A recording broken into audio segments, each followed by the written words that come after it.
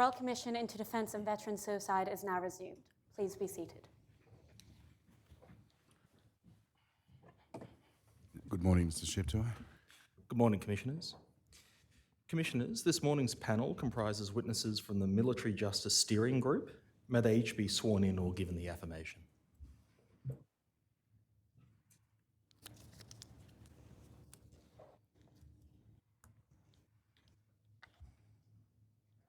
Do you, Angeline Lewis, swear by Almighty God that the evidence you shall give will be the truth, the whole truth, and nothing but the truth? I do. Do you, Patrick Keane, swear by Almighty God that the evidence you shall give will be the truth, the whole truth, and nothing but the truth? I do. Do you, Wade Stothart, swear by Almighty God that the evidence you shall give will be the truth, the whole truth, and nothing but the truth? I do. Do you, Richard Caton, swear by Almighty God that the evidence you shall give will be the truth, the whole truth, and nothing but the truth? I do. Do you, Alistair McIntyre, solemnly declare and affirm that the evidence you shall give will be the truth, the whole truth, and nothing but the truth? I do. Thank you. Commissioners, aside from some introductory matters, there are two primary topics that I propose to canvass with the witnesses this morning. First, the purpose of the Military Justice Steering Group and Military Justice Legal Forum and issues concerning the steering group's governance. And secondly, various matters and key initiatives that arise from the minutes of the steering group and legal forum meetings over the last few years. Major General Wade Stoddart, you're the head of People Capability. That was my previous title, so that is true. I am now termed the head of military personnel under some recent reforms. Is that just a change in nomenclature? Yes, there are some changes to responsibilities that we are in the process of enacting, but largely my responsibilities have stayed the same, and I am at this point in time still the president chair of the Military Justice Steering Group. Yeah, so what is your role on the group as that head of personnel? My role as the chair of the Military Justice Steering Group? In terms of what's the relationship between the what was previously the head of People Capability and the Military Justice Steering Committee? So I am termed the policy owner, and I am accountable to the Vice Chief of the Defence Force, who is the accountable officer to the Chief of the Defence Force and the Secretary for the conduct of the military justice system. As the policy owner, it's my responsibility to chair the Military Justice Steering Group, which is largely responsible for overseeing the military justice system from a policy perspective, developing policy initiatives and coordinating the execution of decisions made by the CDF and VCDF as it pertains to the military justice system. So you're the prime responsible, you're the person who's primarily responsible for military justice policies? That is correct. Air Commodore Patrick Keane, you're a permanent member of the steering group? I am. And in what capacity are you a member? I am a member of the steering group as the Director General of the Military Law Branch, which is one of the branches within Defence Legal responsible for that subject matter area of law. I am also on the group as the Director General of the Military Legal Service, in which I am responsible for the capability management aspects of ADF legal officers. What are your roles and responsibilities as Director General? So in relation to the two roles, as the Director General of the Military Law Branch, acting under the Chief Counsel of Defence Legal, I have delegated responsibility for providing advice on military law matters within the department. And as the Director General of the Military Legal Service, I'm effectively part of the capability management for ADF lawyers, or for that capability within Defence. And you also sit on the Military Justice Legal Forum? That is correct. How long have you sat on the steering group and the legal forum? I took up this role in January 2021. Oh, sitting on both? Yes. So I'll ask some more questions about that forum in a moment, but I might move to Group Captain Angeline Lewis. You're the Secretariat of the Military Justice Steering Group? Yes, I am. And when did you assume that role? I assumed that role in January of this year. And what are your primary responsibilities as Secretariat? As Secretary, I'm responsible for coordinating the agenda and papers, for managing the work plan tracker and the action point matrix of matters to do with their work plan tracker. I also coordinate the papers and the minutes for both the MJSG and for the Military Justice Legal Forum. And am I correct that you were previously a member of the Military Justice Legal Forum? I was, yes. And for how long were you on that forum? I was a member of the MJLF while serving as Staff Officer Legal to Air Force Headquarters during 2022. Commodore Richard Caton, you're the current Chief of Staff of ADF HQ, Yes, that is correct. and you're a permanent member of the steering group. Yes, I am. And when did you commence attending group meetings? January 22, I started in this role, so the first meeting after that would have been around March 22 that I attended. And as Chief of Staff of ADF HQ, what are your primary roles and responsibilities insofar as they relate to military justice? In terms of relation to military justice, ADF Headquarters is the headquarters that provides support to the Vice Chief of Defence Force and the Chief of Defence Force. So I represent their interests at the Military Justice Steering Group. I also have two directorates that rest under me, one of which deals with historical complaints of abuse in defence and one of which deals with selected IGADF reports and the implementation of recommendations from those reports. So I have an interest in the Military Justice Steering Group around the issues relating to those directorates. Is one of the roles within ADF HQ to identify systemic issues by conducting sort of longitudinal analyses? That is a new function that we've essentially adopted or used some spare capacity to have a look at within a very select range of areas that our Directorate of Select Strategic Issues Management deals with. It's useful to, I think, contextualise that when I first arrived as Chief of Staff ADF Headquarters, that directorate was a directorate of 4 people, so our ability to look at systemic issues is limited largely by capacity and by the fact that their main role was not that function. So you mentioned it was a new function. Can I ask when that sort of started? We did an initial activity last year which related to an analysis of IGADF reports we had in relation to suicides or suspected suicides. That has appeared here in discussion in hearing block 9. That was Task 2204 we called it, where we did a longitudinal analysis of the trends and themes.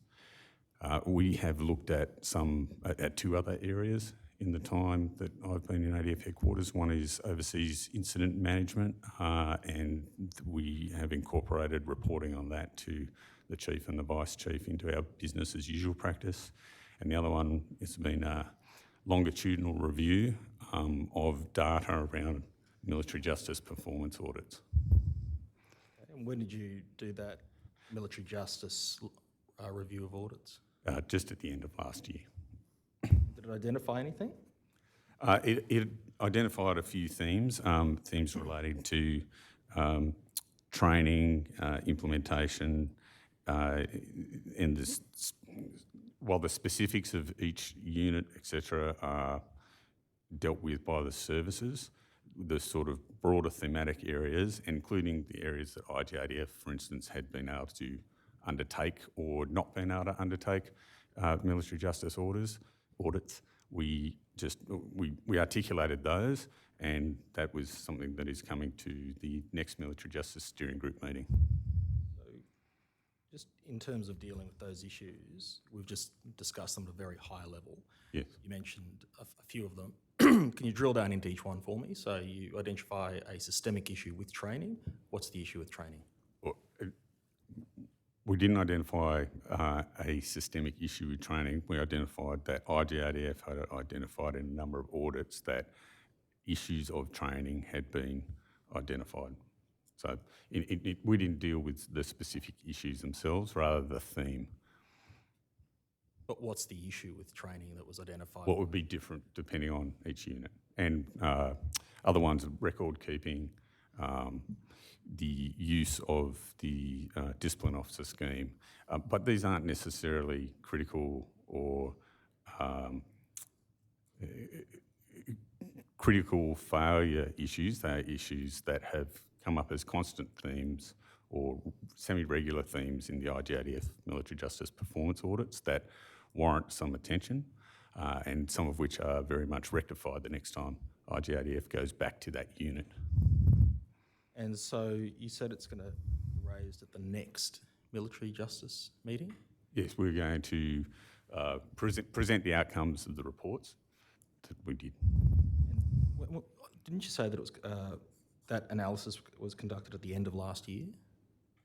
So we started the work at the end of last year. I provided a person or prioritised the opportunity to do that from within the resources I had. And we sort of completed and finalised and distributed the report early this year. And then our intent was to commence a regular program of looking backwards across those military justice performance audits to see if we can identify.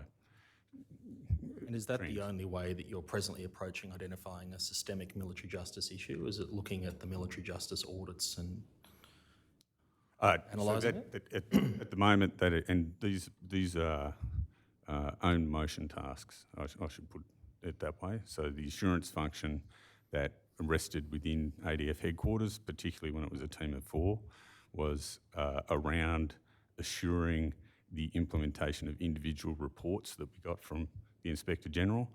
We were information copy on the Inspector General's military justice performance audits, not an action area.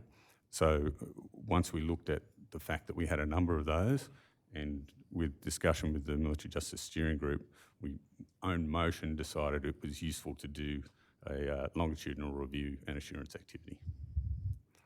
And prior to you doing that on your own motion, are you aware of any longitudinal analysis occurring in the military justice space?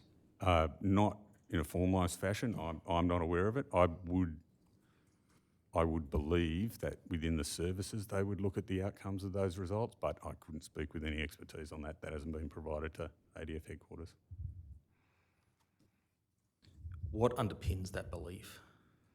Just discussions with the incident management teams and the service headquarters that when we provided them the results of the longitudinal reviews that we had done, they had said we are aware of the issues within our own services and the common points of failure or concern with IJDF and are taking action to address them. But that discussion was service related as opposed to enterprise related. But how does it then translate to enterprise related? So you're having this discussion with somebody who says, I've identified problems within a particular service. Mm-hmm. You're responsible for the policy at the enterprise-wide level. What do you then do with that information? Well, I'm not responsible for the policy at the enterprise level. But aren't you, ADF HQ is responsible for No. it? No, it's not. No. That goes to you. Yes, Council. I am the responsible officer for military justice policy, coordinated through the Military Justice Steering Group, which looks at reforms and also has a responsibility for assuring the proper, effective execution of the military justice system. So that is my responsibility. Okay. So I'll ask you that question then, Major General. How does it then work its way to you? And how does that then translate into change? So there is as Group Captain Lewis has indicated, with her responsibilities as the Secretary of the Military Justice Steering Group, there is a forward work plan that's approved by the CDF at the Chief of Service Committee that looks at the areas for both potential reform, but also receives reports on the effectiveness of the military justice system, taking in information from a number of different sources to look at a degree of assurance that it's operating as it should. So the Military Justice Steering Group is made up of command, line officer, representatives from each of the major ADF uniformed components of the Department of Defence. And that is a forum where reports are shared, so service level trends and themes identified are reported to the Military Justice Steering Group for consideration of any changes that may be required to a training or an education system or other forms of military justice policy. It runs on a set sequence with a routine of reports received. So I'll come back to that in a moment, and I think we'll move to the assurance part in a second. Just before I leave the systemic issue analysis part, am I correct in saying that, or is it fair to say that prior to you undertaking that systemic issue, sort of, or that longitudinal analysis at the end of last year, that any other analysis had been sort of ad hoc and not formal? I could only speak back to January 22 when I commenced in the role and first started appearing in Military Justice Steering Group, but my assessment would be yes, that if I review the minutes from the Military Justice Steering Group, it's been recognised by the collective that our ability to assure our military justice system has successes in pockets but isn't consistent. I think I'll come to some of those issues in a moment, but I'll just round this out because I haven't spoken to Mr. McIntyre yet. Mr. McIntyre, you appear on the steering group in a different capacity from the other witnesses. You're an invited guest. That's correct. I'm invited insofar as my role as the Director of Business Integration for the case management functional stream within the Defence Enterprise Resource Planning Program. And you're referred to in the steering group minutes as D-case. I think that's a mistitling of my title, which is Director of Business Integration for the case management stream. So within that role, within the Defence ERP program, I'm responsible as the go-between between the Defence ERP program and our business stakeholders, so across the Defence enterprise, of which the military justice entities and the Military Justice Steering Group are key stakeholders of mine. Just focusing on case, because we're going to come to what that is in a moment. Is that something that you're responsible for? I'm responsible for the advocacy, I guess, of defence business stakeholders' interests within the ERP program. The ERP program is a much larger ICT transformation program across defence that also includes replacement of our financial management systems, our logistics management systems and so forth. So I'm responsible at a working level for case, and I sit alongside a ICT expert delivery lead as part of my role. And for how long have you held that role? I commenced in this role in August 2021. And in essence, you provide updates to the steering group about case and how that's tracking. That's right, and also engage with the group along the lines of business readiness and what the group need to do to get their people ready for adoption and the system go live. Yep. Can I ask one more question just broadly of the panel? Just in terms of legal qualifications, do each of you have legal qualifications? And by that I mean something like each a Bachelor of Laws or something to that effect? So I hold a doctorate and a Bachelor of Laws degree, as well as other qualifications. Also legally qualified, yes. Yep. A Bachelor of Laws? Or? Masters of Law, yes, Master? from University of Melbourne. I am not legally qualified. The purpose of the Military Justice Steering Group is to provide a command-led, legal-informed policy body. I'm not legally qualified. Similarly, my representation on the Military Justice Steering Group would be to reflect that command, influence and intent. And I'm not legally qualified either. So, as I mentioned before, this examination is directed to assisting the commissioners with understanding the purpose and sort of key work of the steering group. Major General Stoddart, we've touched on this, but just starting with that purpose, are you able to outline the key purposes for me of the steering group? And as I understand it, one of them, for example, is to provide assurance to VCDF that the military justice system is operating effectively and efficiently. Is that correct? That is correct. Council, is it useful to sort of describe military justice in its component parts and its overall function? Briefly? So our military justice system involves both our discipline system under the Defence Force Discipline Act and also our administrative system, which deals with inquiries, fact findings and also administrative sanctions. So they are the two component parts of our military justice system. The military justice system is designed to support the command authority within the ADF to provide wellbeing, welfare support to our people and operational effectiveness of our force to achieve the aims of the Defence Department, the ADF, for the government.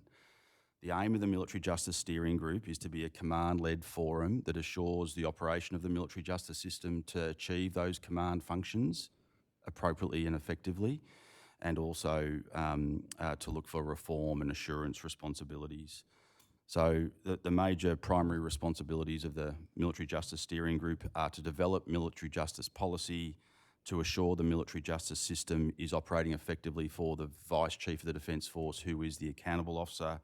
It's to propose command-led measures to reform the military justice system informed by legal advice, and also to coordinate any decisions that have been made by the CDF and VCDF for reform, aligning it across. The military justice system has centralised policy and training, but there is a degree of decentralisation of execution.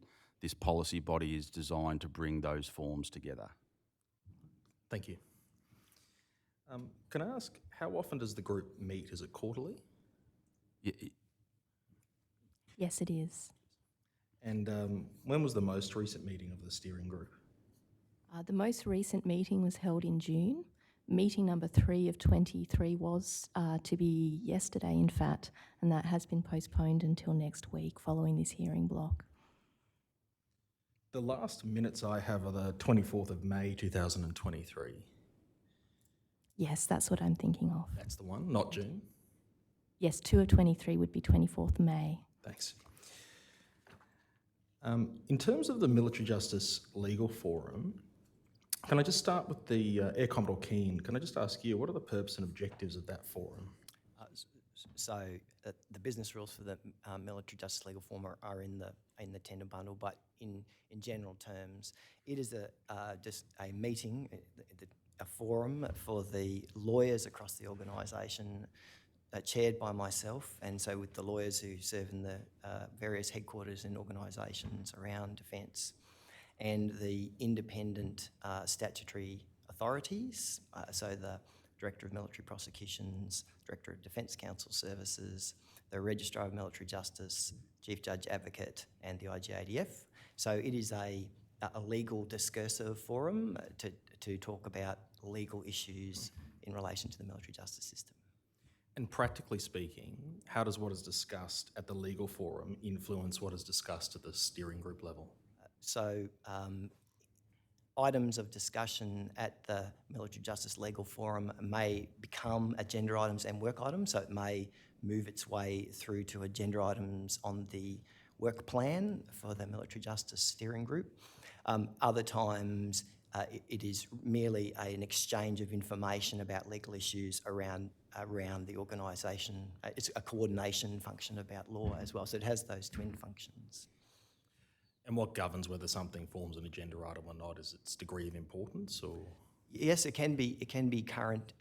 Firstly, items that have been assigned to it by the Military Justice Steering Group, so the Military Justice Steering Group assigns out the items on its work plan, and some of those may be delegated to the Military Justice Legal Forum to discuss. Other things are brought forward through reports, through decisions by courts. Current legal issues of the day may form agenda items, and members may bring forward agenda items for discussion. So one thing, and I'm sure there's an excellent answer for it, but why is there a need for a legal forum? So why, for example, isn't there just one group, just one steering group that meets, maybe 8 times a year or something like that? Why is there a need for the 2 different committees? Yeah, so the military justice system is ultimately command-led. And it's not led by the lawyers. The best role for the lawyers is to provide legal advice, as you'd expect. So the Military Justice Steering Group, if you think of it as the peak body in relation to developing policies aided by legal advice, the Military Justice Legal Forum, if you think of it as a subordinate committee with a more technical remit, which can consider issues from the technical legal perspective, and it's also a forum for coordination of legal issues across the department. And does the steering group consider matters not raised at the legal forum, Group Captain? Yes. Yes, that's right. So that's just one of the ways that it informs itself of legal issues. Moving to those other ways then, what information and data is routinely provided to the group for analysis? So to the legal forum? No, to the steering group. The papers can be received in a number of ways. They can be brought forward by members of the Military Justice Steering Group, those command representatives who may present decision briefs. The chair of the MJSG, according to the business rules, may also invite information briefs from whomever may be relevant. That could be the IGADF, it could be a subject matter expert, it could be someone from another part of the department, for example, Mr. McIntyre's role with CASE. In forming the forward work plan, we account for a number of different sources of taskings that are approved by Chief of Service Committee. They include the annual reports of the Judge Advocate General, the annual report of the Director of Military Prosecutions, the annual report of the IGADF, taskings received from the Defence Committee, taskings that may be assigned to the MJSG by the CDF, for example, from an IGADF report into a specific matter, and matters which are raised and considered essential to the efficient functioning of military justice by the steering group members. So there are a comprehensive array of sources from which taskings may come for COSC approval. And in terms of data, what type of data is provided to the group? For example, is a military justice survey results provided to the group? Or a holistic analysis of that?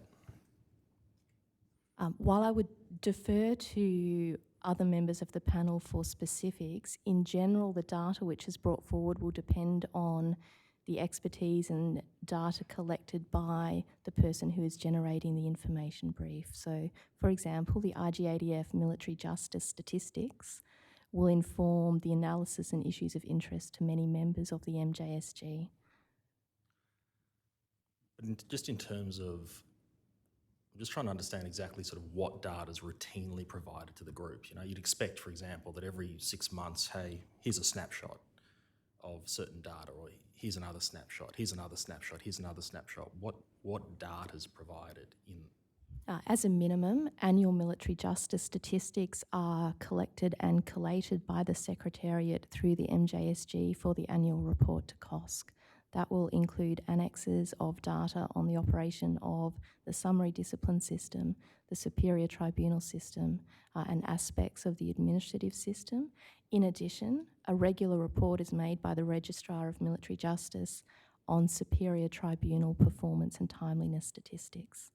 That is reported 6 monthly to the Vice Chief of the Defence Force in accordance with the business rules. And what about, so I think that captures some data in the discipline system. What about, is there any data that's caught in the administrative system?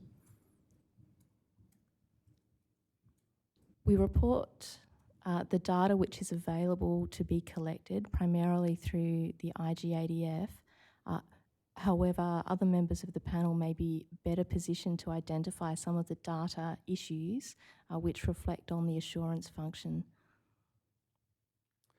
Council, it is an area of concern for the MJSG and myself as the chair that the discipline systems, statistics and data is better recorded, better kept, better reported, and therefore better analysed. Our administrative system, particularly as it pertains to sanctions and other aspects of that administrative system, is not as well reported, and therefore the ability to conduct the analysis on it is not as good as we would like, It is an area of priority for the MJSG to improve.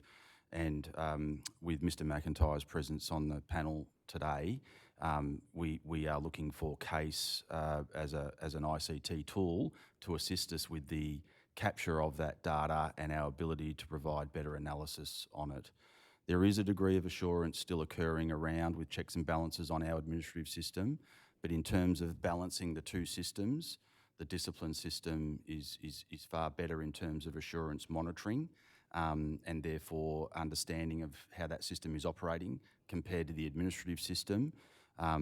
There are checks and balances and assurance of the administrative system, but it is not as good as the discipline system, and there are a number of CASE being the primary ICT support to give us better visibility of what's occurring in our administrative system. And I am going to come to CASE, I'm just working through some things. In terms of the CASE system, is that going to be sort of like the answer to the administrative problem that we're sort of discussing? I think it's part of the solution. Not only do we need to see the system better, understand what's happening within it, and have that reported to the appropriate levels and bodies, but we do need to have the analysis conducted, and then the analysis understood and turned into recommendations for reform or for action as needed. So I would not characterise it as the end. It is the start of a much better assurance process. There is more work to be done within the system to make sure we harness the power of CASE to turn that into better monitoring, better assurance and better reform of the administrative system. Because CASE will provide the data, but then there needs to be the analysis of that data, among other things. Correct. Can I just touch on the issue of assurance? We've spoken about the group's role in providing assurance to VCDF. Practically speaking, when and how often is it required to provide that formal assurance to VCDF? We provide a report annually to the Chiefs of Service Committee, and the Vice Chief of the Defence Force is our sponsoring member of the Chief of the Service Committee. So every year, annually, we provide a report to the Chiefs of Service Committee chaired by the CDF, and the VCDF is the sponsoring member for us to take that paper to the COSC, Chiefs of Service Committee. There is also provisions for, by exception, reporting to the Vice Chief of the Defence Force if there was a concern or reform that we thought was of urgent nature to do so. I may defer to Group Captain Lewis just to assist me with some other measures of interaction that both the Chief of Staff of ADF Headquarters, Commodore Caton, has with the Vice Chief of the Defence Force, and also our legal system. Oh, sorry.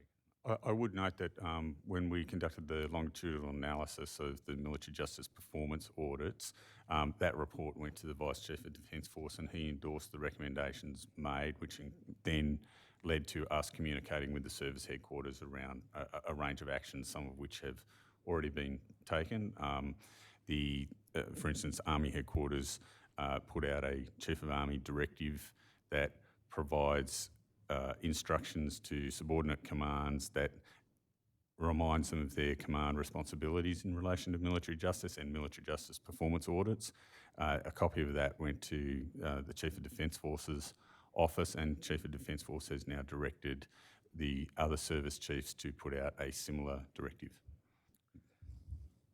Just so I can understand it, practically speaking though, the formal assurance is provided in a report to the Chief of Service Committee? Formal annual assurance is reflected in the annual report to COSC, but I would clarify that the nature of the MJSG as a non-executive forum, not a decision-making forum, means that the items for legislative and policy reform which are endorsed by this command-led group must then go to the decision maker, which in the ordinary course will be the VCDF for policy approval for changes within the department or to progress legislative reform.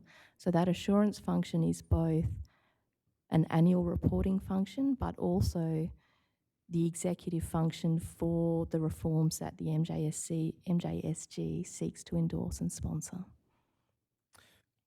Can I ask, so it was an annual report, would have been the end of last year. Did the steering group provide its assurance to VCDF that the military justice system was operating effectively and efficiently? I think it's, we are part of the assurance system. Our focus is policy, but also, you know, the effectiveness of the military justice system. When we talk assurance, Council, we do talk about 3 layers of assurance. And the first layer is how effective and efficient and appropriate, proper the individual action has been taken. And the third layer is largely an external assurance function. My colleagues could probably talk better to the tier 3 of assurance. Level 2 of assurance is around the collective effects of that monitoring of the system. So, for instance, in the discipline system, most actions are externally reviewed by both a more senior legal officer and a command officer to make a decision as to the appropriateness and legal appropriateness or proper execution of that function. The administrative system, in many respects, does not have that second layer of assurance that the discipline system does have. So I think it's fair to say that we operate within a broader system of assurance, level 1, level 2, level 3, and the MJSG's focus is not just the system. We're part of a broader assurance system. Our focus is policy reform, policy initiatives, where the policy needs to be strengthened or where the policy may not be acting as we would like it to. If I could defer probably to... Yep, so you will see from the minutes that the issue of what we will describe as second line assurance has been a work item of the group for some years. So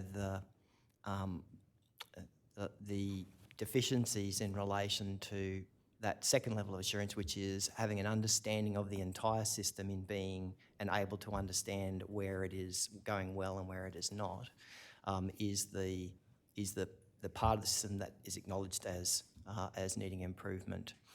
There are measures, as General Stoddard outlined, there are lots of measures of first line assurance that is inbuilt processes and procedures designed to ensure that individual actions have proceeded correctly. And there are systems of audit, third line assurance by the Inspector General ADF, but the part where more work needs to be done is in the middle level, which is understanding the system as a whole. So I'm just trying to sort of understand this. So there are 3 levels of assurance. I understand what you're saying about all 3, but what you're saying is that you need to look at each one. I'm just trying to sort of step back and work out what's happening at the end of the year when you provide assurance to VCDF that it's operating efficiently. Do you look at all 3 and say, look, tier 1 is, tier 2, problem, tier 3, tick?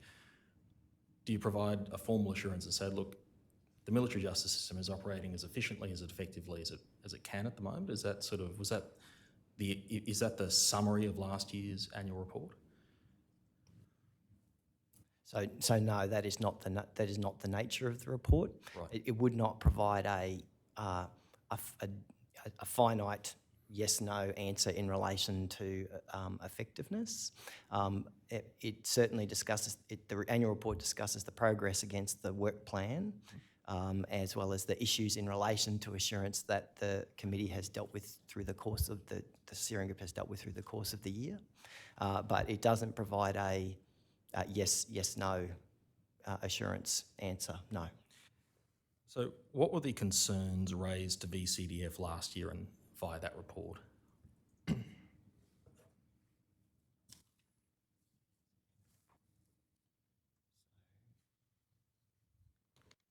What the report focused on particularly was progress against the listed items in the forward work plan, or the work plan which had been agreed for 2022. And there were a number of areas reported on where there had been significant progress. There were other areas where progress had not been as envisaged, and the reasons for that were set out in the report.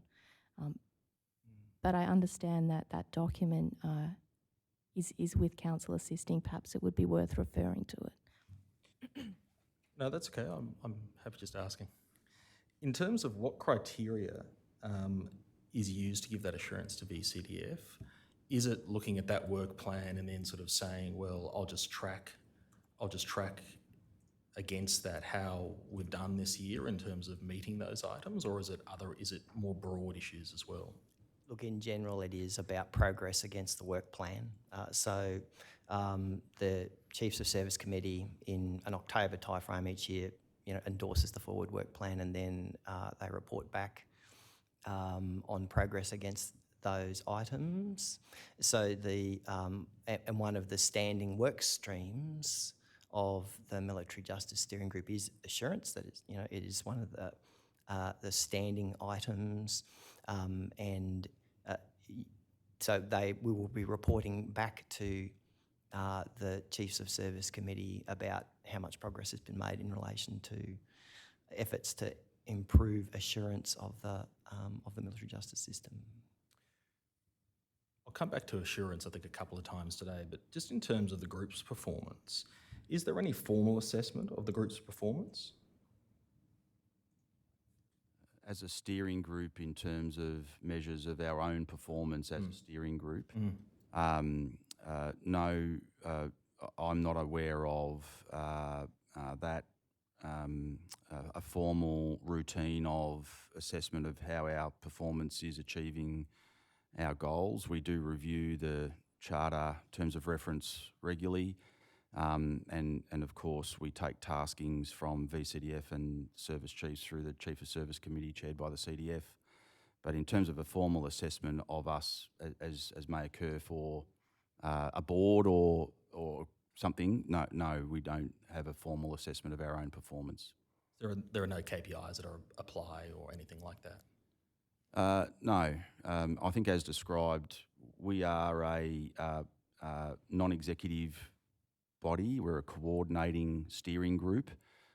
We ensure that there is awareness of weaknesses or best practice, and seek to ensure that policy reform continues to achieve the outcomes required by the military justice system to support command authority.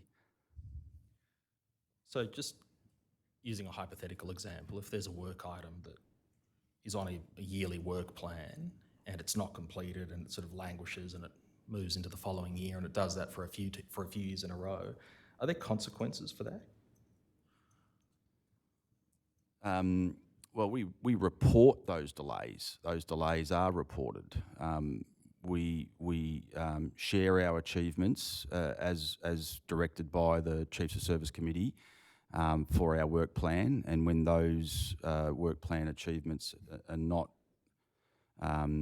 met in the desired time frame, there is a degree of openness and transparency around why that has occurred and what actions are being taken.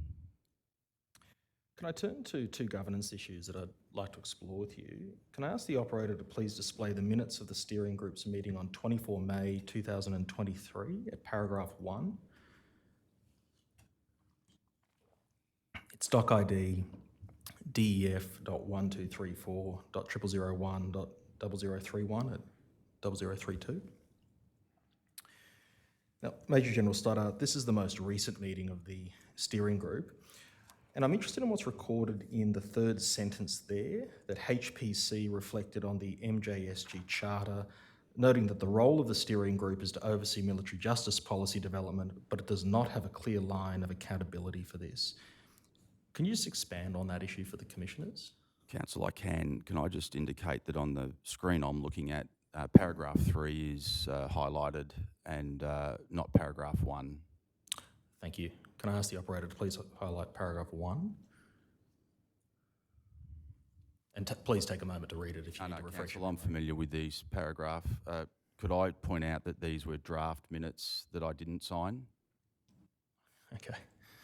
Do you dispute what's said there? I have adjusted those minutes that I signed. They're not the signed minutes. There was a conversation that was that paragraph does reflect the conversation. Could I just confirm we do have a clear line of accountability to the VCDF as the accountable officer and myself as the responsible policy officer? It is a non-executive body. I don't have the ability to direct members of the steering group to do certain actions. I do not have authority over the members of the steering group. It is a coordinating steering group. I have clear accountabilities. I don't have the ability to direct. And is that what you meant by there's no clear line of accountability, in the sense that you as the chair don't have the ability to direct members to do anything? That is exactly what I was reflecting in those statements.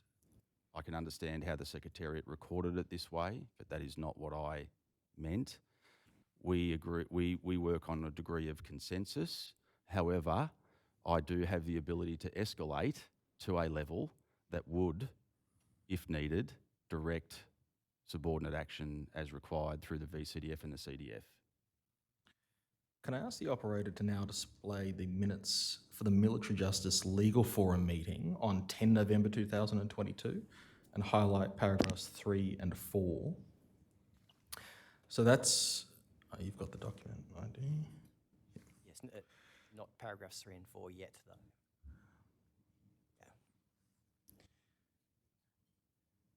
Air Commodore Keane. In paragraph 3, there's a reference to a paper about military justice system governance, which refers to there not being a governance system for military justice, and that part of the problem that is articulated in the discussion paper is that there is no clear home for military justice assurance that is appropriately resourced. Yes. In paragraph 4, you're recorded as noting that the gap at the second level of assurance, and I think this is what we were talking about earlier, which is a bird's eye view of the system, which is difficult to achieve because there is no ongoing business area responsible. You say that case, and we'll come to it, is not the full solution to this assurance gap. So what's the current status of this military justice governance issue? So I think you'll see it reflected in the Military Justice Steering Group minutes, and the papers brought forward in recent meetings with proposals for an assurance capability within Defence. It currently does not have staffing and resources assigned, and I would ask Commodore Caton could speak to that. But if you accept that we will get better data once we have case providing us with data across the system, that will still only provide quantitative data. It will require people and resources to provide qualitative assessment, which is what is necessary to assure the system. So that is that's the weakness that has been identified consistently through the Military Justice Steering Groups. So just in terms of reducing that to a physical sort of or practical outcome, what you're saying is that there needs to be a division or something like that that's appropriately staffed with 1, 2, 3, 4 people who are then going to analyse the data from case. Is that the fix to this issue? The paper that we developed provided 3 options. It identified the weaknesses in this second line of assurance, and particularly noting that it related to the administrative system. It talked about the data that we would draw out from case, and that case would, again, strengthening that case wasn't going to be the solution, but it was going to be part of driving the solution. Of the 3 options, we identified that if we had one position, we could improve our assurance, and now I established that position within ADF headquarters, but that is definitely not a solution. The next line of option in the middle gave if you established a team of 3 or 4 people, but the ideal solution, the optimum solution, would be a directorate for military justice assurance or military justice governance, and that would be a team we anticipated of around 10 people. That paper was presented to the Military Justice Steering Group. I'm going to say 2 of 22. I would have to check the minutes for exactly which one. For comments from the stakeholders, everyone was supportive of that. I then provided it to the Vice Chief of Defence Force for his commentary, and at that time we entered into the Defence Strategic Review, which has resulted in a whole lot of structural changes to the personnel system. His last instruction to me is to rewrite that paper framed around the new structure and with the Chief of Personnel as the accountable officer for military justice. So that instruction came back to me, I'm going to say 4 to 6 weeks ago. So that work is in progress, but in the meantime, within ADF headquarters, we have undertaken activities to do what we can with the limited resources we have. Just in terms of the timeline, is this second level, so this bird's eye view of the justice system, this gap that you've currently got, is this something that's going to be fixed sometime soon? Or can you give me some sort of a timeline about when you think you might genuinely have a bird's eye view of your military justice system? It would be difficult to articulate a timeline because some of it will be about identifying the resources and establishing the structure that will do that, and the other part of it will be about the data inputs that we will get from case when it happens. And it's not necessarily a chicken and egg scenario. We can utilise the data that we have available to us if we establish the structure, but until we've settled the new personnel structure and new accountabilities, we're not in a position to throw a change on top of a system that is already dealing with a lot of changes. So it's really, there are two components to it. It's the establishment of case, which I'm just about to come to, you'll be glad to hear. And secondly, proper resourcing. So it's when those two things happen down the track that we'll get that second level of assurance. As an indicator, we already have draft duty statements, etc., for the directorate positions if it was to go to the size of a directorate. So we have an understanding of the types of people we would need, and all of that would go into a broader resourcing discussion, which the organisation would have to have, and those approvals and discussions would happen while I may be involved in them and General Stoddart may be involved in them. The decisions around allocation of resources would rest above our level and outside the MJSG. Can I ask, when was this bird's eye view gap first identified? I can't speak to when it was first identified or articulated in MJSG minutes, but I do recognise that there was a Axiom consultancy report on the military justice system governance, which is in 2020, and that previous to my tenure as ADF-HQ, the Director of SIM and the former Chief of Staff ADF headquarters started thinking about the issue at that time, but we formulated it more formally in 2022 with the paper that we've developed. And is the delay because of a lack of priority, a lack of resourcing? What's the cause of the delay in dealing with the issue? Sorry, there's two concepts in that question. Perhaps you could break it up into two questions. Can I ask what the primary Priority and resourcing. What's the primary cause of the delay? I would suggest that it's not because of a matter of priority. I would suggest that it is because we have limited resources. As I articulated, the size of our Select Strategic Incidents Management team, which is the team that would carry this body of work within ADF headquarters, was essentially 4 people, and that included the director, and until earlier this year when we expanded the number of positions. So that capacity to develop this work is constrained. And did you ask for more staff members in that division? The paper talks about the establishment of military justice governance system and the staffing requirements or anticipated staffing requirements for that as a separate issue. I took to the Vice Chief of Defence Force last year a broader proposal around growing my Directorate of Select Strategic Issues Management and gained his approval to recruit some additional public servants, given the workforce constraints within the uniform system, recruit some additional public servants, and I now have eight to 10 personnel, depending, another one starting work this week, across a variety of functions in the SIM team, which will enhance our ability to do some assurance, longitudinal assurance, but it will still be for select areas, not for the whole system. Thank you. Commissioners, I overlooked tendering the documents in the tender bundle, and I apologise for that. Can I ask the operator to please display the tender list? I tendered the documents in the tender bundle in the manner they are described in the list. Thank you, Mr. Shifter. They'll be accepted into evidence and on that basis and allocated the next lot of numbers. Thank you. Thank you. Can I turn to the Enterprise Case Management System, which is what we've been discussing? Mr. McIntyre, for the benefit of the commissioners, can I ask you to start by giving them a brief summary of that system and what it's intended to achieve? Sure.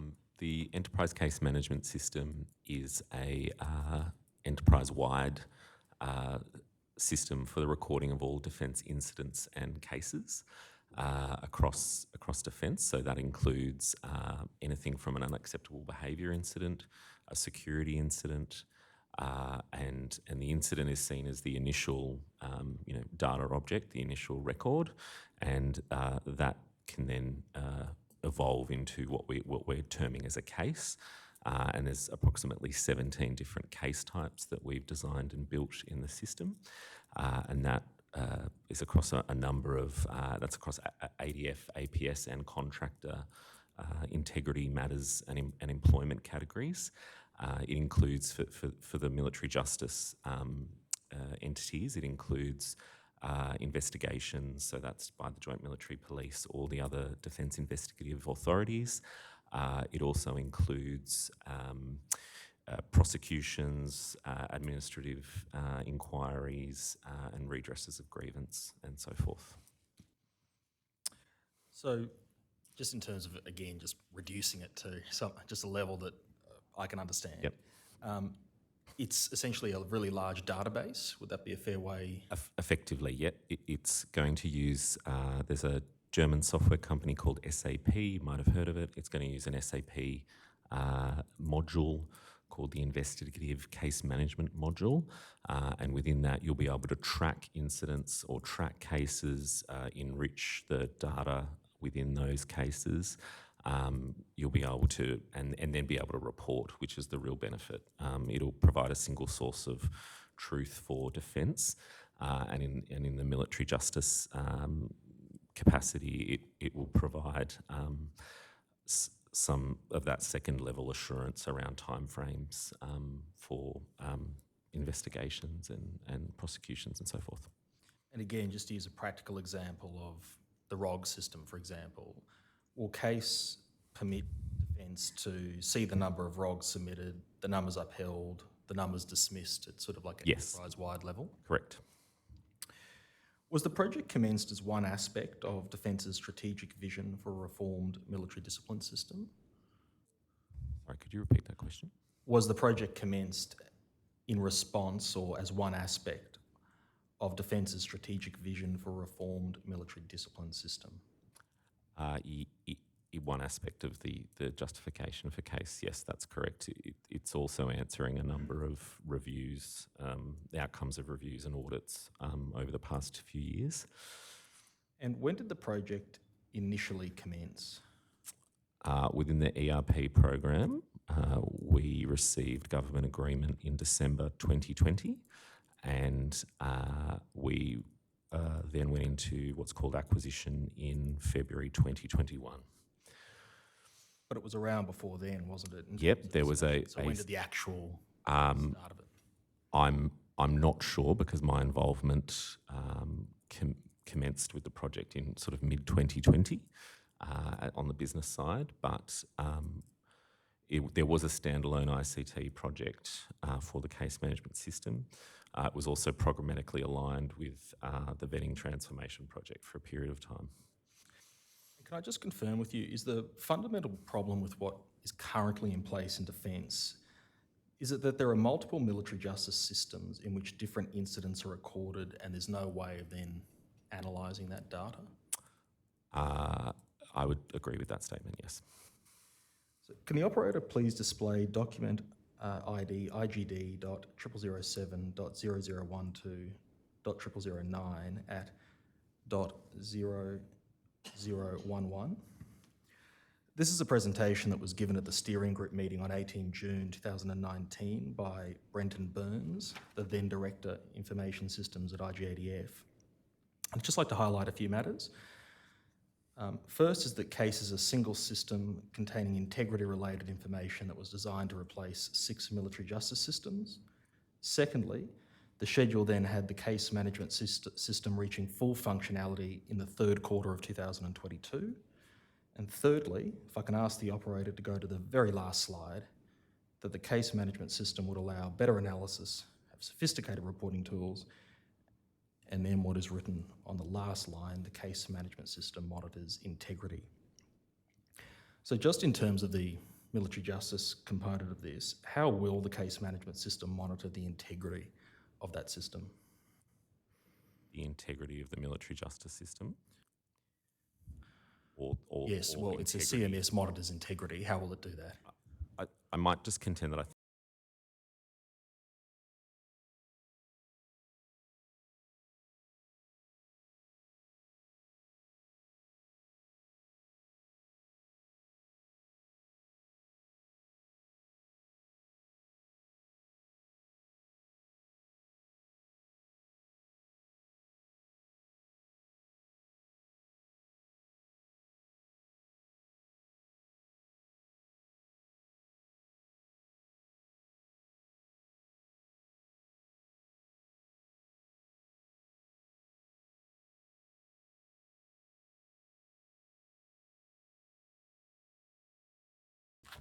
Sorry, yeah.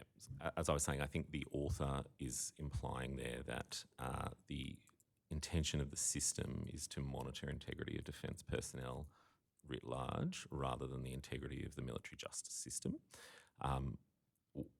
The case management system will provide a level of assurance for the military justice system. So I understand that it's been delayed. When will the case management system now be fully operational? May 2024, it will go live. And is that an aspirational date or a firm date? That is a firm date. As part of the ERP program, as I mentioned, I think in my opening comments, the ERP program is a very large and complex business transformation program. Case management will now be delivered as its own release as part of that system. So we've been broken out. Right, so case is going to be released in May 2000. In May 2024, yep. And the balance of it? The balance of the ERP program, I'm not sure when that will be delivered. I'm sorry. But the case is what we're interested in for military This is what we're justice interested in, and all the data that we need from the other integrations, the other integrated systems will be available, and case will be fully functional in May 2024. So that's about 5 years after that presentation that we were just looking at. Why the delays in implementing case? I could only talk to the delays within the ERP program. I have no information about the delays prior to the ERP program. As I said, unfortunately, the ERP program has had a number of delays. And that's related to a vast number of issues that may be commercially sensitive. But I would say that Tranche 2 is now well placed for delivery in May 2024. Without treading on any commercial sensitivities, is there a way that you can explain to the commissioners why there has been this extraordinary delay? So we have been programmatically aligned with the other functional streams within ERP program. So that's probably a very ICT-laden way of saying there's complexities with the other functional streams. So that is within the finance, logistics streams. There's a lot of data you can understand in an organisation as large as Defence. So we have been aligned with that release schedule up until recently, and that's effectively the reason why. Yeah. You say that case is expected to be operational in May 2024. Taking into account training and teething issues, how long will it then take to obtain a data set that's able to be analysed? So from day one, so one of the other complexities of case that we're migrating data from about 16 legacy systems across the enterprise. So the data will be there at day one from the legacy systems, and obviously the data will start being inputted from that first day as well. There'll be a 3-month sort of what's called a hypercare period, which is like a defect period effectively after the go live. I'm comfortable that the system will do what we need it to do from that date. In the period leading up to May 2024, we have quite an extensive training and business adoption and change management program. However, obviously the training liability is something that needs to be balanced against the resourcing availability and resource profile of the department more broadly. So just in terms of, leaving aside training and teething issues, just in terms of the data that's going to be available from day one, you mentioned that there'll be legacy system data. Is that sort of another way of saying that really all the data that's been collected up until, let's say, the end of last year or something is going to be able to be on the system, be able to be analysed? Yes, all the data that's in the in-scope legacy systems will be in the system. And there's a 4-week, effectively, it'll be less than 4 weeks, but maybe a 2-week cutover period where the data will need to be manually entered. It'll really be all the data that's collected up until May 2024? Correct, yes. As close as possible? Yes.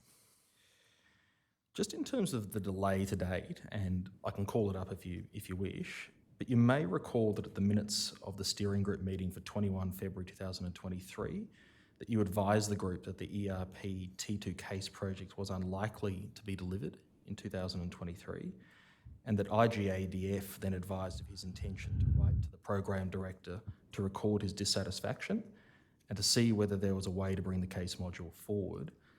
Is that what occurred? I'm not sure if the IGADF sent that letter. I'm aware that the IGADF has sent previous correspondence. I'm not sure. I haven't seen that correspondence. But that delay was related to the delay of the second round of systems integration testing. That's a good example of the broader ERP program pressures. Yeah. What's the IGADF's role in case? The IGADF is a business stakeholder, so we're building a business process for the management of IGADF tasks. So will IGADF also use case? Yes, they will. Is that where all their data's going to go as well? Yes.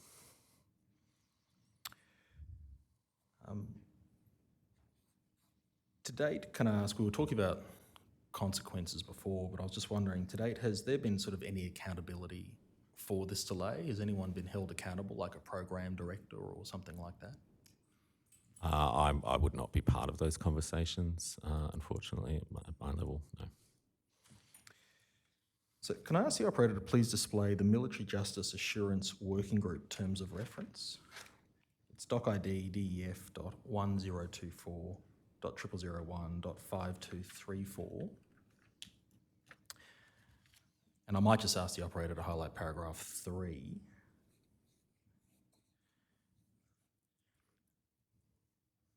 Paragraph 3 states that under Tranche 2 of the Defence Enterprise Resource Planning Program, the Tranche 2 case management system will be the foundational tool for capturing the data necessary to conduct a military justice system assurance.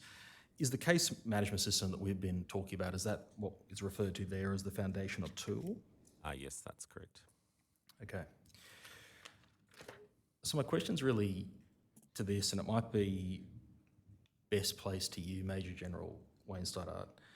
Accepting that you don't have this foundational tool and that you also don't have a bird's eye view of the system, how is it that you've been able to confidently assess and confirm whether the current military justice system has been operating effectively and efficiently? Council, whilst we have this gap in assurance, we also have other aspects of assurance that are operational, have been operational, and is providing the feedback loops required. So at level 3 of assurance, the external audits that are being conducted, have been conducted, and they are identifying areas of trends and themes of weaknesses or strength. And appropriate actions are being taken as a result of that Tier 3 level of assurance. The Tier 1 level of assurance, certainly in the discipline side of the military justice system, is underway, ongoing, and working. There's legal review of proceedings. There is a command assessment of the appropriateness of any punishment, if any, handed down. And there are corrective actions taken. Matters are not thrown out, if I could use that sort of colloquial term, and punishments are adjusted or sanctions are adjusted on those reviews. So the system is being assured. Is it being assured as well as it should be and could be? No, it's not. And as you've articulated, the combination, as Air Commodore Keane has indicated, the combination of the case system so that we can see ourselves better, and then the analysis and recommendation staffing function that Commodore Caton has described, once those two aspects of the system are in place, we'll have far better levels of assurance through both levels 1, 2 and 3 of our system. So my colleagues may be able to better speak to some of the other examples of checks and balances and assurances that are in place. But please, we accept level 2 levels of assurance, particularly for our administrative system, is not where we would like them to be. And I take it this is something that you've obviously told VCDF and he's completely aware of it? Yes, I think through a number of different sources, the VCDF has been monitoring it. The options paper developed by Commodore Caton's team, the minutes reflect our awareness of this issue, some of our risk mitigation measures we've put in place, the monitoring that we're doing. So yes, we are well aware of it, and our chain of command has been informed. Can I now move to a different topic?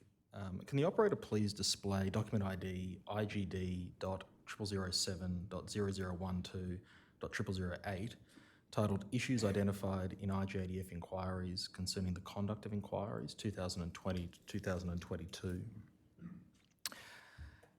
Air Commodore Keane, this document formed the basis of an agenda item in Military Justice Legal Forum minutes for the meeting of 1 June 2022.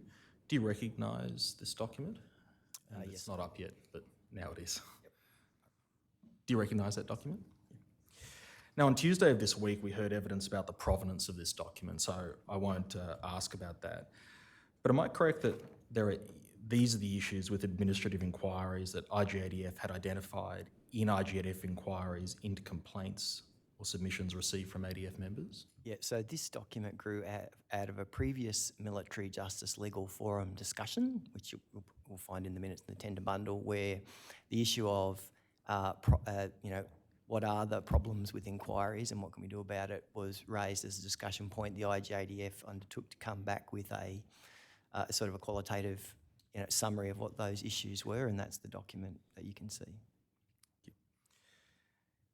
Are these issues that the steering group or legal forum itself ought to have identified?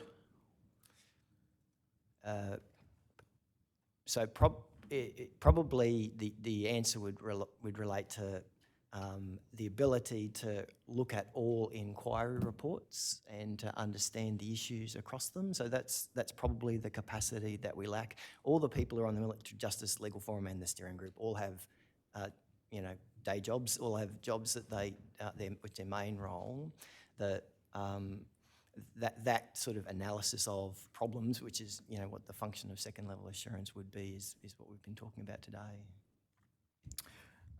And have these issues been reported through the steering group to VCDF? I don't recall. So I think probably not as specific as that. I'm not aware that that document or the specificity has gone to VCDF, but it may have done. It didn't come through ADF headquarters.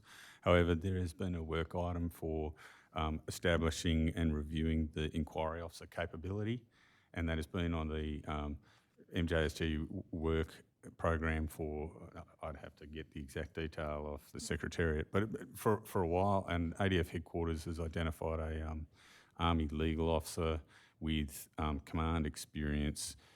We've engaged him on a reserve capacity to undertake that project, and that would address those, because when I read it, these are shortfalls in the capacity of the inquiry officer to conduct inquiries in an appropriate manner. And so this work is ongoing. So is the... Councils, I'm sorry. Yes. I am aware through the Military Justice Steering Group that there was this identified issue. There was some risk mitigation applied, and if I could ask my colleague Air Commodore Keane just to describe some of the mitigation, I think it's material, if that's okay. Yes. Yep. So within my own area of responsibility, which is about legal advice and legal officers, there were certainly some things that we could do about the issues identified here. So that is about improving the quality of the legal reviews that are conducted of all inquiry reports. And so, yeah, we did take some steps based upon the discussions from MJLF about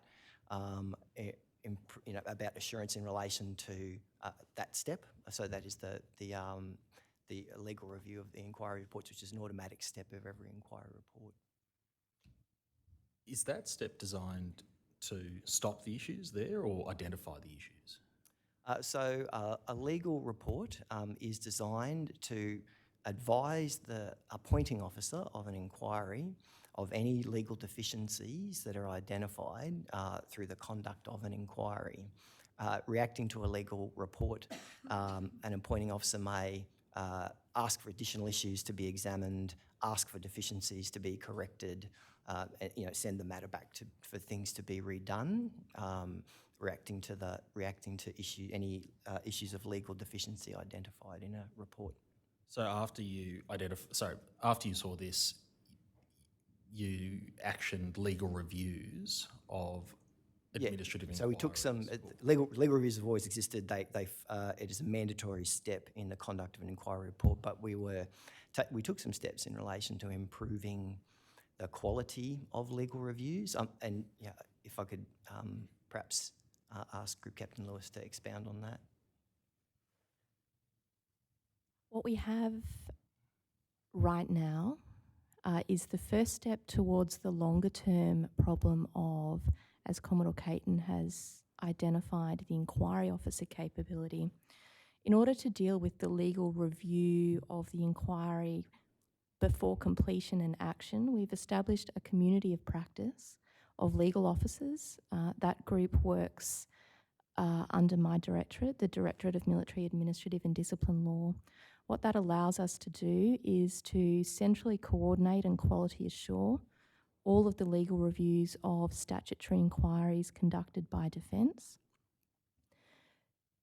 Where necessary, where deficiencies are identified in the legal review, we will coordinate a second legal review to ensure that deficiencies are identified and corrected before the report is completed. That's the first stage of legal quality assurance, where we have taken that in the course of this year, and you'll see from MJLF and MJSG 2 of 23, is identifying from those legal reviews centrally coordinated what the consistent problems in the inquiries are, and we are now coordinating through the MJSG to provide that feedback generally to members. The reason why that's important is that ADF HQ is working on the work plan item for a joint inquiries capability management function, and each service headquarters has a Directorate of Administrative Inquiries. So in providing the feedback on regularly identified legal deficiencies to those areas, We're seeking to influence the training and quality assurance of the inquiry officers themselves. So in assuring the legal reviews, we also seek to assure the quality of the inquiry reports. Council, can I, as the chair of the MJSG, and I thank you for giving us this time, we became aware of an issue. It's on the administrative side. The standard of training and education and conduct of inquiries by the inquiry officers was identified as a weakness. There's been action taken to uplift the training and education of the inquiry officers, and on the legal side, the legal review has been strengthened, is in the process of being strengthened. So the minutes that are in the tender bundle actually do demonstrate that story of awareness and then scoping of options for addressing it, and then actions being volunteered largely. I will take this on, I'll see what I can do, this will be done over here. They demonstrate the coordinating impact for improvement of our policy that leads to an assurance outcome. Thank you for your time to explain that. Thank you. I do understand those steps, and I have read the minutes, so I do understand that one of the fixes is a dedicated administrative inquiries capability employment manager. Is that the role? It was one of the options That was one of the scoped, options. and that is still one of the potential improvements. Yeah, but the current status of that is that we still don't know whether that's going to be whether that's going to occur, or it is definitely going to occur. I would say we still don't know whether that's going to occur. At the moment, the inquiry officers are still managed along single service lines. We need to complete the work, and I apologise I don't have a timeline for when that is due, but I'm happy to come back with one. We need to complete the work around how we establish a joint inquiry officer capability so that it's done in a detailed fashion. We actually have a successful outcome rather than just creating one and trying to build it afterwards. And can I just ask, so just stepping back to what exactly is the solution that has been identified by the steering group? It is to have this dedicated administrative inquiries capability employment manager. So is that, and again, can you explain what that is, just practically for the commissioners? So is that just one person, or is that a... Well, I could volunteer it by analogy. So I am the capability manager for the Military Legal Service and for legal officers. So I'm responsible for their, providing input into recruitment, training, selection, advancement through their careers. So there is a dedicated function to a particular ADF function. That dedicated capability manager function is not there for the inquiry officer function within Defence. It's probably because it is a secondary role as opposed to a primary role, like I do for the Military Legal Service. But of course that creates issues across, training, currency, recency, all the things that you would do when you're managing a particular capability. So it's having one person responsible for... Well, whether you have one person or a group of people, but a capability manager function. Was this not a task that was set by the Defence Committee? That's correct. Does that mean that it's mandatory, that it must occur, or perhaps not? Look, the Defence Committee is the peak committee for Defence, comprising the CDF and the Secretary, the Associate Secretary and the VCDF. So Defence Committee recommendations are probably the most powerful directions that exist within the department. And if you failed to meet one of those, then you would have to report back why. And when did the Defence Committee first set that task? Look, that task arose out of a recommendation from the IGADF Afghanistan inquiry, and that arose out of the concerns regarding the quality of inquiry officer inquiries conducted into civilian casualty incidents in Afghanistan. So the issue of a capability manager for this function was identified out of that inquiry, and and those recommendations were accepted by the Defence Committee. And then we've got the administrative inquiries issues that we've just seen as well, in which this is said to be a fix to that problem as well. The document that I just displayed before, setting out the administrative inquiry issues. Well, look, that arose out of a separate discussion. One of the purposes of Military Justice Legal Forum, which is discussing issues of relevance across the legal folks of the department. It certainly feeds into it. I mean, we've taken action in relation to this without having the capability manager in place, but these are some of the issues that a capability manager would address. So given that it's a Defence Committee task, why has it not been implemented to date? Is it resourcing?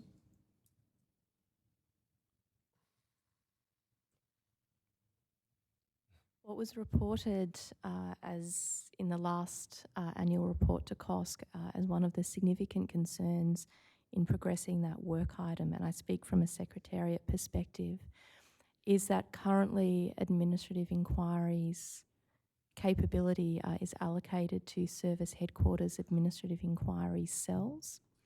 So the location, if you will, of a joint inquiries capability, somewhat like assurance, is unclear in the current structure. Can I just, before I move to discussing mental health, can I just ask just a quick question about IGADF?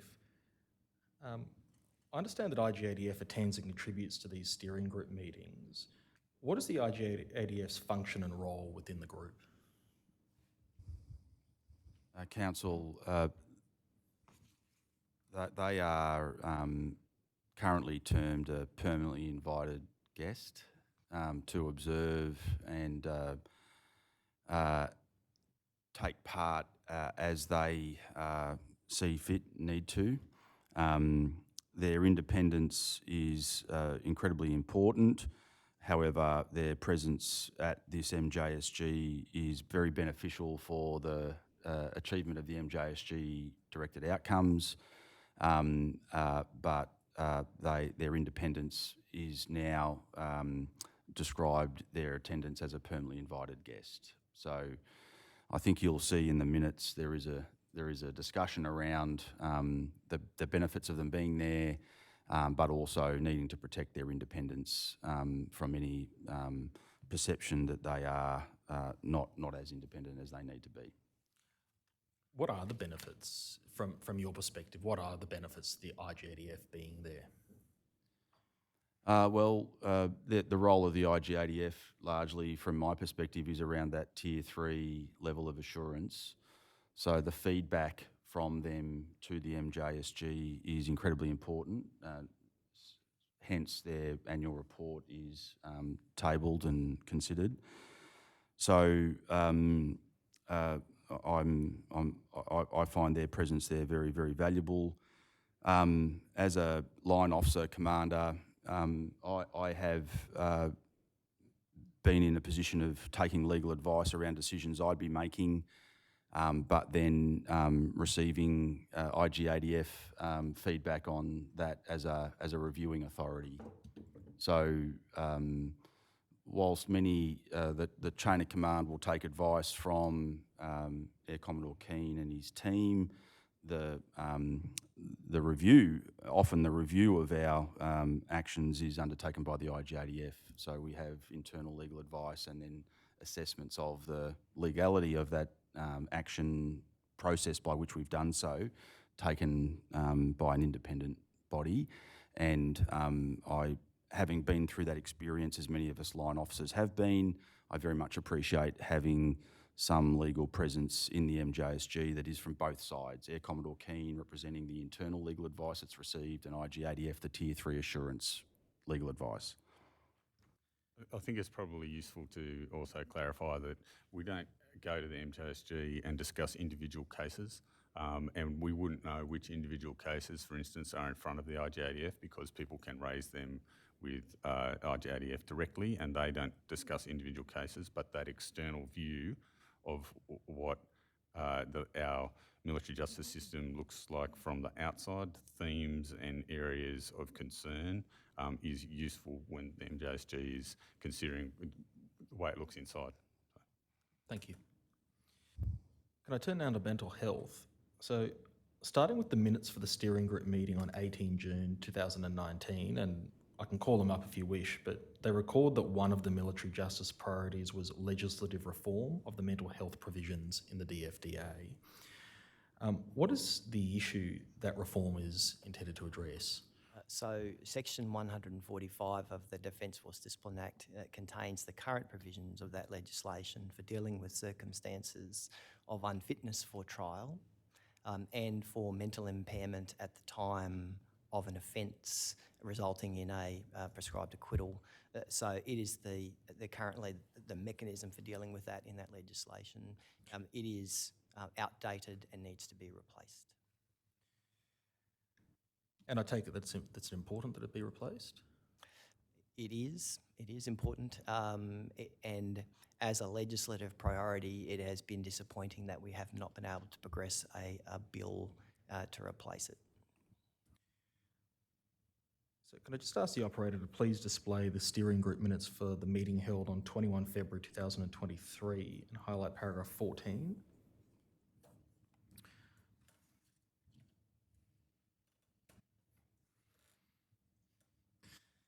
So tracking through this issue through to the start of this year, these minutes suggest that the steering group paused the reform project because of recommendations that might be made by this Royal Commission. Is that correct? Yeah, so there are, in relation to bringing forward legislative proposals to government, there are practical difficulties in bringing forward a legislative reform that is the subject of current consideration by an active Royal Commission. So it is difficult to set government in relation to policy while matters are under consideration. Okay. When did the steering committee pause the legislative reform project? So could you remind me which document this is, Mr. Sheptua? Yeah, sure. This is the minutes for the meeting on 21 February 2023. Yep. Okay. So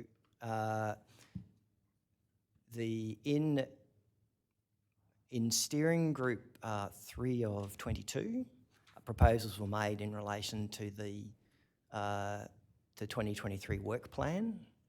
Discussions were subsequently had about that work plan at the Chiefs of Service Committee, and then the 2023 work plan was created. So instead of what had previously been a narrow item, which was to replace Section 145, the agenda item for Military Justice Steering Group in relation to mental health has been broadened. So rather than just pressing forward for a legislative replacement for fitness for trial provision, the agenda item for the group is now about mental health across the system and how it should be taken into account. So that encompasses both policy aspects and legislative aspects.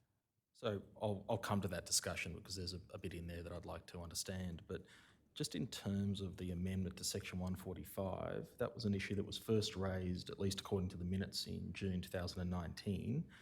We're talking about 3.5 years later that hasn't been amended before it's paused. Why the delay?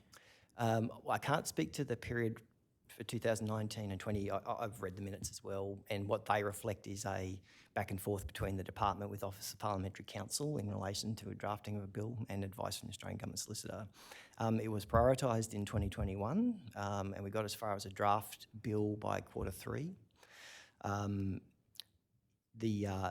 After producing a draft bill, Defence was not able to get internal stakeholder consensus in relation to the draft legislation, so the purposes of it. By internal stakeholder consent, the Defence military justice system consists of the department, but also some independent military justice entities, the Judge Advocate General, Chief Judge Advocate, the Director of Military Prosecutions, and the IJDF. In bringing forward proposals of this kind, the views of all those entities are relevant as you seek to take things to the Parliament. The when the draft bill was brought forward, what it proposed to do was replace the provision in section 145 with provisions based upon the Commonwealth Criminal Code in relation to the standards for finding of mental impairment and the forms of orders that would be made under the Crimes Act 1914. So effectively aligning it with the criminal law system that exists in the Commonwealth. When that proposal was crystallised through draft legislation, it generated a discussion about was it appropriate for orders of that kind to be made within a disciplinary system that is supposed to be complementary to a criminal justice system. So in other words, would it be appropriate in a disciplinary trial for orders to be made? They have different names around the country, but there are hospital orders, custody orders, I think forensic orders they're called in Queensland. Or should that be a function that's only done under the criminal justice system? So the proposal for replacing it didn't gain the kind of consensus that would be necessary to take it forward to government. Thank you. And can I just ask, just quickly, who did not support the amendment internally? Look, that came out of discussions with the Judge Advocate General and the Director of Military Prosecutions, but I would not speak for their reasons for doing so. You would have to, they are independent authorities, you would have to speak to them about it.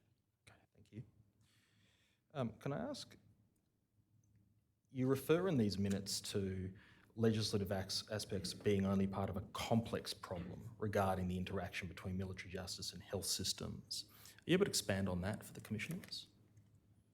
Yes, so it is clear that section 145 of the Act needs to be replaced, but that's only one aspect of dealing with trials at the superior tribunal level where such decisions would be made.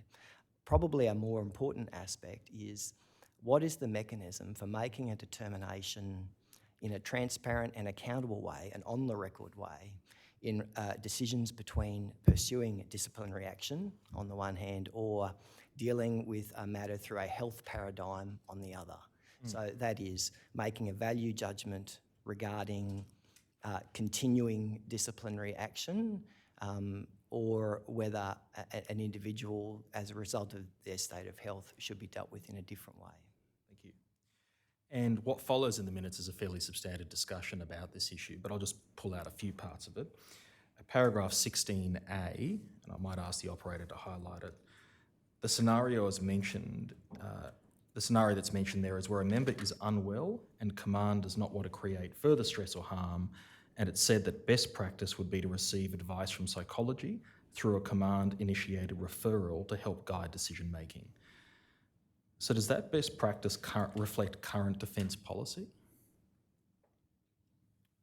So there is no mandatory step at present in relation to health screening in relation to a disciplinary proceeding. The issues of referring people for health screening at the discretion of their supervisors and commanders can occur at any time if it was appropriate based upon the person's health, but it's not a specific mandated step in relation to a disciplinary proceeding, for example. So another scenario then is mentioned at 16B, and it's namely when a member is not unwell, however may become unwell through exposure to the military justice process. And it is said that involvement in the military justice system should not introduce or heighten suicide risk factors. Once again, a command-initiated referral to psychology could be appropriate to assist command. So again, I take it that that's, again, not current defence policy? So, I object to that. That will have to be clarified because of what comes directly after it in the quote, in the sense that what's my friend referring to as being the policy?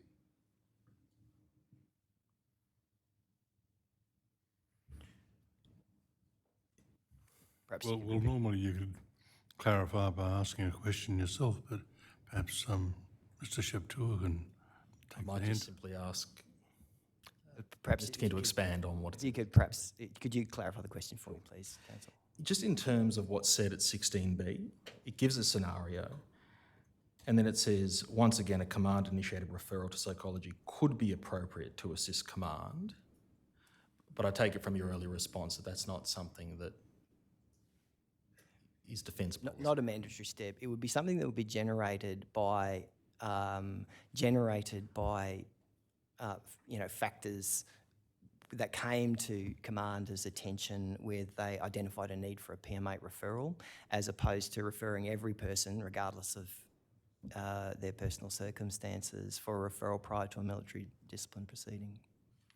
If I was to, I mean, it's valuable having the service chiefs of staff and the military justice steering group, because they would articulate that their line areas, their commanders and unit commanders are highly attuned to the impacts of the military justice system or military justice processes on individuals, both victims or both complainants and respondents, and look to make sure they take care of that psychological aspect. Now, I can't speak with any certainty about Air Force or Army, but I know that for Navy there is a directive that says if someone is under investigation for a serious offence, then they are automatically referred to a psychologist. Thank you. I'm interested in what it says later in that paragraph, which is that it says, however, the treating practitioner will not usually be in a position to advise command of a person's fitness to proceed. So does that mean that even if there were a command-initiated referral to psychology, it would not be effective?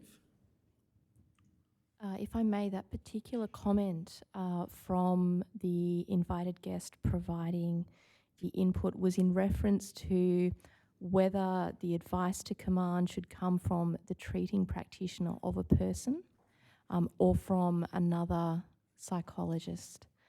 And she expressed some concern about whether the treating practitioner would be in a position to do so. And is that why a diversion program is then raised as an alternative in paragraph 17? Could you bring that paragraph up, please, Sure. Council? I'll ask the operator to do that. You're discussing the benefits of a diversion program.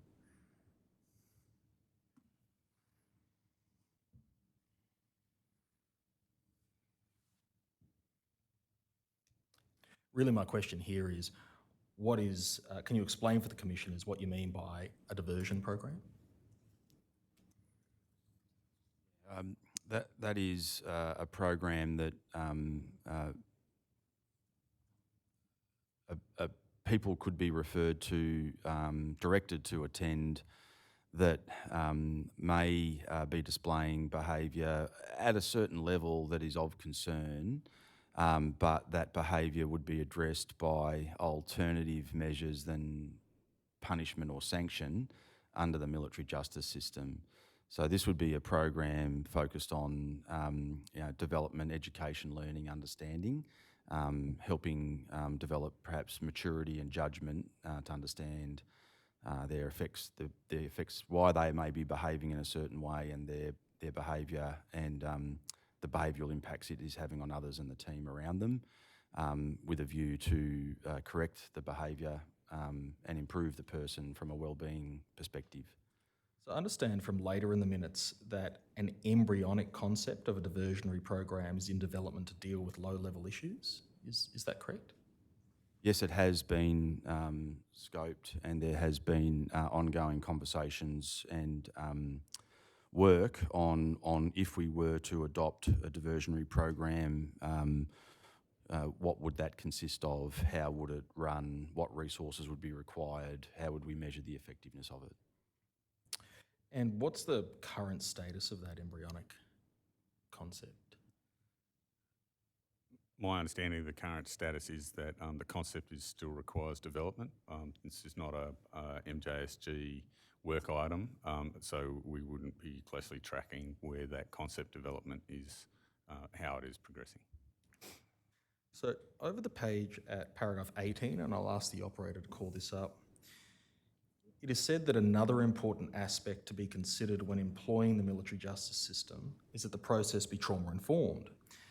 And you'll note what is said in the last line there about defence health policy, that there are current gaps in policy, and therefore the health profession applies best practice, not policy.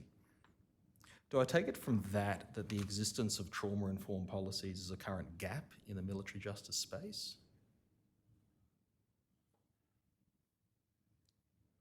I read that to say that there is a gap in the health policy in relation to dealing with trauma-informed personnel, and I would be happy to stand corrected on that. I do think there is value in having that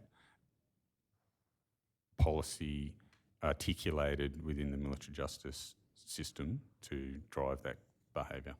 But my observation is that we operate the military justice system in a trauma-informed fashion, but we've taken a journey to get to that.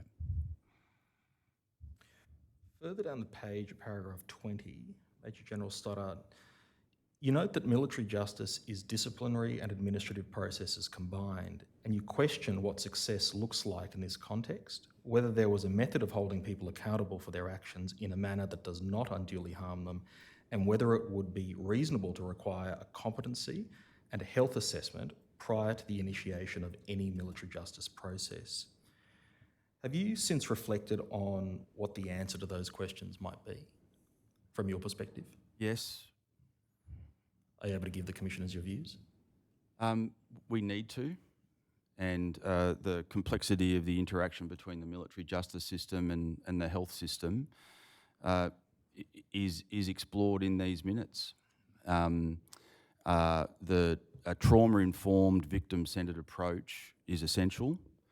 The good order and discipline of the ADF requires a military justice system that can hold people accountable for their behaviour as it impacts complainants, witnesses and others in their team, but it must do so in a way that does not unduly harm them over their lifetime wellbeing experience. And trying to weave the policy into an executable, implementable, understandable process for units, commanding officers, the health system, the military justice teams is not easy. Thank you. Can I also ask, I'm also interested in what you say in paragraph 25, and I might ask the operator to bring that up, and it's about the applicability of mental health to dual mode transition. Are you able to tell me what you mean by that? I do. Yes, I can. If someone is unwell and to the extent that they are unable to perform their role responsibilities and be employed and deployed inside an ADF context, we do have circumstances where a medical transition process may be underway or being considered, but we also do have circumstances where there could be administrative separation action underway as well on the basis of behaviour, either through the discipline system or the administrative sanction system. And in those circumstances, we need to navigate the primacy of one of those two methods of transition. So is this when you've identified someone, for example, let's just use an example, the administrative termination power under, I think it's from memory, regulation 24.1c? 24.1c. Yeah. And so is that when somebody has that sort of hanging over their head, and also there are mental health issues as well? What you're talking about there is, well, which way do we transition this person from defence? That is correct. What and about... Sorry, you go, Council. No, I didn't mean to cut you off. Invariably, the system will pursue a medical transition. And that is to ensure the well-being of the individual and the care for them generally, but there are also potentially negative consequences of that as well. Well, I was just about to ask that. Isn't there a third option? Isn't the third option that you seek to provide support to that person within defence to improve their mental health and well-being and not transition them? Rehabilitation is always the primary focus of someone who's suffering health conditions, whether they be physical or mental. When we don't get to we don't enact a medical transition unless their abilities to undertake their duties in the Australian Defence Force are not going to be able to be done because of their health condition. So if we could rehabilitate them to a level required by their trade or trade transfer them, move them to another area of the service, we would do so. Retention and rehabilitation are the highest priorities. When those options can't be undertaken, then for the lifetime wellbeing of the individual and their care, then a medical transition will be pursued. And what about the circumstance when the person's mental health and well-being is the primary cause of their stress is the disciplinary proceeding or the administrative proceeding? Well, the cause of their health condition is a consideration, but there has to be a decision, and as I've already indicated, the system, in my experience, is largely skewed towards the lifetime wellbeing of the individual, and so regardless of the cause of their health condition, if they're unable to perform their duties and the criteria for a medical separation has been met after scoping rehabilitation and retention matters, then that will occur. There may be recorded on our systems the fact that other administrative action was underway at the time of their medical separation, but the bias of the system at the moment is for a medical transition in those circumstances. So the cause of the medical condition is not a consideration that I understand you're exploring. Sorry, what was that? You help me. No, I think we're it's very hard to generalise.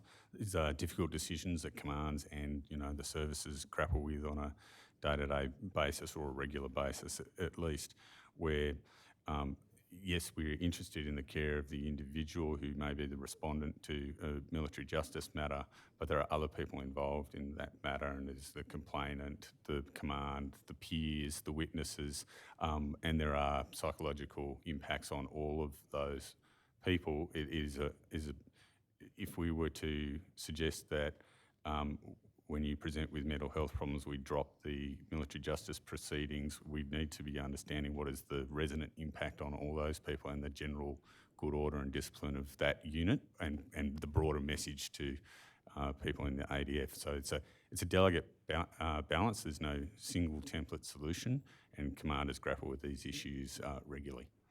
Thank you. Can I note two further matters in the minutes? And the first is that the IGADF suggested that a policy gap analysis was key to the discussion that you were having. And the second is your suggestion, Major General Stoddart, that a health policy should be developed which provides guidance to clinicians and commanders. What were the outcomes or action items from this discussion?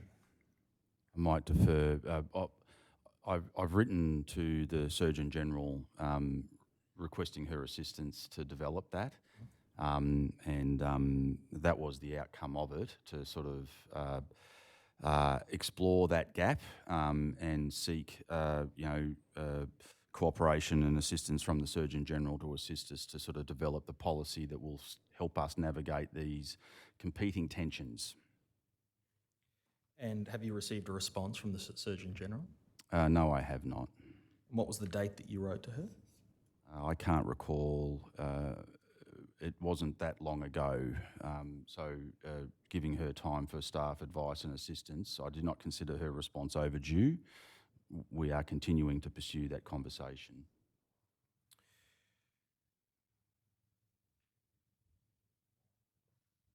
The upshot, as I understood it, is that you've got to try to improve policies. Is that correct? Absolutely. But that's not a complete answer to the problem, is it? Never is. Because then you've got the analysis of the effectiveness of the policy and the implementation of that policy that also needs to take place. Who is going to do that? Well, the military, once there's a policy sort of position formed, and I must indicate that there's a legislative aspect to this that is also been described by Air Commodore Keane. So policy and legislative alignment is needed, and then there will need to be dissemination of the policy to the areas of the ADF that will need to execute that policy, both the health system and the military justice system and the chain of command, to effectively bring this policy clarity into execution. I'm just noting the time. Just in terms of what you say about policy, there being this relationship between policy and legislation, what's the legislative roadblock that you're talking about that would prevent policies being implemented within Defence Force around issues of mental health and its interaction with the military justice system? I think that there are, to be clear, there are some policies that would not require legislative coverage, but there are other parts of the justice system that would require some legislative coverage, is my understanding. I defer to my legally qualified colleagues. There is probably two ways going forward. One is to ensure we get the legislation and the policy aligned, and the other approach might be to do what we can in the policy area as quickly as we can, and then concurrently pursue the legislative requirements to adjust or amend those other parts of the system that require the legislative coverage. So I think they're the two broad courses of action that are distilling down for us as we move forward to improve the interactions of the justice system and the health system, overseen by the chain of command who will have to execute those policies.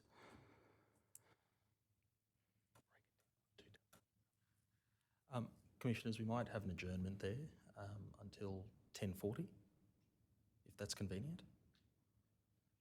I think that should be fine. Yep.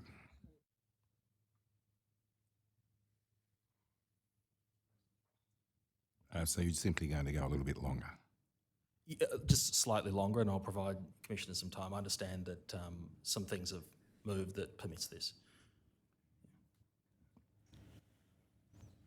We do have questions, so we might have to, unfortunately, ask you to come back after a short break.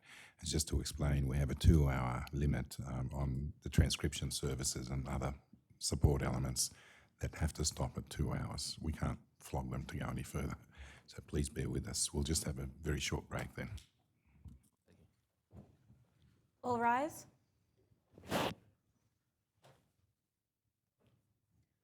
The Royal Commission into Defence and Veteran Suicide will adjourn.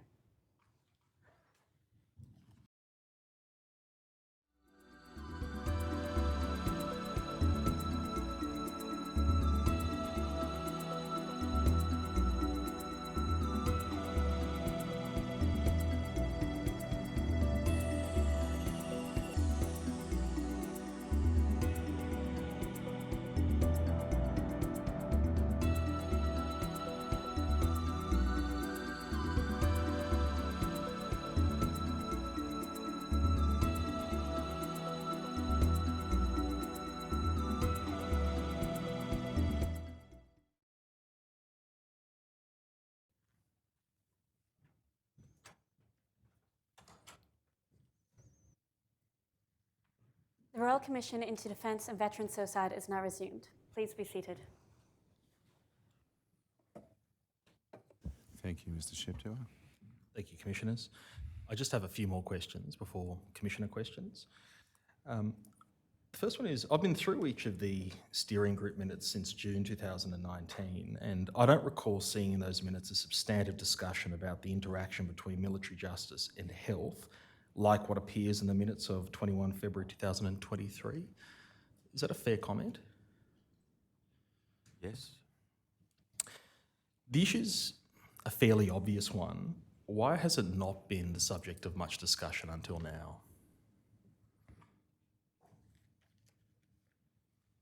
My perception of reading those minutes and my period as the chair of the MJSG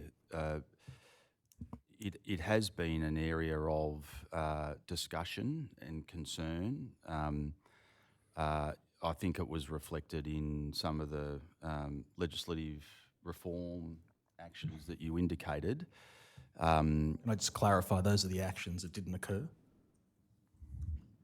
That were scoped, considered, and then did not come to fruition. Yes, that's correct. But the chain of command representatives on the MJSG have indicated that as a ongoing area of concern and requiring guidance, as they have done in some other areas. So that was ongoing conversations and areas of discussion around the prioritisation of the MJSG work. But at a policy level, nothing really seems to have changed. Well, there is evolving health policy. There's evolving military justice policy. The chain of command is providing command function, wellbeing and welfare support to its people, and those actions are ongoing and changing. The interactions between the health policy and the military justice policy is now developing as the minutes reflect. Can I ask the operator to please display the minutes of a meeting of 24 March 2022 and to highlight paragraphs 9 and 10. In paragraph 9, I'll just wait for it to come up, the IGADF is recorded as noting that mental health and welfare issues is an area that this Royal Commission is interested in terms of witnesses stating that the ADF had weaponised the military justice system against members, and that while this is not something that IGADF had identified as a systemic issue, he understands that this commission had had a series of witnesses saying that they were poorly dealt with by the discipline system and that it had exacerbated mental health issues for them. Pausing there, just what steps, if any, did the steering group take to explore or investigate the issue of weaponisation? So, Council, could I clarify then, when that terminology used there about weaponising the military justice system, the way that we conceive of that would be the use of an authority or power in bad faith or for an improper purpose. So there would be, three general examples of how things might transpire. So one, if a military justice process was used properly and for a proper purpose and conducted well, it would still be possible for someone to suffer harm if it resulted in their termination from service. The second one would be if a military justice process was conducted poorly, that is, through making of mistakes or errors, then it could result in harm to individuals. And then the third case would be if there was evidence that an official who was exercising authority was pursuing a military justice process in bad faith or for an improper purpose, and that would also have potential to cause harm to individuals. Thank you. The question I asked, though, was given IGADF's comment, did you take any sort of steps to look into the issue? So, across the system, there are, I think we've talked about issues of first and second and third line assurance today. So some of those issues are dealt with in processes of first line assurance, to existing processes.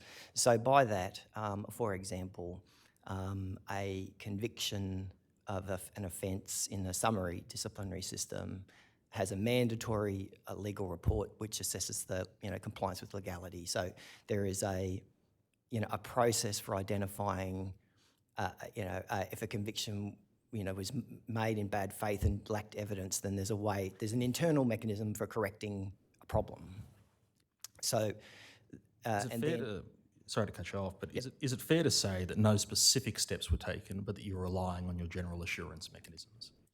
An array of first-line assurance mechanisms that are built into processes of review, and then systems of complaint review and audit, which are largely third-line assurance mechanisms. Major General Stoddart, you were nodding before. Is it correct to say that no specific steps were taken?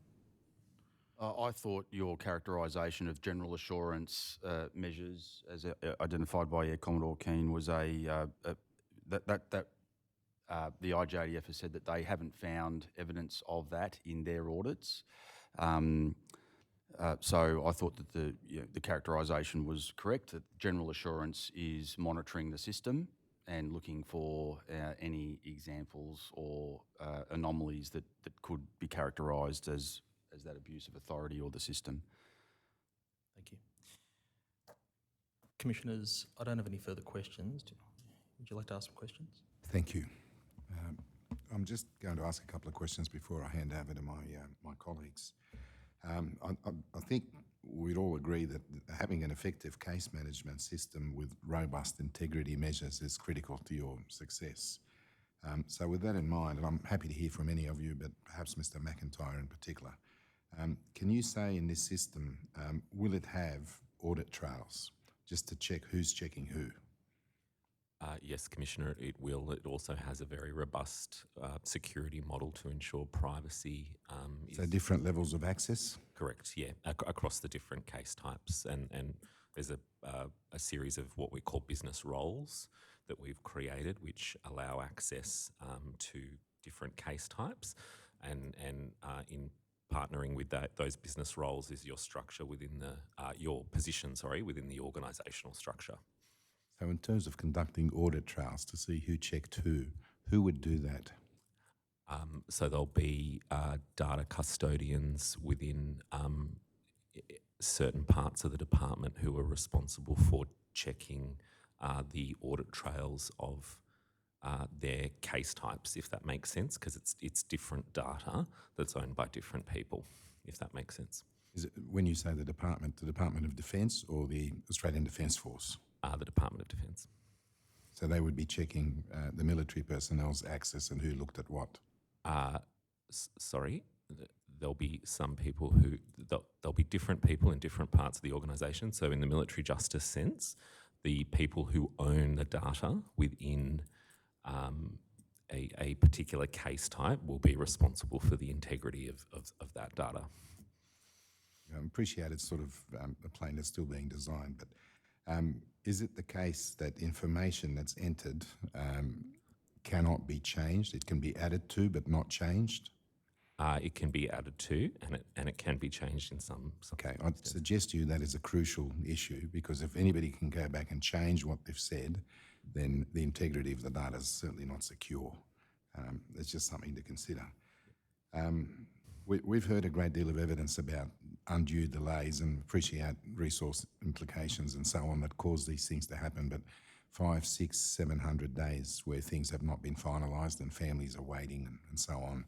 Will this system punch out regular reports to commanders to alert them to the fact that a particular case is 100 days older and nothing has moved? Would you see that as part of the role of the system?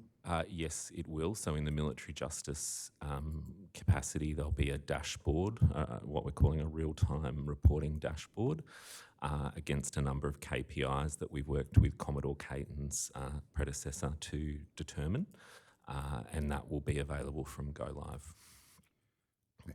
Just perhaps nationally or even internationally, has there been or will there be any examination of other similar systems such as the Australian Crime and Intelligence Commission or the integrity bodies around, or crime commissions or police around the country?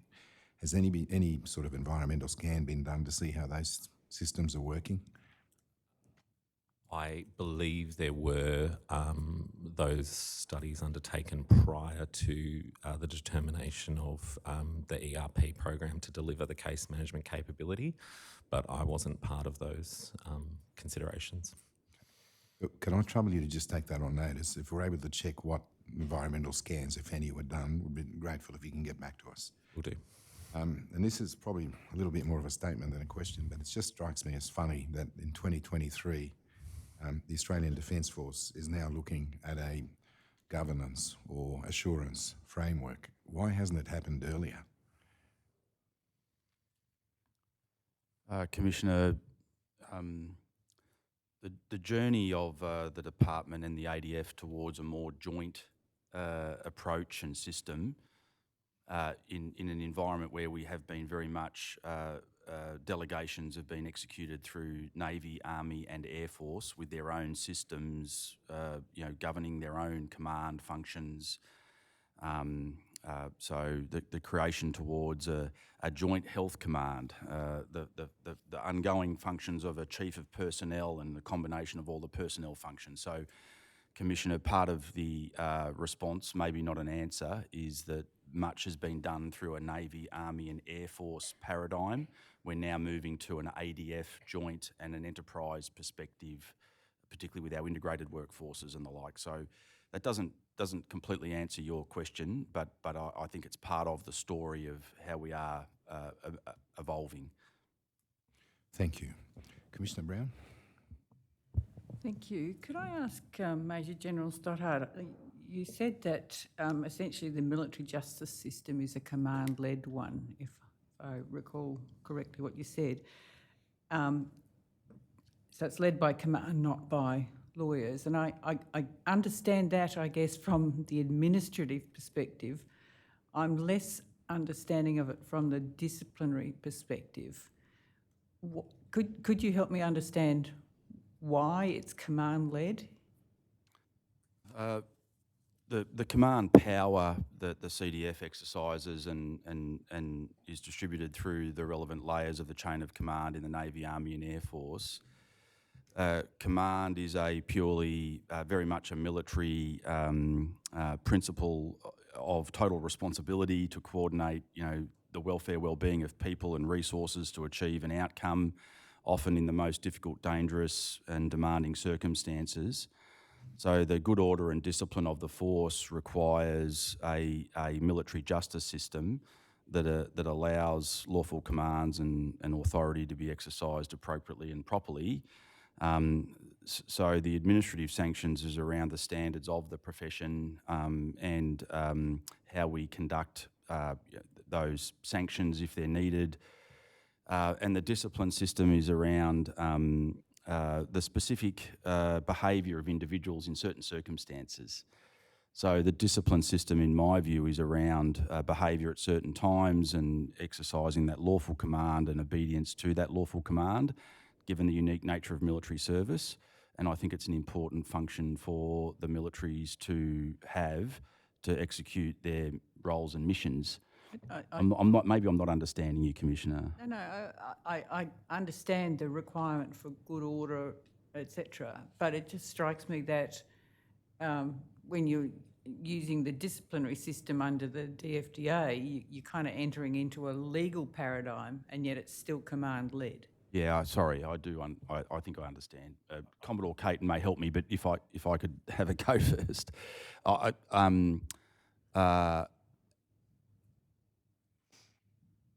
The legal framework and execution of the discipline system needs to be guided by legal advice, legal oversight, legal check.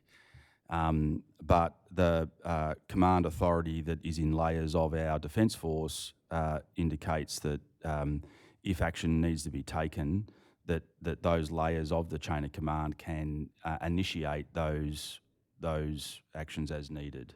Commodore Caton may be able to say that more articulately or explain better. That was essentially going to be my point, Commissioner, is that the use of the DFDA and the discipline system is a command decision or tool, but once you're entering into that paradigm, it is governed by legislation and process, that the command doesn't have the opportunity to change based on a lower threshold of proof. Thank you. Can I ask, and apologise, this is again from a point of ignorance, but you talk about the various actions being recorded currently in a number of different databases, and hopefully ultimately will all go into the case system. But for example, if there's an administrative sanction imposed, that should be recorded in one of the current systems. But how do you know if it's not? How do you know what you don't know or potentially don't? Commissioner, are you asking whether we record in any databases sanctions that are initiated but not imposed? If I understand No, right. I'm asking how you know that a sanction that has been imposed is actually recorded. So, for example, we've had evidence this week, last week, of someone being subjected to charges because they had a drop of water in their shower on a room inspection. Now, I'm wondering whether that would actually make the recording system.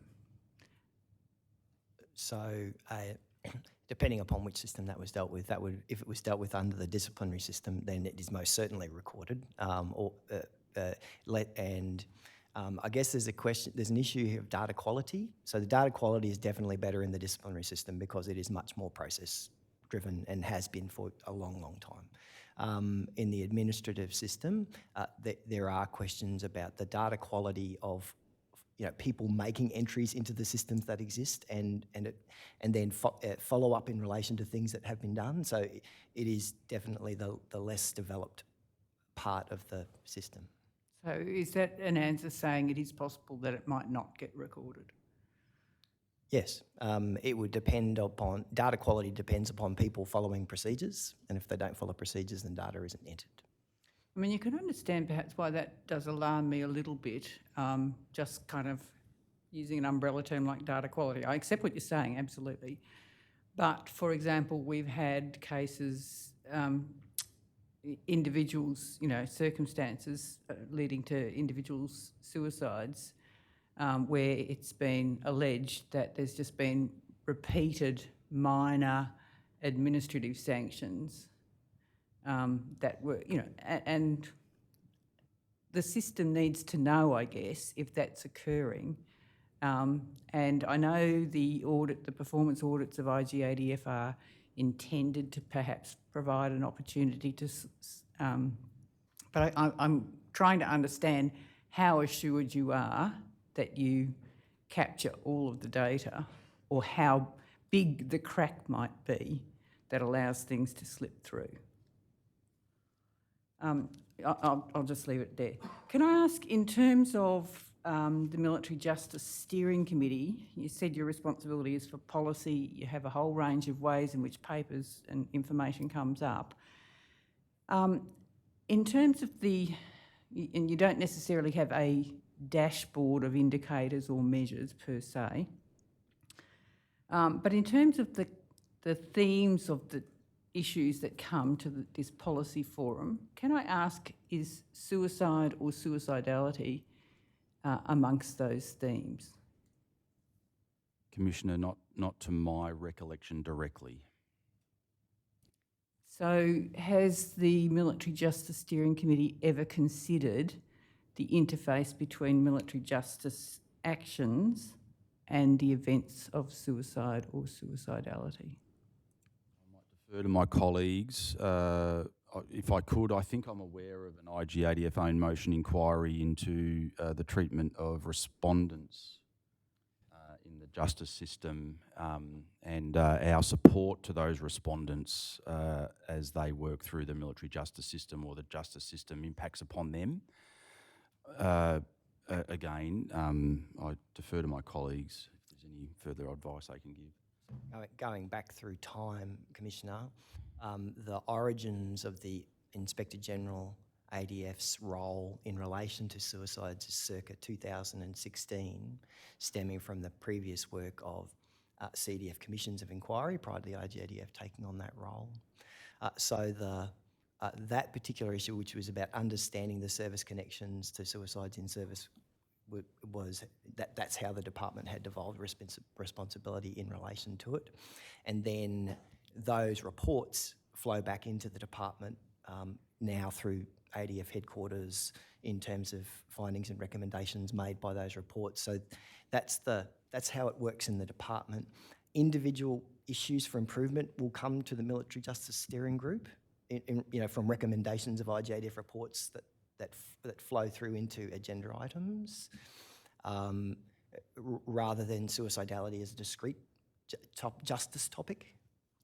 I guess I'm curious for two reasons. One is we heard recently when we were in the United States that they have identified a nexus between some of their military suicide deaths and the disciplinary system. But secondly, you know, it's one thing to actually wait to see if something comes to you. It's another thing to identify it's a potential issue and to actually actively seek out to know whether or not there is a nexus there. Sorry, Commissioner. When we did our analysis of the 59 IJDF reports into suicide, and it's been discussion in hearing block 9, the two major contributing factors which are aligned with the Australian Institute of Health and Wellbeing were relationship breakdown or mental health issues, now both of which are multifaceted and complex in and of themselves.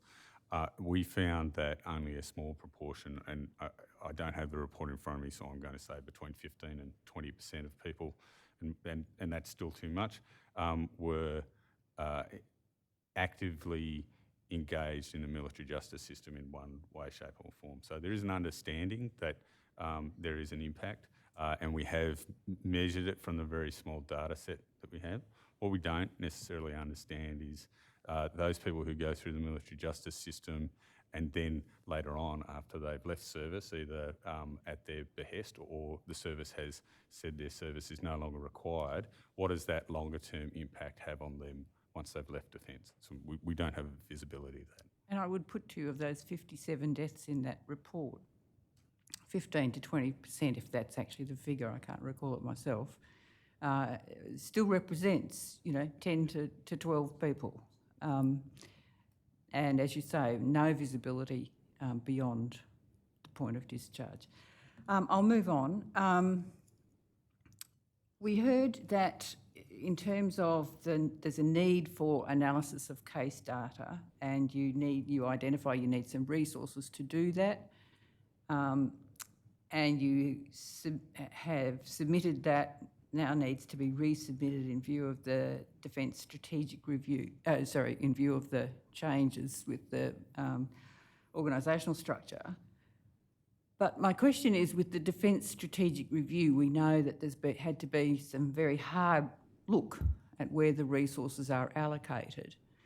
So a resubmission may go up for the resources to do this analysis. And I know you can't necessarily give me a definitive answer, but I'm sitting here wondering how likely it is to get up in the face of multiple competing priorities on the department with the Defence Strategic Review. Commissioner, I'd just offer the observation that the department has identified priorities to pursue within the Defence Strategic Review outcomes, and workforce is one of those priority areas. But you are right, the actual allocation of resources specifically is still to be determined, but workforce is one of the priority areas for the DSR implementation.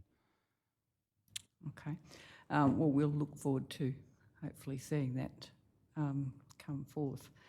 Can I ask, there was a question about the tasks set by the Defence Committee around the administrative inquiries and who's progressing that task. And the answer was that the administrative inquiries are currently go out to the service headquarter administrative inquiry cells. So we didn't actually get an answer. Who is responsible for taking that task forward, and who's actually doing what? I need to jump in here. I am, Commissioner. I am now aware that the Defence Committee task referred the requirement to the Military Justice Steering Group, and as the chair of the Military Justice Steering Group, that is my responsibility, and I will execute it. So you weren't aware before today? I was aware of the conversation that we'd had at MGSG around the requirement for it, the discussion that we had. I was unaware of the specific referral from the Defence Committee to the MJSG and me as the chair to do so. That is my omission. I am responsible, Commissioner. Thank you. Can I ask about the diversionary program? I took from the answer that you gave that this was not necessarily specifically for someone who has an identified mental health issue. Am I correct in understanding that? So it is about conduct and behaviour. So it grew out of the summary discipline review of 2017 and proposing an alternative to the punishment of detention that is available under the Defence Force Discipline Act. So instead of sending somebody to detention, there would be a different kind of training program. Since then, it has changed into an idea of a pre-disciplinary diversion. So if a person's behaviour is starting to fall below standards and a series of events where it would be identified that they would benefit from that kind of program, then instead of taking a disciplinary track, they would take the corrective behaviour improvement track. So, given what was said about the current archaic provisions in Section 145 around someone's state of fitness for trial, which is usually mental health related, what provisions are there for someone who is mentally unwell and facing disciplinary processes? And I hear what you said about the current discussion about the challenges in that space, but what's actually in place now? So for the most part, it involves the execution of exercise of discretion by commanders and prosecuting authority. To give an example of a matter that occurred this year, a Defence Force magistrate trial where the person was unwell and was not fit to take part. The trial was adjourned and pre-trial hearings held until they could determine whether the person was actually fit to take part. So it's done at the moment. It is generally done through the exercise of discretion to either discontinue a matter because of a person's state of health, or not to take a disciplinary path at all as a result of a person's state of health. So there is a general bias in this towards the health paradigm, so that it's if you learn that a person is unwell, dealing with them through the health system is preferable to dealing with them through a disciplinary system. But of course, part of that is whether you know that they are unwell. Okay, thank you. And then just my last question, Major General, you said the system skewed towards considering lifetime wellbeing, the military justice system we're talking about here. The first choice for someone who isn't able to be rehabilitated but has kind of a potential dual action is always for the medical discharge. I guess I'd like to understand when that became the first alternative, because again, we've certainly had circumstances presented to us where that hasn't been or hasn't appeared to be the case, but it may be that the policy has changed since a certain point in time. Commissioner, I couldn't give you, I don't think it's been as a result of a specific policy or command direction. My experience is that as we understand more about the impact between the health system, the justice system, that the settings have shifted, the discretion has moved to the care for the individual. And I think there's no policy or order or direction or a date that indicates when that occurred. I do acknowledge Commodore Caton's points around the impact potentially on respondents, witnesses, the team, and the chain of command when that bias or that preference tendency is executed. So there's a lot of discretion in the circumstances that delegates and officials under the discipline system will execute. So I think it's that discretion that is now becoming far more biased towards the individual's care. So, I mean, whilst I'm pleased to hear that, I guess it leaves me just with a little bit of alarm that it may have swung that way, but if it's not in writing as a policy or a directive, it could just as easily swing back post this Royal Commission, perhaps. Commissioner, my observation is that command discretion, delegates, officials under the discipline, is that policy catches up. And I think the minutes of the MJSD just are describing how do we catch up. So the first sort of shifts in approaches, climate will occur through discretion of those officials I've just described, and then there'll be, well, how do we get the settings right? Where's the thresholds? How do we deal with this best? So that's how I'd characterise it, Commissioner, unless my colleagues can help with anything more firm than that. No, I'm happy with that, thank you. Thank you. Commissioner Douglas? I'm intrigued about the delay in reform of Section 145 of the Defence Force Discipline Act, partly being attributed to our existence. I must say it's the first time it's come across my mental radar over the last 2 years as a problem causing suicidality. And I wonder whether anybody consulted us to see if we were likely to look at it or made a submission that might encourage us to look at it. No, Commissioner. No one has made a submission.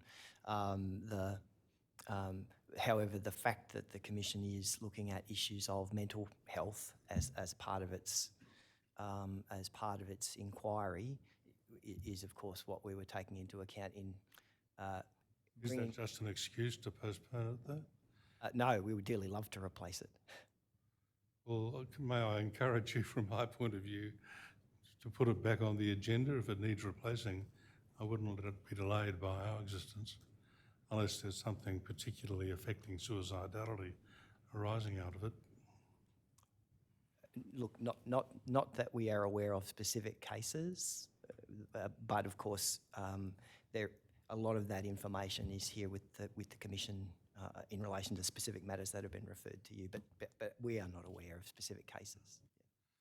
The other issue I'm going to ask a question about is the case database, which I gather is a case management system. That's correct. Yep. The Commonwealth already has in the Federal Court and the Family Court and other jurisdictions that sort of software. Was any of that looked at? Commissioner, I'm not aware if it was prior to the acquisition of the SAP-based software that we have. I don't know whether SAP is involved with the other software, but I would have thought it might have been perhaps sufficient to look at it to see if those databases could be adapted for military use. Commissioner, I'm not aware, but as part of the environmental scan that Commissioner Caldas requested, we can ascertain that. Okay, thanks. That's all. Thank you. Mr. Fordham, are there any questions?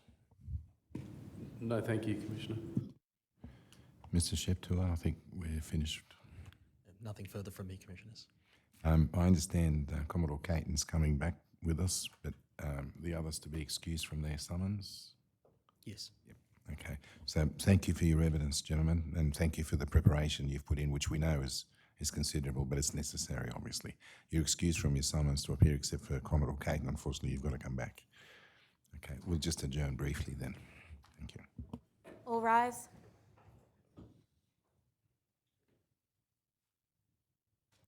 The Royal Commission into Defence and Veterans Suicide will now adjourn.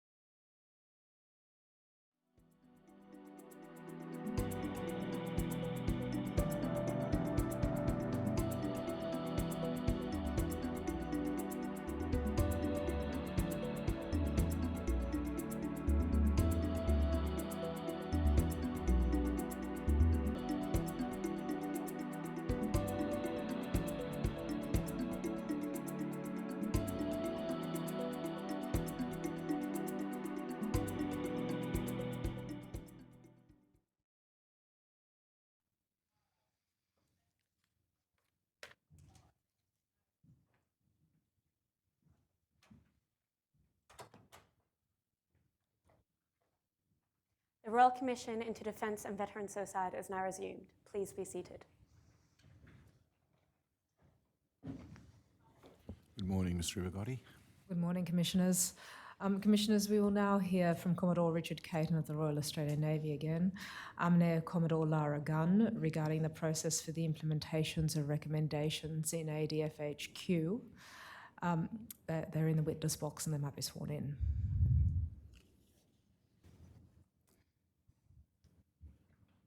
Do you, Lara Gunn, solemnly declare and affirm that the evidence you shall give will be the truth, the whole truth, and nothing but the truth?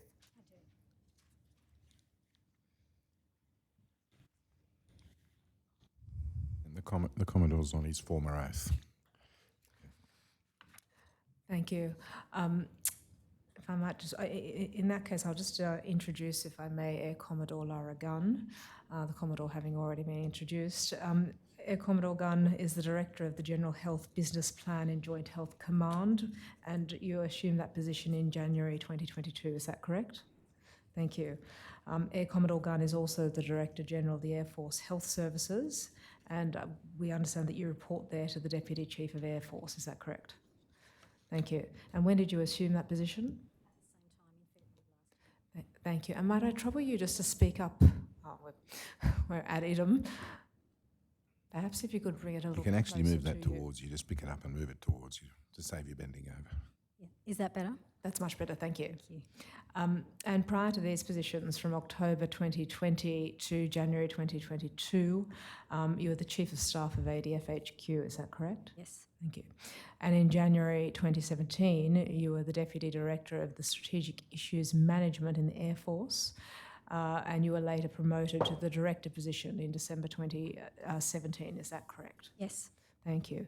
And we understand that you've had numerous other postings and command positions and a number of deployments since your enlisting in the Royal Australian Air Force in 1997, is that correct? Yes, that's correct. Thank you.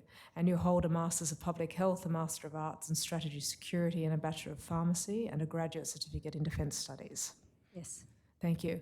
In connection with this session, Commissioners, there is a tender bundle, and if I might ask for the tender list to be displayed, and we tender the documents described in that tender list. You'll see that it's displayed there a number of references to names and the like being redacted. The majority of the documents referred to herein are confidential, and to the extent that I take you to any documents, that they will largely, save for one, be on a confidential basis. Thank you, Mr Rigotti. So they'll be accepted on that basis into evidence and allocated the next lot of numbers. Thank you. Commissioners, you've heard about in this hearing block and others about the role and function of ADFHQ. In this particular session, we wish to focus on ADFHQ's management in the implementation of recommendations that are advanced in various reports. They include reports from RGADF, but also other reports. And we wish to address how Defence and ADFHQ in particular manages and responds to recommendations received in those reports. By way of introduction to that, I might ask the witnesses, and perhaps I'll start with you, Commodore Caton, to indicate the nature of the reports that ADFHQ receives, and in particular where recommendations are required to be implemented. So ADF headquarters, in particular the Directorate of Select Strategic Issues Management, receives the reports of deaths in service, so that is all deaths in service, being suicide, suspected suicide, accident, disease, misadventure, from the IGADF, and implements any of the recommendations from those reports across the enterprise. We also receive Comcare or coronial reports, and then on occasion we will receive reports from the IGADF or other areas that occur outside the bounds of that parameter of deaths in service, but that is more limited than the deaths in service. So we're staffed and structured for the deaths in service report implementation. Thank you. And if I may ask you, Air Commodore Gunn, who within ADFHQ, I think just picking up on something that Commodore Caton has mentioned, has responsibility for managing the implementation? I'll come to the process in the moment, but managing that. So the Chief of Staff position has the overall responsibility to the Chief of Defence Force, but that is enacted through the Director of the SIM team. Thank you. And I might pause here to interpolate to indicate, Commissioners, that we'll be taking you to a number of reports in the course of this session. Some of those reports will in fact not be reports that go to ADFHQ, but nonetheless the nature of the recommendations might comparatively inform some of the work that is being undertaken by ADFHQ. Commodore Caton, might I ask you to describe the process now about how ADFHQ implements and tracks the implementation of recommendations, particularly regarding the reports concerning deaths in service, and particularly too concerning any deaths by suicide and suspected suicide. Councillor, I'm happy to, of course, embark on that answer. I don't know if it is useful and particularly useful for the Commissioners to draw the standard operating procedure up on the screen so that instead of just a string of words, they can look at it. It is J in the previously tendered documents bundle. Let me see if I can have that brought up.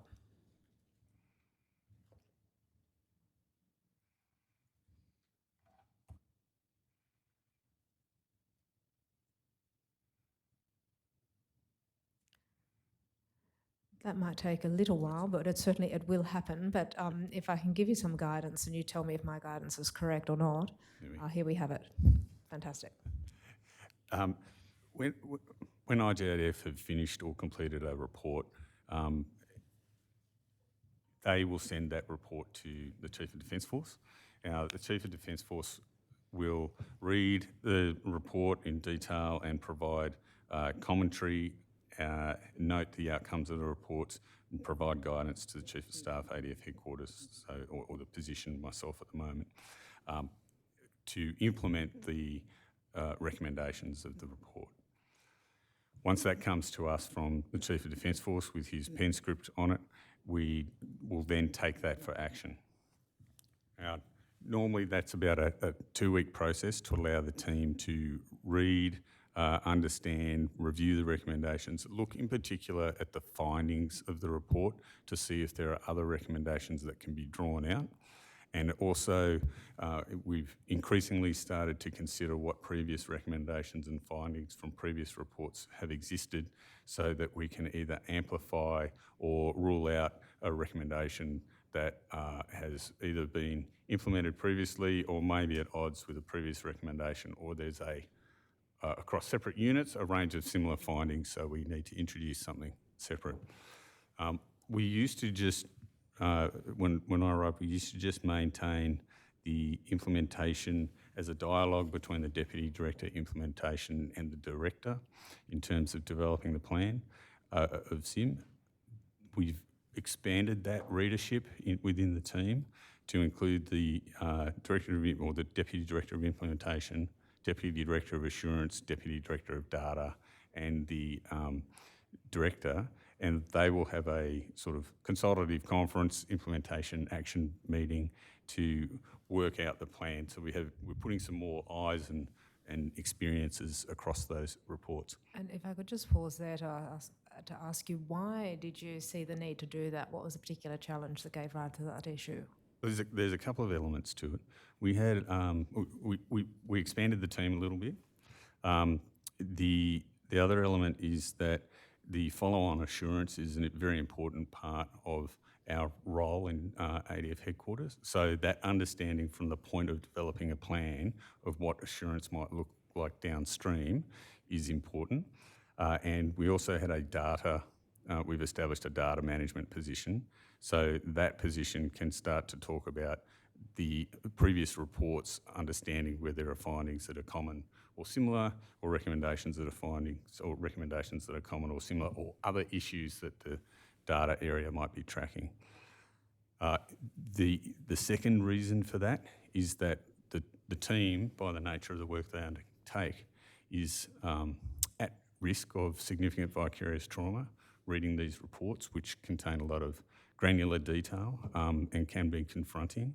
And by expanding that pool of people who have read those reports, there is that shared experience and opportunity to discuss and sort of lean on each other as part of the management of vicarious trauma in the team.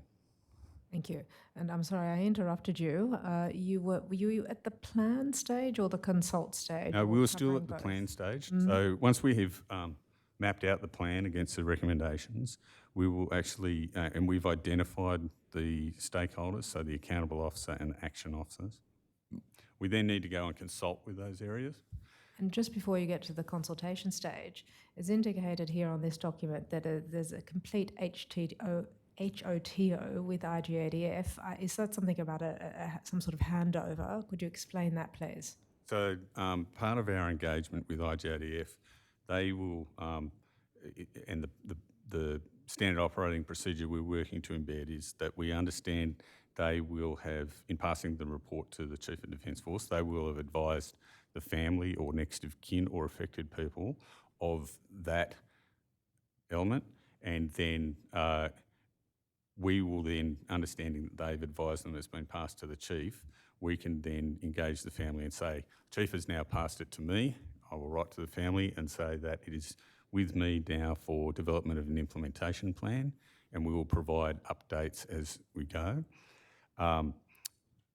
The other element we can gain from those conversations with IGADF at that stage, who have had intimate engagement with the families, is an understanding of the family dynamic, any particular nuances or sensitivities or issues that we need to be aware of so that we can engage in a trauma-informed fashion. Tell me, in that context, do you also receive information from IGADF about, say, for example, witnesses who have given evidence or other members who might be implicated in some manner in the recommendations, the subject of the report under consideration? Oh, we only see that in the recommendations. We don't get that's not a discussion in the handover of the report on those issues. We just purely see, we would see within the recommendations if there are recommendations that are adverse to any particular individuals. Do you think that there will be some sort of benefit, particularly when it comes to later aspects of implementation, to understand some more detail in relation to individuals who might be the subject of those recommendations?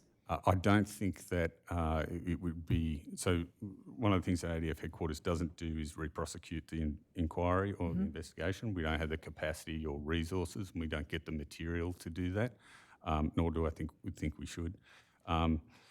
So I don't think that that view from IGADF of the reasons behind why they've made these decisions is necessarily important for us to conduct the implementation. If administrative action is going to follow and the services are going to take administrative action against a particular individual who may or may not be culpable in the death of a member, they are going to necessarily draw on that material from IGADF in order to frame their administrative action.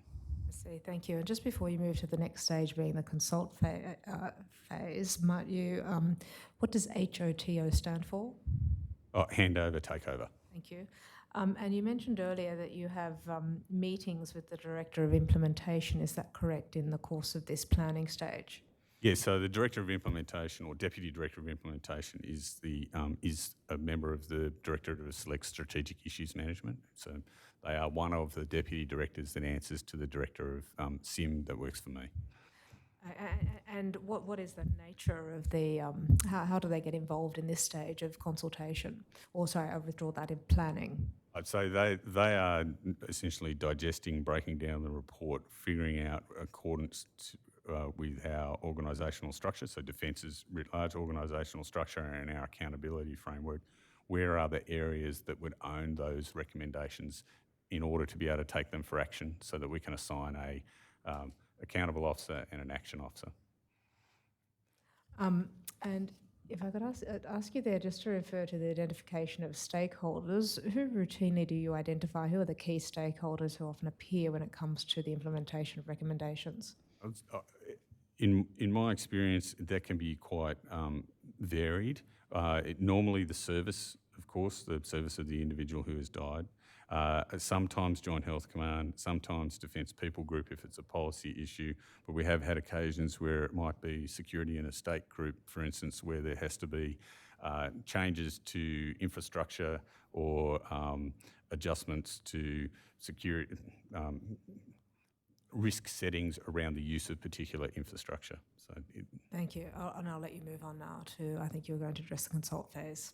So once we've developed the plan, we need to go out to those stakeholders who have been identified, so the accountable officers and the action officers, for a couple of reasons: to help them to understand what are the recommendations so they can provide feedback, and the other is to also ensure that we have identified the appropriate area for the particular action, and that it's not necessarily potentially it's a recommendation that needs to be split out into components if there's more than one area that could enact it, or potentially we've identified the wrong area and they might say, actually, this belongs to this particular area of defence. So we all get that feedback, but the most important feedback we get is against the recommendations themselves, and we would get agreed if they agree to the recommendation. Agreed, no further action, which is if there has been an action that has already taken place in the time between the event and the report arriving and the delivery of the implementation plan, and that has met the intent of the recommendation or exceeded the intent of the recommendation. So we were already working towards a solution that identified that the gap that has been identified suggest is required, and agreed with modifications, whereas we can take an action or a recommendation that meets the intent of the recommendation but is slightly different to what the recommendation might say, or not agreed. And in the case of a not agreed, there needs to be, because we report this back to the Chief of Defence Force, there needs to be substantial evidence as to why we wouldn't be able to take that action.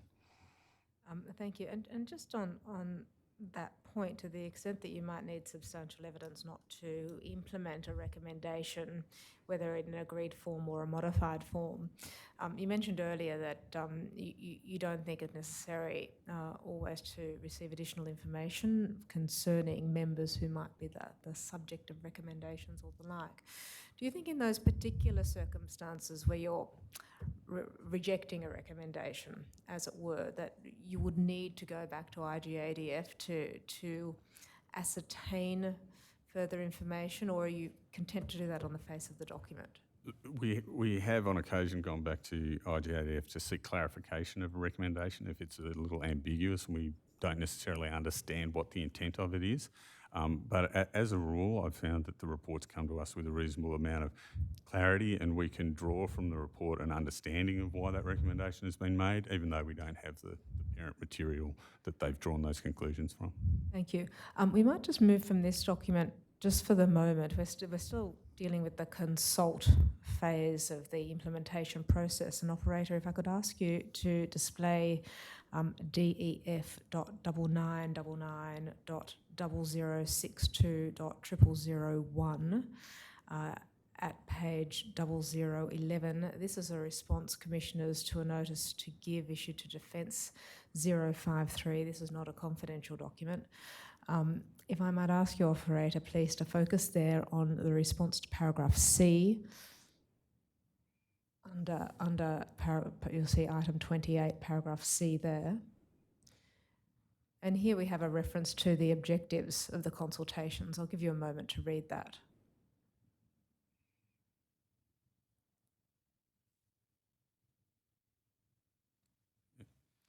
I'm particularly interested in your response to the second sentence there, where it is said that the consultations also provide an opportunity to gain specialist advice from action areas to inform how the SSIIP will be presented to CDF.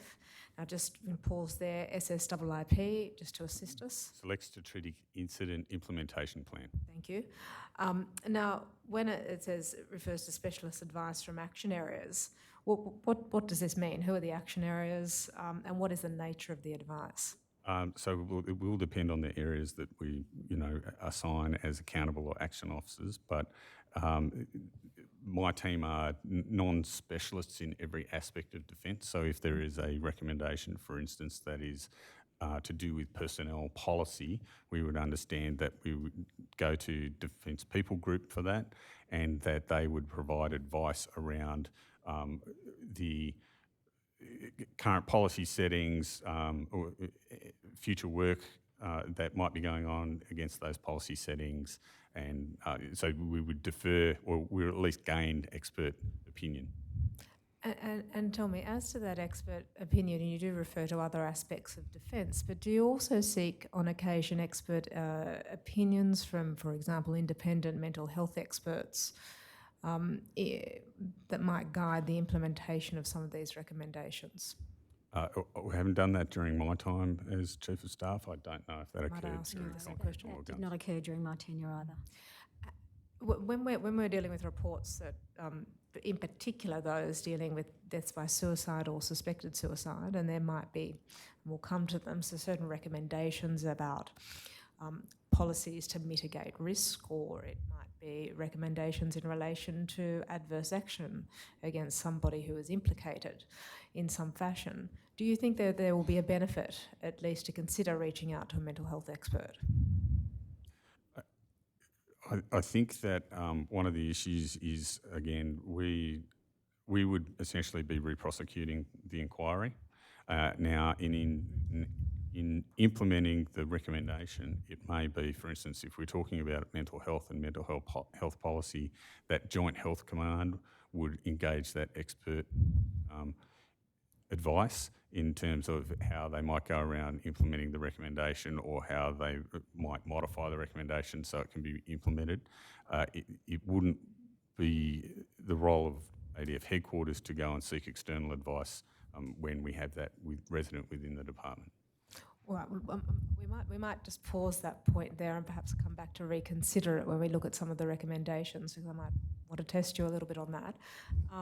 But moving there from that topic, if we can drop down, please, operator, to subparagraph 28F that's shown there.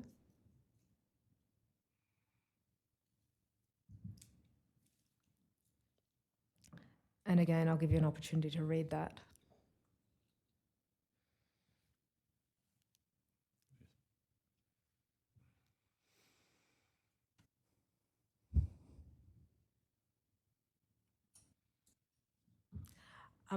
You'll see there that it refers to the consideration of previous or current similar cases to determine if there is a linkage. Is this a matter to which you referred before? Yes. And further, there's a reference to additional recommendations that have not been made or provided by IDF, and they could be defence-owned motion recommendations. There are 2 points identified here that I'd like to raise with you. The first of those, the question of linkages, are you able to describe to the Commission the system for recording previous or similar cases? How do you ascertain these linkages? So currently, the system is very hydraulic. Excel spreadsheets and inputs into Excel spreadsheets, which leaves a vulnerability to data not being very well recorded. The ability that we did have by expanding our team to include a data person is that there is probably more consistent management of that data.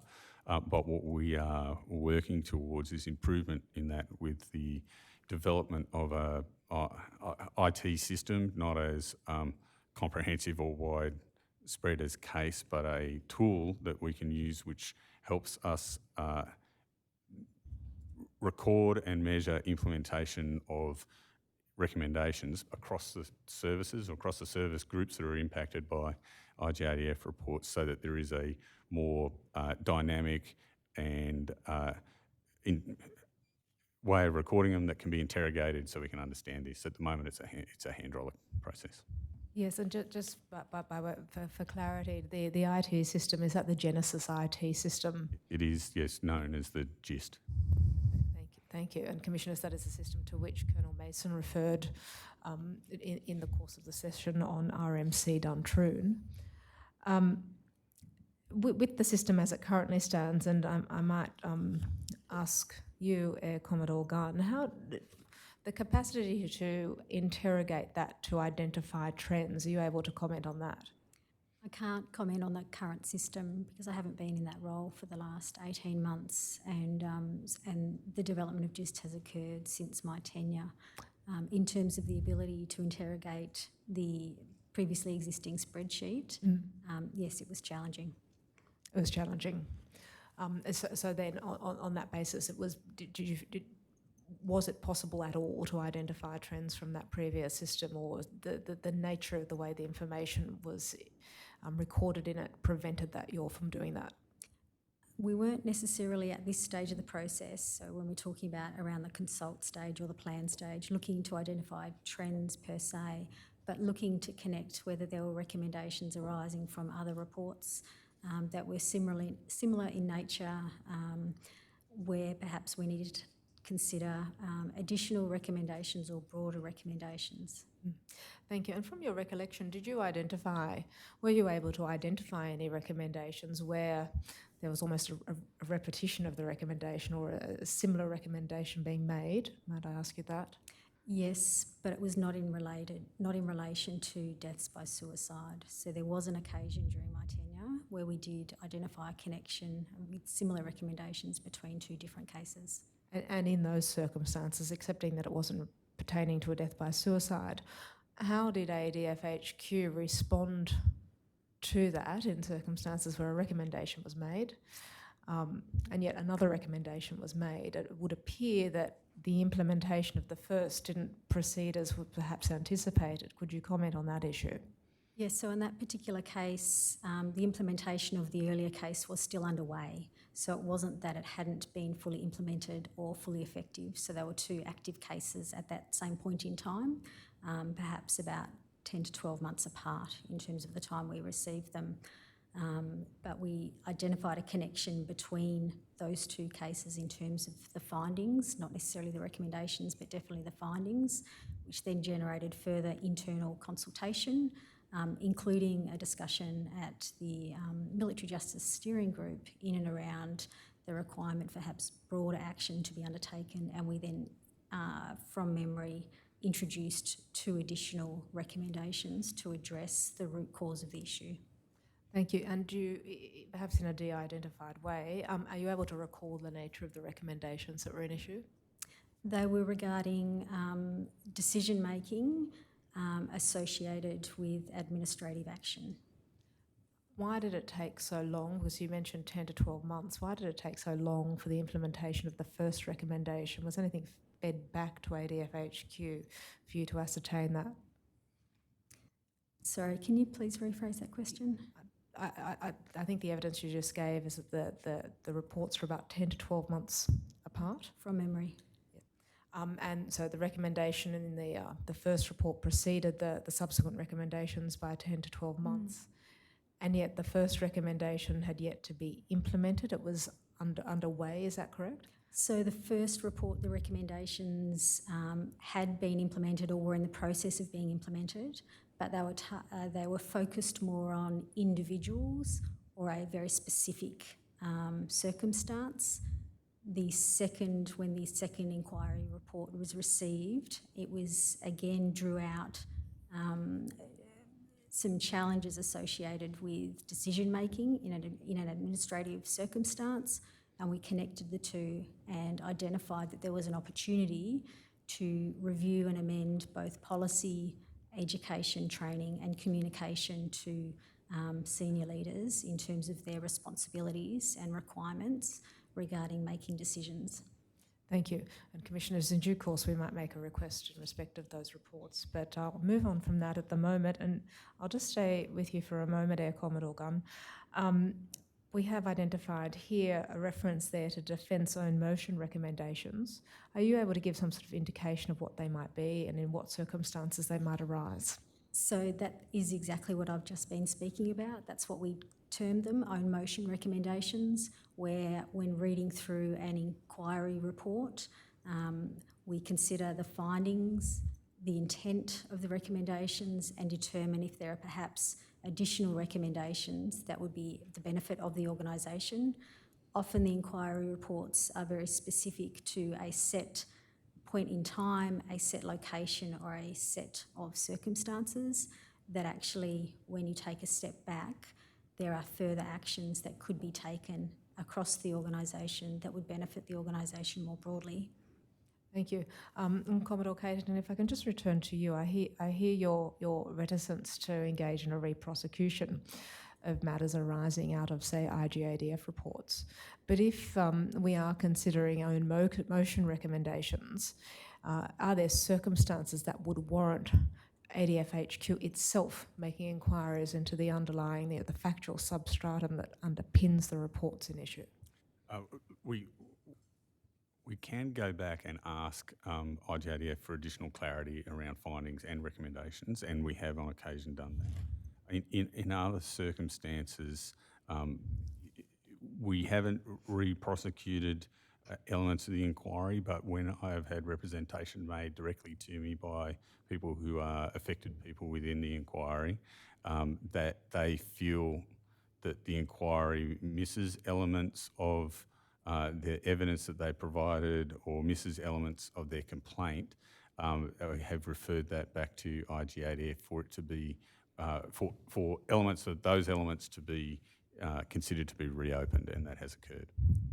Thank you. And when reopened by whom? Going back to IGADF? By IGADF, yes. I see, and reporting back then to ADFHQ? Yeah, well, they would report back any changes in the elements of those reports to the Chief of Defence Force, who would then bring it back. I see, thank you. You'll see there in the subparagraph F that's shown and the answer there too, that there's a reference to own motion or recommendations being developed based on professional judgment and circumstances detailed in the inquiry report. The professional judgment that is referred to there, that is a judgment of whom? There's the judgment of the team that are reading the report and conducting the implementation planning session. I see. And you've mentioned earlier that the team itself is not a specialist. They're neither specialists in particular aspects or all aspects of defence service, nor I take it in mental health services. No, they are experienced generalists in most cases, but within that team that reads the report and works on the implementation plan currently and previously, the Director of Implementation was a Human Resources Officer. We have a legal officer looking at it. We have the Director of SIM who will have a command background, and we have experienced public servants also looking at it. So this is that generalist knowledge informs the implementation plan. When we talk about expertise, we're really talking about deep engineering expertise or deep medical expertise that doesn't reside in the team. And how do you test the conclusions reached by that generalist group if there are specialist issues that arise? So we would test that in the consultation phase with those specialist areas of defence. Thank you. And Operator, I might ask you now, Commodore Caton, having mentioned the consultation phase, to return to the previous document that was being displayed, the operating procedure document.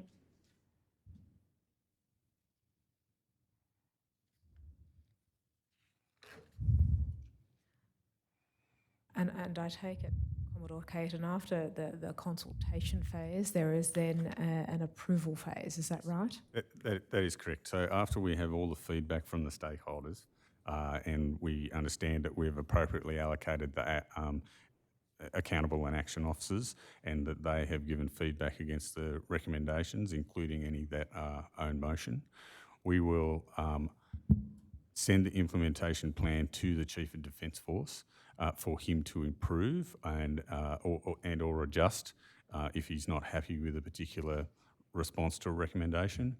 And we will provide a copy of that for information to the Inspector General. And the implementation plan, once it comes back approved, we will start the implementation process. Thank you. And what role does CDF have to play in this approval process? He's the final approver of the implementation plan as it is developed. So the implementation plan, the recommendations, any we make ourselves, the feedback from the accountable and action officers and their response to the recommendations, agreed as modified, agreed no further action or not agreed. He will review those, review the reasons, approve the implementation plan to go forth and implement or provide adjustments so that we can then go back to those areas and say, actually, you need to be looking at this element. Thank you. And tell me, what are the nature of the consultations that are undertaken with CDF? Is it simply a brief where he signs off on agreed, not agreed in response to various recommendations, or is there some more detailed consultation that takes place? If so, what is it? So there is a written process, which is the decision brief that we'll put in front of CDF, which will contain all the information that he requires to make a decision. And there is the option within that at any one time to have a discussion with myself or the Director of SIM about those issues and about the recommendations and the responses. And that occurs on occasion, but as a matter of course, sort of routinely, it is, and ensuring that there is an audit trail for decision making, it is a written correspondence. And that was your experience too, Air Commodore Gunn? Yes, that's correct. Thank you. Might you identify some of the particular circumstances in which the CDF has engaged in a discussion with you in connection with the implementation of recommendations? Is there something in particular that you have in mind? It would be more about general circumstances around the report itself, as opposed to particular issues with an implementation plan. Certainly during my time. Yes, during my tenure, there were no follow-on discussions or requests from CDF for further detail or discussion. Thank you. And of course, it's a case, isn't it, that CDF has the capacity to approve or modify or vary recommendations, and that is so notwithstanding any specialist advice he might receive. Is that right? That is correct. Has that ever occurred, and if so, in what circumstances? No, not to my awareness and not during my time. Not that I'm aware of. Thank you. Now, as to the approval stage, how do you engage stakeholders in any way in this stage, or really they come in at the next phase when it comes to the action or the implementation? Once we staffing the decision brief to the Chief of Defence Force, we have finished the consultation phase for the input by stakeholders. They know from the meetings and the discussions we will have had that once that feedback is provided, we're providing it to CDF for a decision. Once the decision comes back, we move into the execution phase, which is when we actually formally task the stakeholders with delivering what is required in the implementation plan. And I might get you to address that phase. I think it's identified here as being the action phase. Is that correct? That is correct. And could you speak to that, please? So once we get the decision back from CDF, we will write to the action officers and the accountable officers. We'll write to the accountable officers with the action officers on there, and we will task them with the requirements of the implementation of the implementation plan. Now, they will already have been pre-sensitised to the fact this is coming because they've been engaged in the consultation phase. So they'll understand that they are going to get a task, and in many cases will have already started working on those areas. We will go back to them for regular updates, and we will also update the families or the affected person's other next of kin with written correspondence from me to them. And then thereafter you have what I believe is the execution phase. Yes, that's correct. Could you address that, please? We need to provide regular updates back to the Chief of Defence Force on the progress of the implementation of the recommendations. Some will be closed off reasonably quickly if it is, a service chief, for instance, needs to issue a directive around a particular activity. That staff effort can be turned around in a relatively short time. If a policy needs to be changed, it might take longer. In the case of a particular coronial inquiry, if some infrastructure had to be changed and removed and there had to be outcomes that resonate across Defence Estate, that may take a number of years.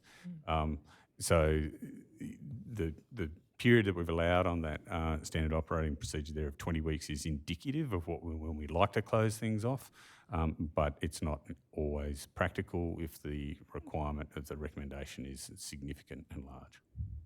And tell me, how is it that you know that the recommendations have been implemented as contemplated by ADFHQ? What's the nature of the dialogue that you undertake? And does that vary depending whether it's a unit, something more enterprise-wide or the like? I might ask each of you to respond to that. So we normally wouldn't reach down to the unit level to gain insight onto the implementation. We would work through the service headquarters because we don't have an authority to go direct to the unit.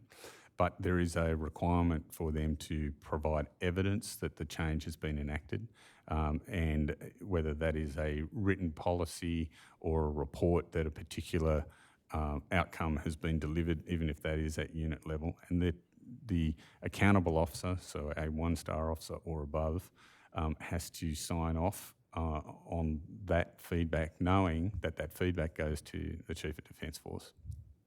And tell me, is there a process of almost quality control or review of the ongoing implementation of the recommendation? It might be that some recommendations, it's simply a change of a couple of lines in a manual, but others might be a question of process. How do you manage that and assure that that has been implemented correctly? So I think that gets to the next stage, which is the assurance stage. But at this point in time as well, as Commodore Caton mentioned, the accountable area provides evidence to support or to assure that they have actually implemented the action as written. The team scrutinises that. They do have a look into it. They'll conduct their own cross-checks, and there have been occasions where they have not been satisfied that the implementation is fulsome enough or complete, and they will go back and ask for further action to be taken or further evidence to support the assessment that the implementation action has been completed. Thank you. And tell me, how is that managed? Is it really on an ad hoc basis, or are there particular systems in place to ensure that they can pick up on those issues that you've just identified? So once the GIST is introduced, there will be a more automated process and a more systematic recording of that.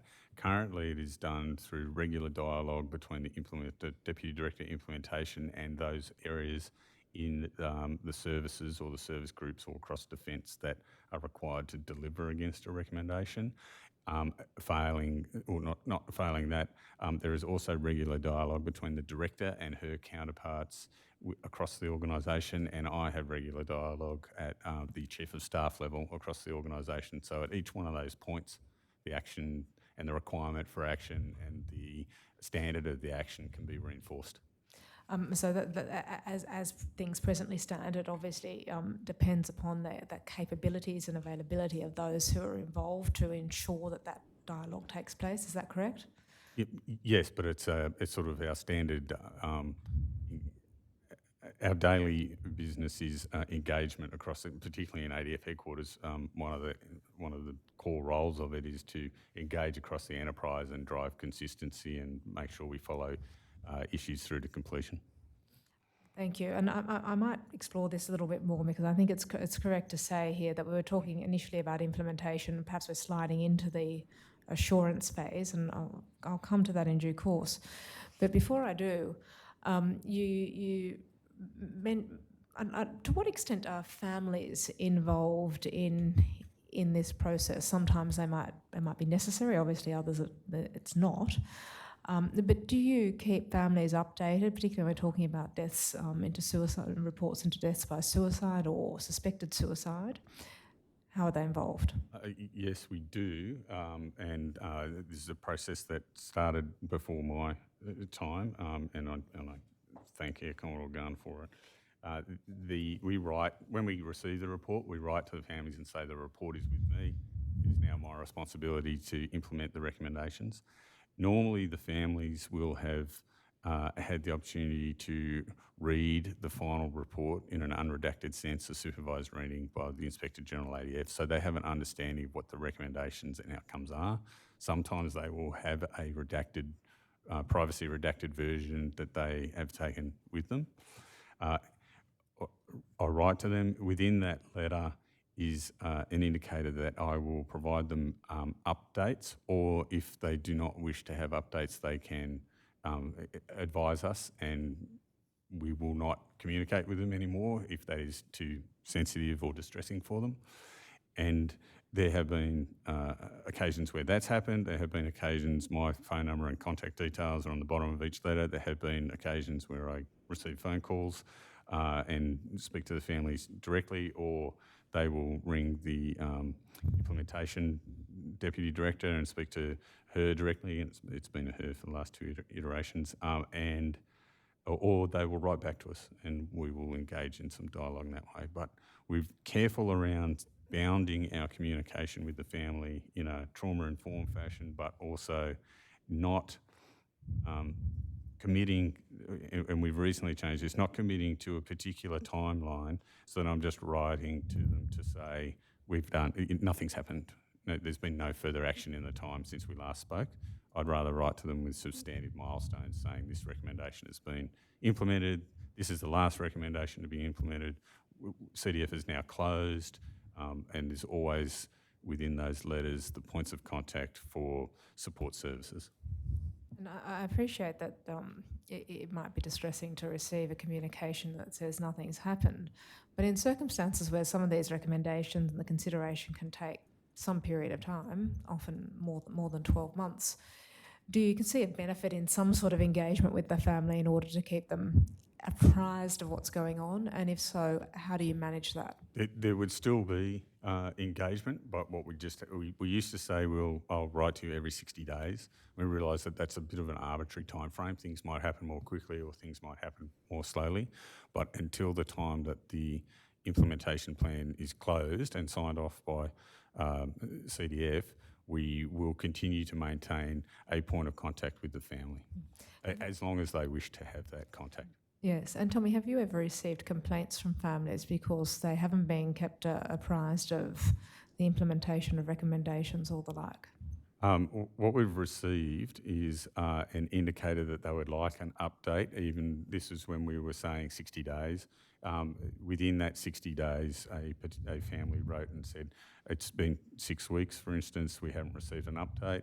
And then we actually tipped over the 60 days because at that time the Deputy Director of Implementation, who staffs the letters, was away on leave, and it was 63 days until we engaged with that family. But there are families who are, as you would perfectly understand, who are very interested in the process and very interested in that ongoing communication, and there are families that don't want to have any. So we adjust the approach, and as I said, I will be sitting at my desk in the afternoon, and a family will ring, and I will talk to them. And Air Commodore Gunn, was that your experience? Yes, that's right. Yeah, thank you. Air Commodore Gunn, you mentioned earlier the implementation phase, so moving now. Sorry, I withdraw that. The assurance phase. So moving conceptually away from implementation. Can you explain what that is and how it operates? Yes, so it's part of the entirety of the system or the life cycle of all reports that are received from IGADF, whereby once we receive notification from the accountable areas that they have taken the required action, we undertake a review to assure ourselves that the action has been undertaken and that it has been addressed and there's satisfactory evidence to support the action that's been taken. Assurance, though, is more than just looking at individual cases. It's also looking at what is an enterprise view. Do we need to do a follow-up in 1, 2 or 3 years' time as a higher level of assurance, whether that be a further check, whether that be an audit or another sort of point of time, another level of action to go and recheck and confirm that the action taken is enduring. And so that will then go on to a forward work plan. And tell me, how is that undertaken? Are there systems in place whereby you regularly check in with the implementation of recommendations, or is it more of an ad hoc approach? Perhaps you could address that issue?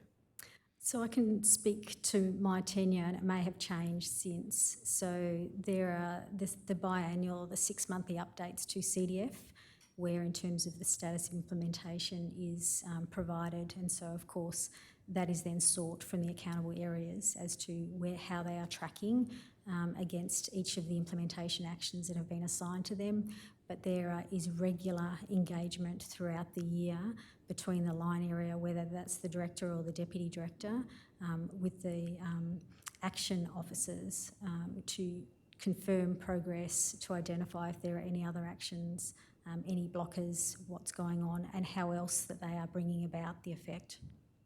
Thank you. And does that remain the position? It does. We have additional resources in the assurance team, and when we are conducting a deliberate assurance activity, so on the forward work plan, if it's, we're going in 2024, for instance, we're going to conduct a assurance task into a particular case that might be 2 years, 18 months, 2 years before. I will write to the to the accountable officers and say we are going to come and review that the action that was taken remains extant, that is delivering the effect required, doesn't require any additional adjustments, or has been overtaken by further improvements, so that we can report that back to the Chief of Defence Force. Thank you. Now, there is a particular assurance task with which I think you're familiar, and that is the Assurance Work Programme Task 2022-04. Are you each familiar with that? Yes. Yes. And that, of course, Commissioners, we have heard about on a number of occasions, is the non-technical analysis of the 59 IGADF reports between June 2016 and June 2022 into the death by suicide of 57 ADF members. I might ask that to be shown, please, operator, and that's DEF.1063.0001.0023.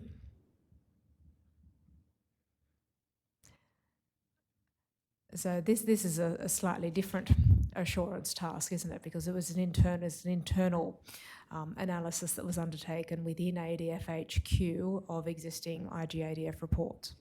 I think, yeah, I mean, we called it an assurance task, and it was a sort of test of concept in how we might utilise the data that we had, noting that data wasn't necessarily in a consistent form, and what indicators could we draw out of that data.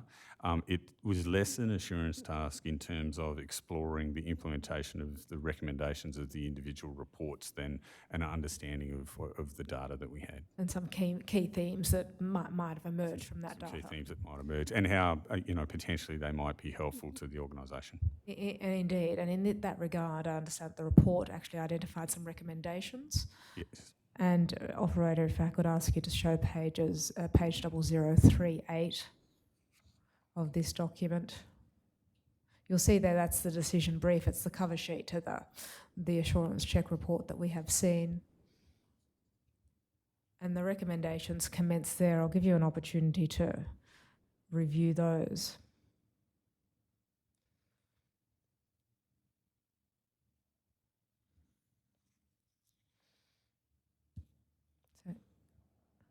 So you'll see there that there's a requirement that Joint Health Command attend to certain matters. And operator, if I can ask you to turn the page, please.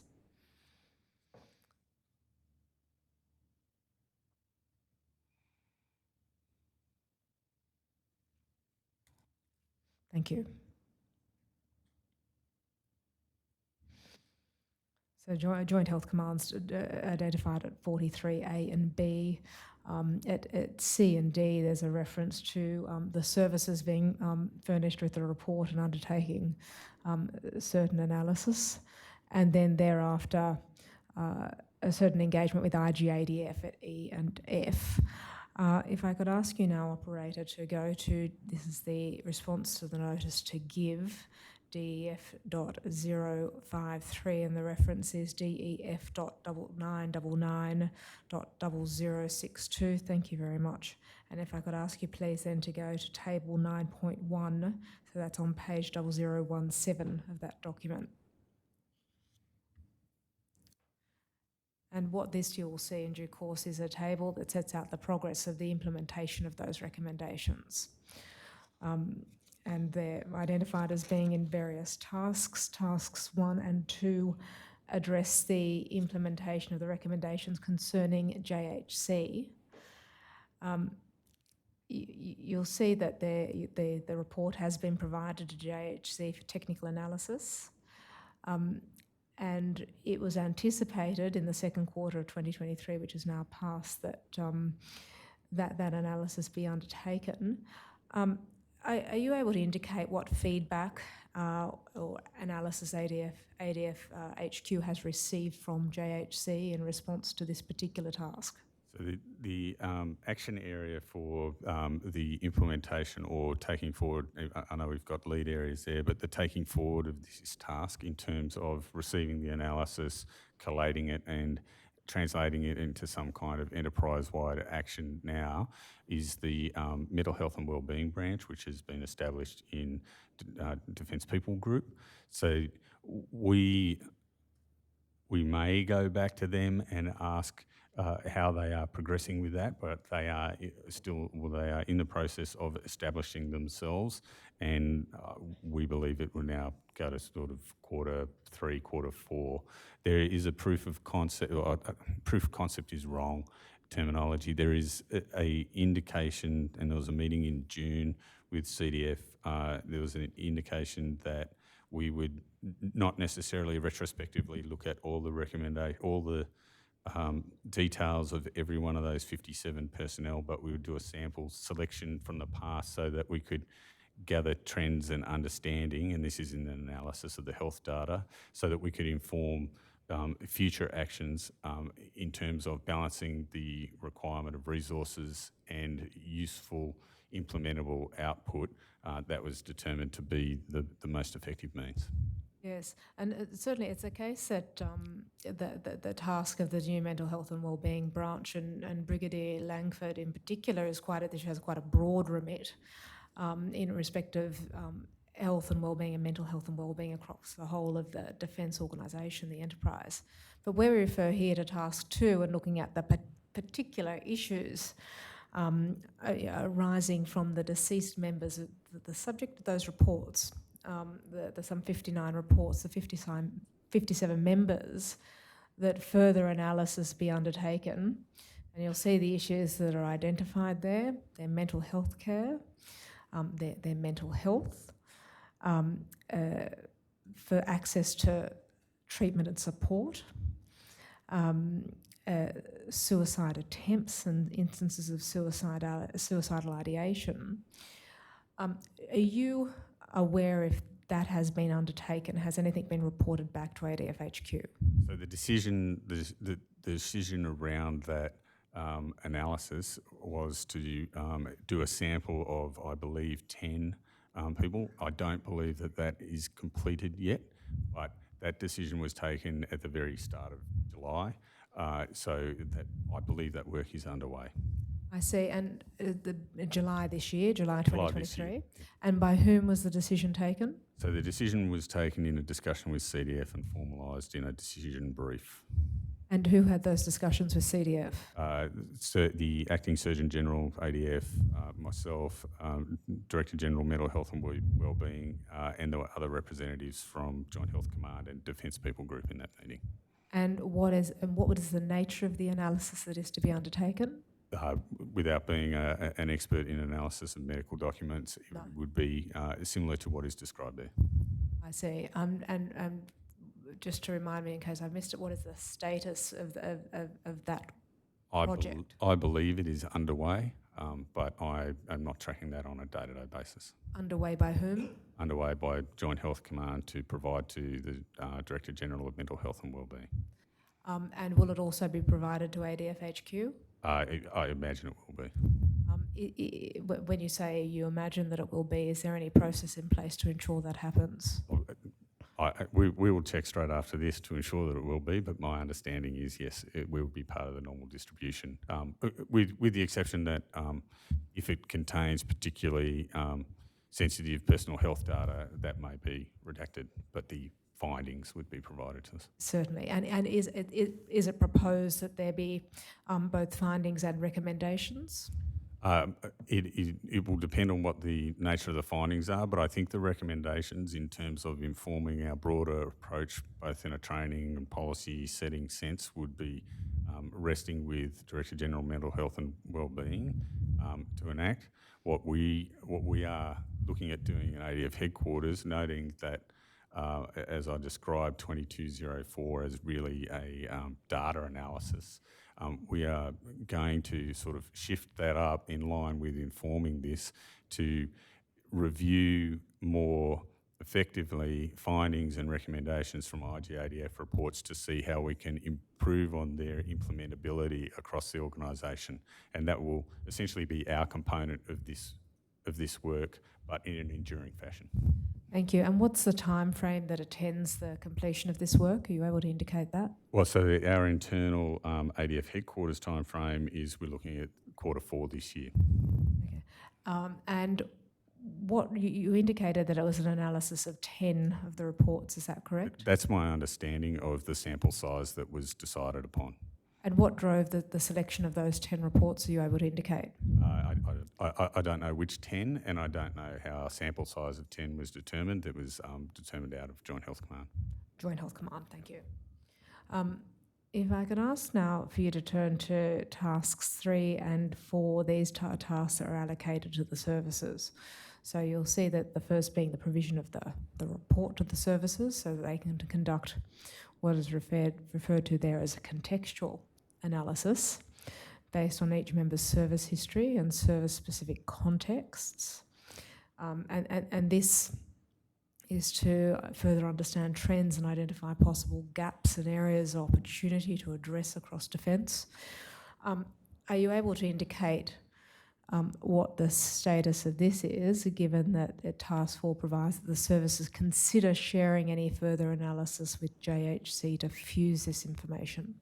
I can't comment on what the progress of the task is on a day-to-day basis, but I understand, again, as part of the Joint Health Command are doing a component, the services are doing a component, as was recommended in 2204, and the Mental Health and Wellbeing Branch will fuse that information and allow it to inform future actions and policy settings and training.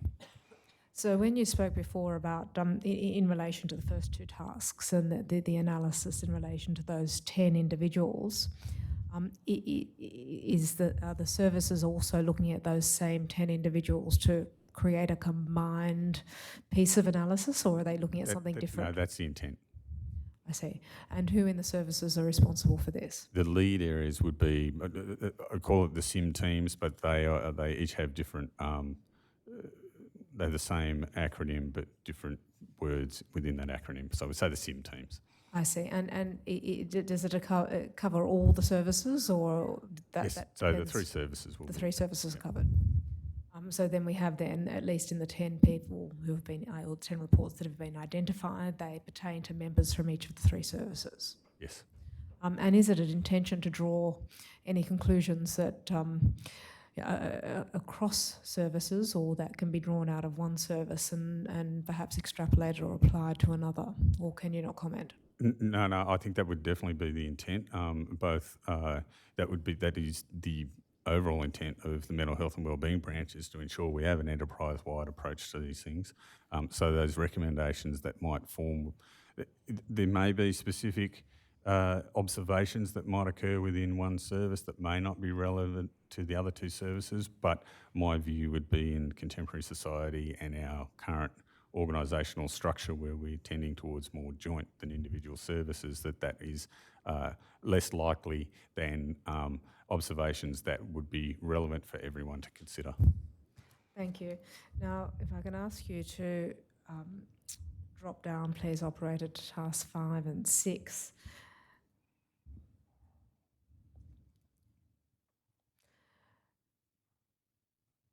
Now, of course, consistently with what's indicated there, the report has been provided to IGADF.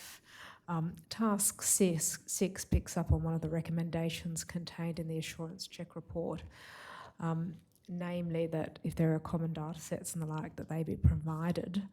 Are you able to indicate what has been done to progress this? Yes, so the intent now is, I would say, we would use the terminology of the implementation plan sort of writ large, agreed as modified, is not that CDF engage with IGADF on this issue. It is that at the working level, so director to director, as part of the engagement and development of SOPs on how we might operate together while still allowing IGADF or facilitating and respecting IGADF's statutory independence, that we provide to them an understanding of what it is we would require in the report that makes it of the best utility for us, and that they incorporate that. Thank you. And I might come back to that topic, but I understand we might be taking a 5-minute break. Yes, we just need to take a 5-minute break. Apologies. We'll adjourn. All rise.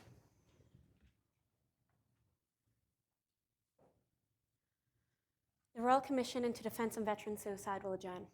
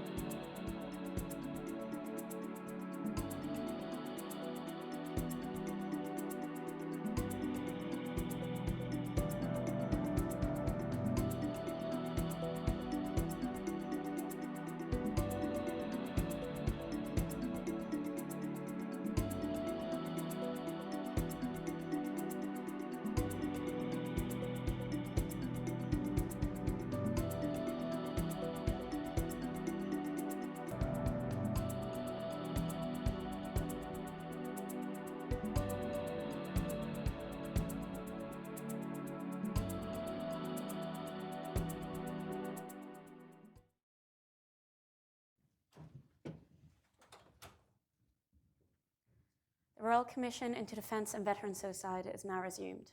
Please be seated. Thank you, Ms. Ribagotti. Thank you, Commissioners.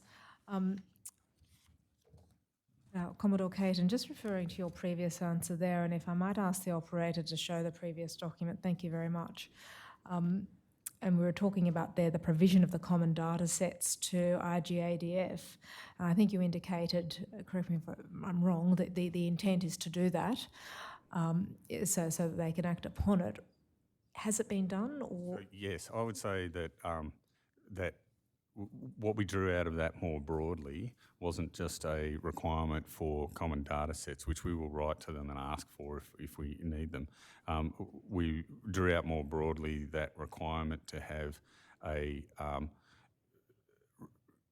positive working relation, not to say that it was ever negative, but positive in terms of being able to take best effect from the reports that were provided and provide them into the organisation so we can implement recommendations. And so in doing that, there has been an increase in the working level dialogue between the Director of Strategic Issues Review and the Director of SIM here, and there's more regular dialogue, more regular discussion around the context and outputs of reports and how they can be improved to help us improve our implementability.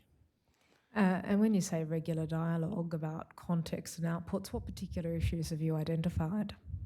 Well, in the first instance, it was largely around the data sets, but we also want to improve that handover and contextual understanding of the family dynamics, so that we can engage the family correctly, and sometimes just general administrative points around the flow of work.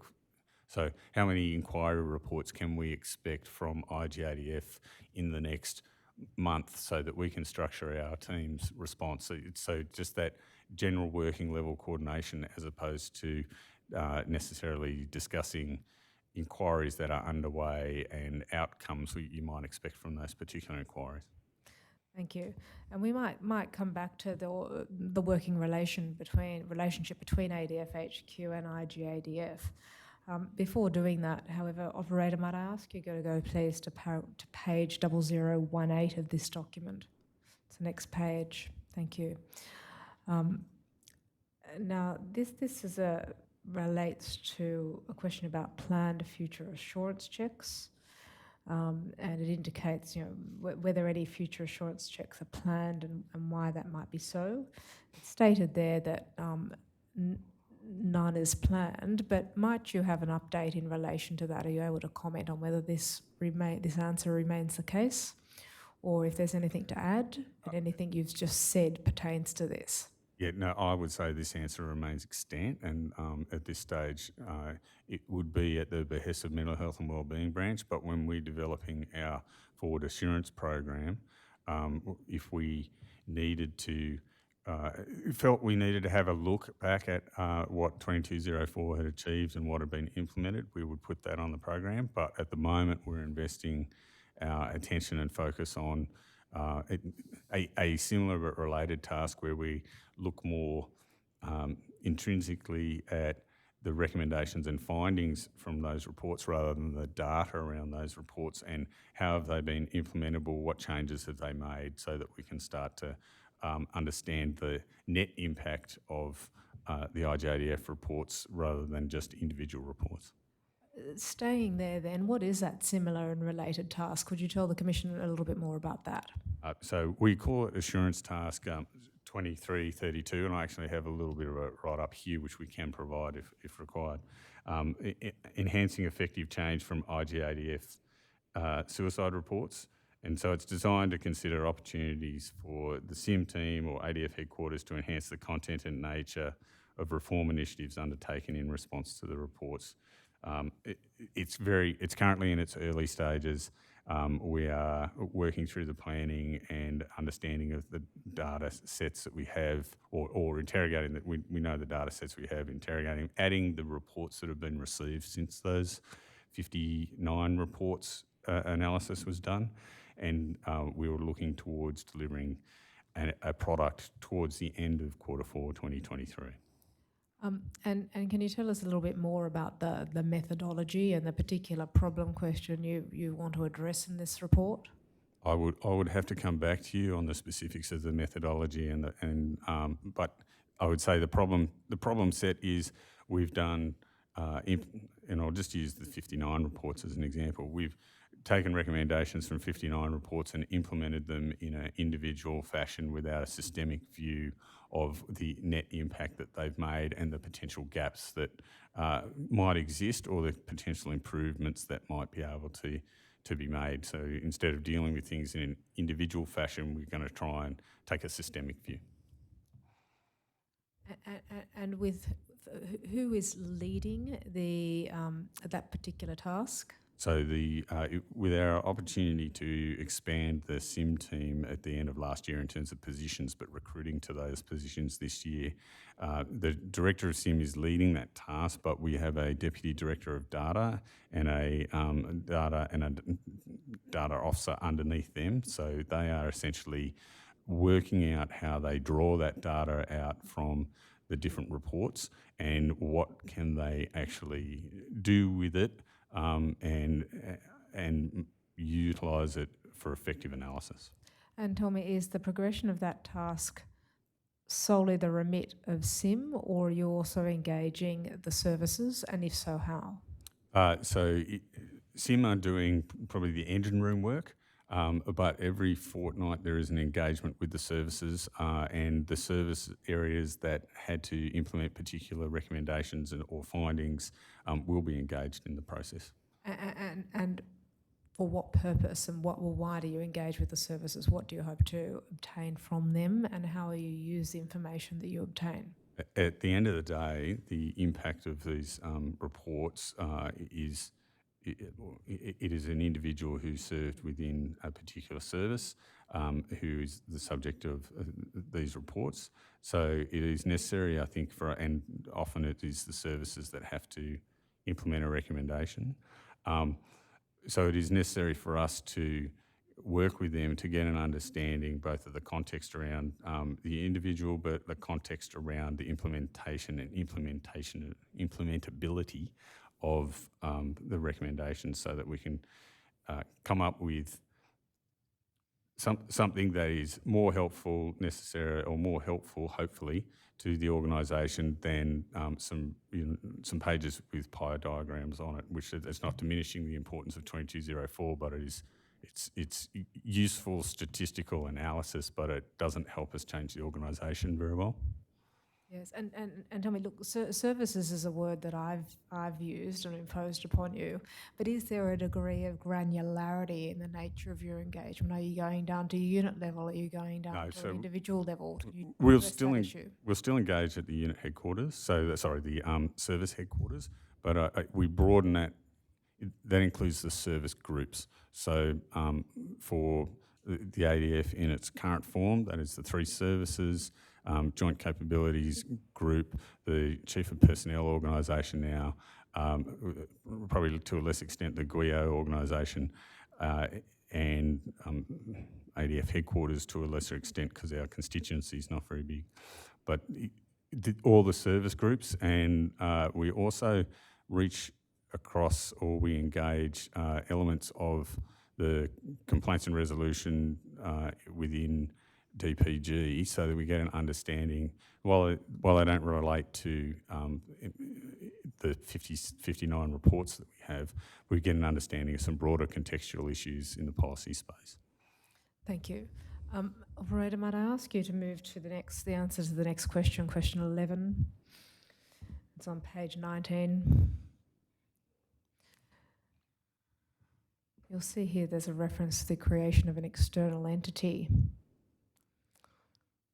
I'll give you an opportunity to read this, because I'll ask you the same question. Are you able to provide a further update to the Commission on the status of this?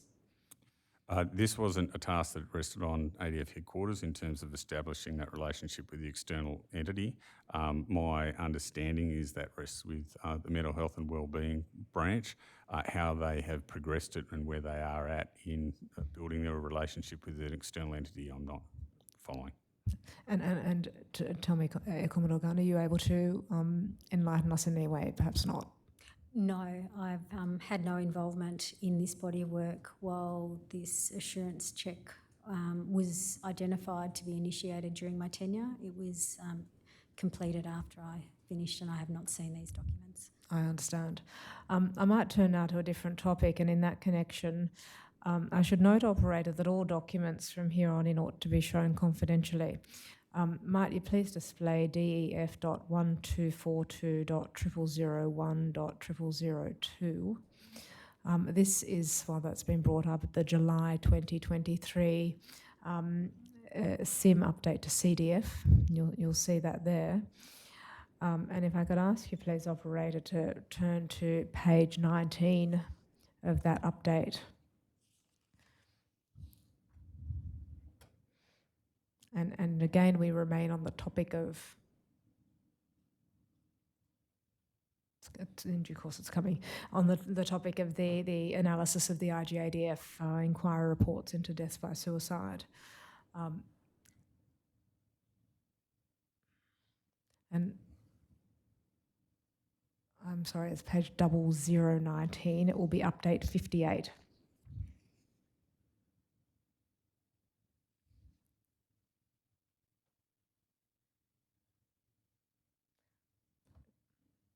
Operator will have update 58 to one side. Thank you. I'm grateful. So if you could ask you please just to, I'll give you an opportunity to read that update. And I'm particularly interested in your comment in relation, your comments on paragraph 60 thereof, and the fact that work continues. I'd ask you, what's the nature of the work? Is it that which you've already discussed, or is there more to be said in relation to that?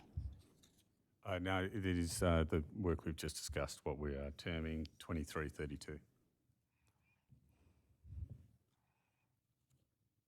So I'm sorry, I just didn't hear that. The most recent assurance task to which you referred, the 2032.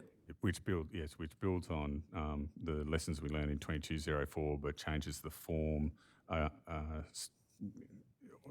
fundamentally changes the form so that we're talking about improving implementability of recommendations rather than just providing data sets. Thank you. Now, on the topic of recommendations, we'll turn now, Commissioners, just to examine some of the recommendations that have come out of various reports. The first two of the reports that we will address concern the deaths of service members by suicide. Three other reports do not address those topics, and I understand it don't routinely go to ADF HQ, but I'll ask the witnesses to address that topic. But we'll look at the recommendations nonetheless, and I might ask you to make some comments in relation to them.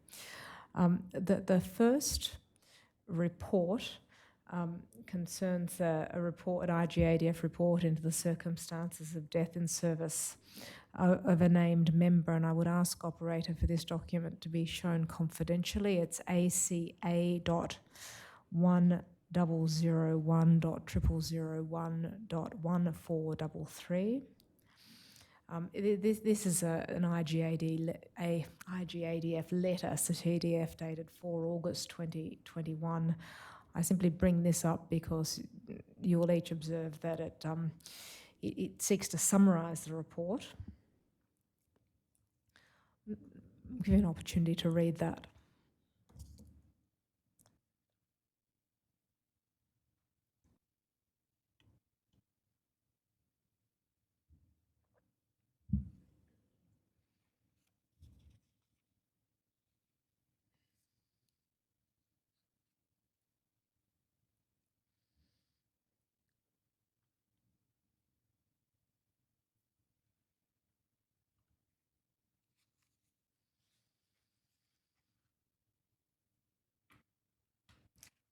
You've seen that. So the first thing you will observe that the relevant death, you'll see the date of death there, and of course you'll see the date of the correspondence.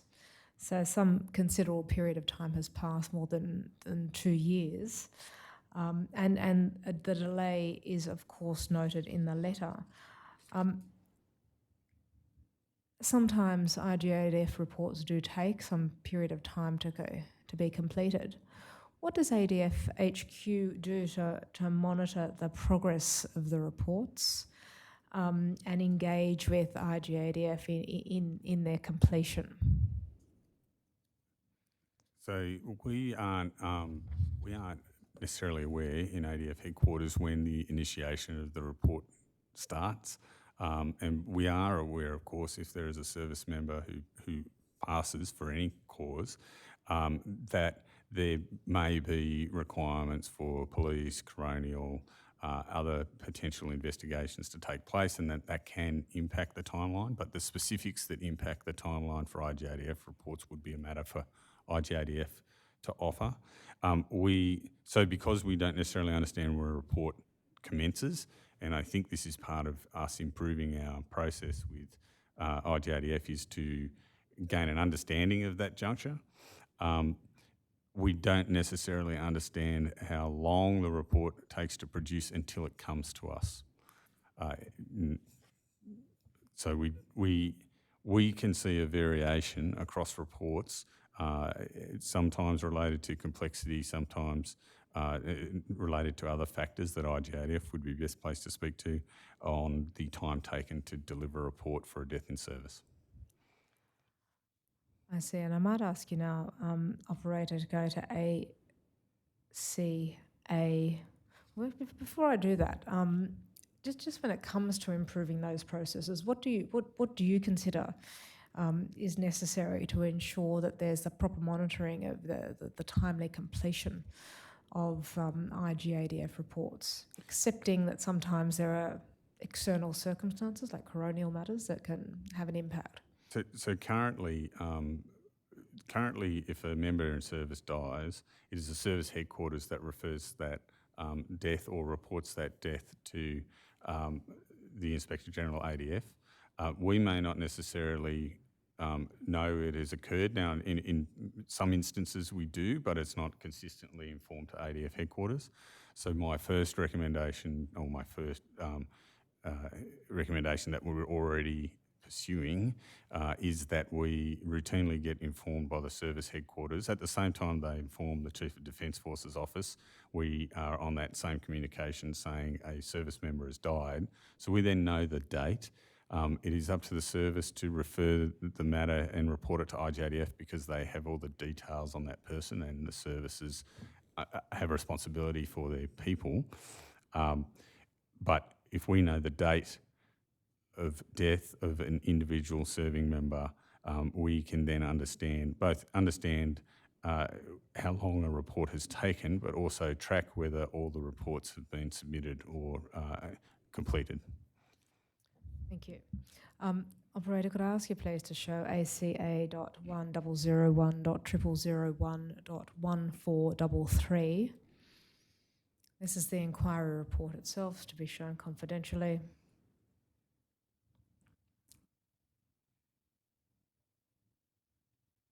Oh, at page 1449.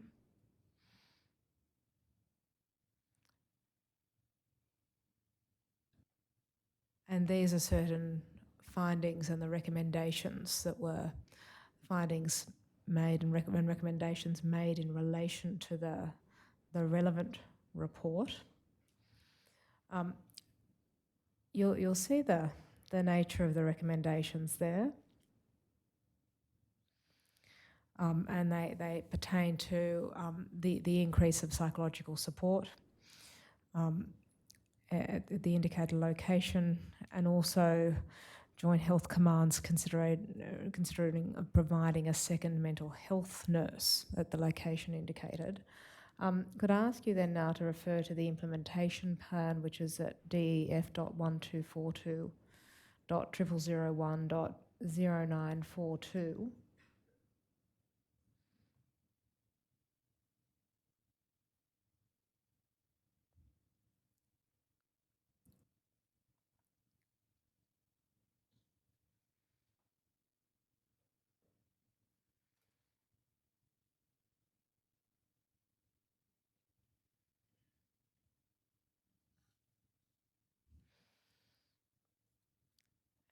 And whilst that's been brought up, I'll just raise two matters. Firstly, it might be of assistance to the Commission if you're able, by reference to the specific example, indicate how ADF HQ manages or monitors the effectiveness of recommendations once implemented over time, particularly because they might evolve over time with service demand or resourcing.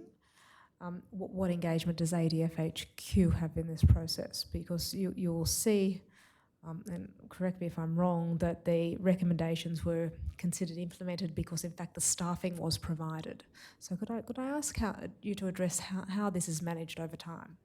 So we would seek quantifiable evidence that was, in this case, that actually was the case before we were to recommend to CDF that we close the implementation plan. But for any implementation plan, once it is closed, it will automatically shift into our assurance program, and we will revisit it either through just a health check or through a deeper analysis at somewhere between 18 months and 2 years, and then we can come back again later on, noting that the nature of some of the recommendations may shift if if it is a directive is issued but it is later on incorporated into policy, then perhaps we don't need to check that again because it's in an extant policy. Each recommendation would have to be taken according to its individual requirements, but it is about the assurance program that follows on afterwards. Yes, and just on that assurance program, is there ever a point where it will just always cease in respect of certain recommendations? I know some of them are ongoing, and I hear what you say about policies, but does there come a point when you say, well, there's nothing further to be done in respect of the whole of those recommendations? I would offer that the assurance function that the SIM team has been able to deliver, which started in Air Commodore Gunn's time, has not reached the length of life where we've seen that happen yet, but it is not unrealistic to expect that at some juncture, the recommendations are so we cease reporting on the recommendations and we close that element of assurance. And Air Commodore Gunn, I might invite you to comment in that regard. Yeah, I would agree with that. I think the longer term intent of the assurance function, it is still evolving and maturing. The longer term intent is that there be times where perhaps higher level assurance, whether that's an audit by Defence Integrity Division Audit Branch occur, and so go into a broader enterprise audit activity, but there will logically be a point where an implementation action or an effect is considered to have been achieved. Thank you. And I might stay with you, Air Commodore Gunn, as we bring up the next report. And again, this concerns another member. The document to which I will take you is in fact a CDF briefing note dated 6th May 2022, because it sets out a summary of the matters contained in that report. It's DEF.1242.0001.2173.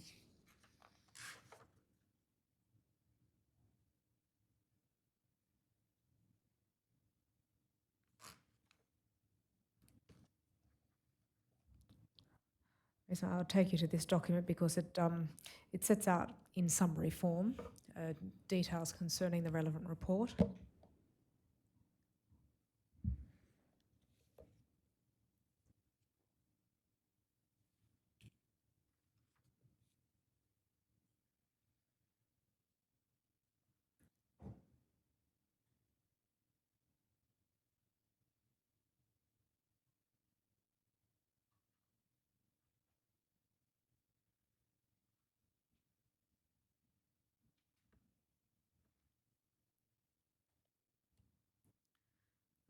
Whilst that's been brought up, I'll observe that it's the report itself, which we will go to as well, is a lengthy document with some 46 findings and 10 recommendations. And I think you'll see in due course that it's fair to say that the recommendations fall into two categories. So those concerning Defence's processes and policies and procedures, and then separately from that, recommendations that affect other members by way of administrative action recommendations, and in one case adverse administrative action.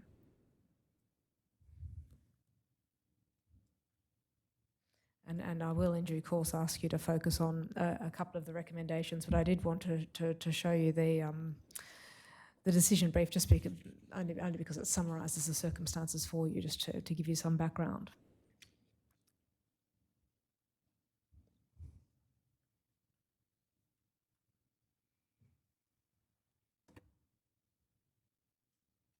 Operator, I'll just see if I can assist you by giving you the correct document ID.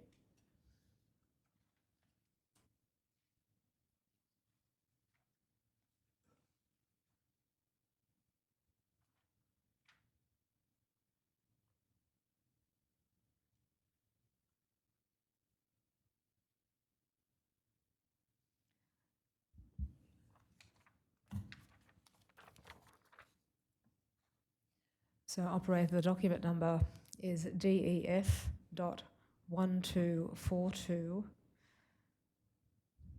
That's it. Thank you very much.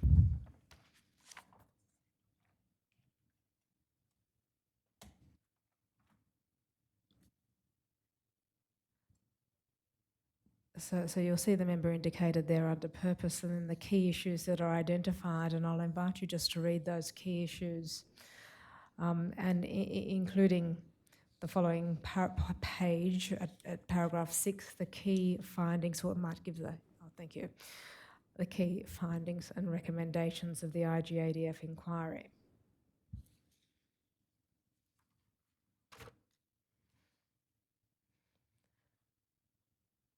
And you'll observe that that doesn't note, as I say, all of the findings and recommendations, there having been 46 findings and 10 recommendations, but nonetheless this will give you some background.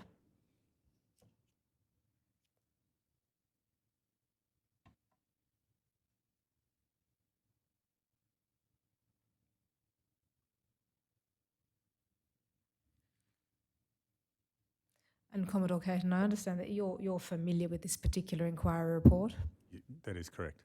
And I believe it's a case, isn't it, that you refer to the implementation of the recommendations in your decision brief for CDF dated 6 July 2023. Is that not right? Without seeing it, but I would have referred to it in a decision brief for CDF at some stage, yes. Yes, I'll assist you by having that document brought up. I just want to make sure that I have the document reference correctly noted.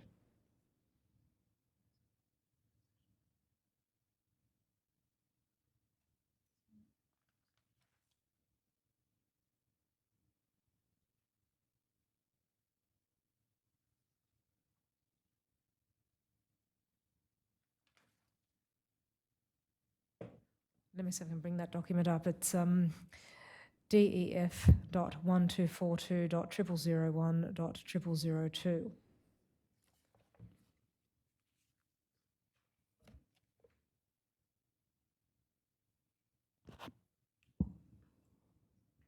And we have it there. And in particular, I'd ask your operator to go to page 0015.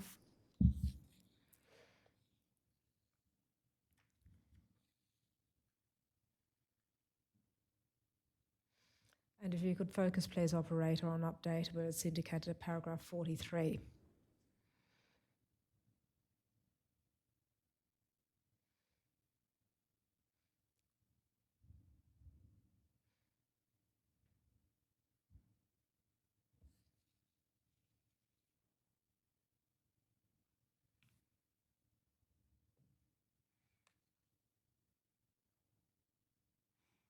So having seen this document, you're now familiar with it, Commodore Caton? Yes. Yes. And you'll see that what is recorded are the responses to the various recommendations, the 10 recommendations indicated, one of which was not agreed. Further recommendations were agreed with no further action. 2 of the recommendations were agreed, and a further 3 were agreed as modified. I might take you just to, by way of example, to 3 of the relevant recommendations, or should I say 5, they're in groupings of 3. The first one I will go to is recommendation 7, and operator, this will require you to go back to the IGADF report at DEF.1242.0001.216 at 2190.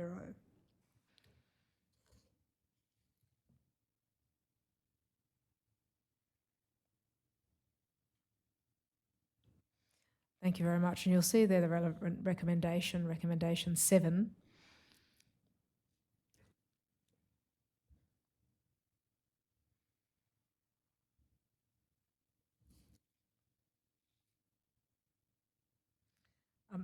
So the nature of this recommendation is, of course, precisely in the territory of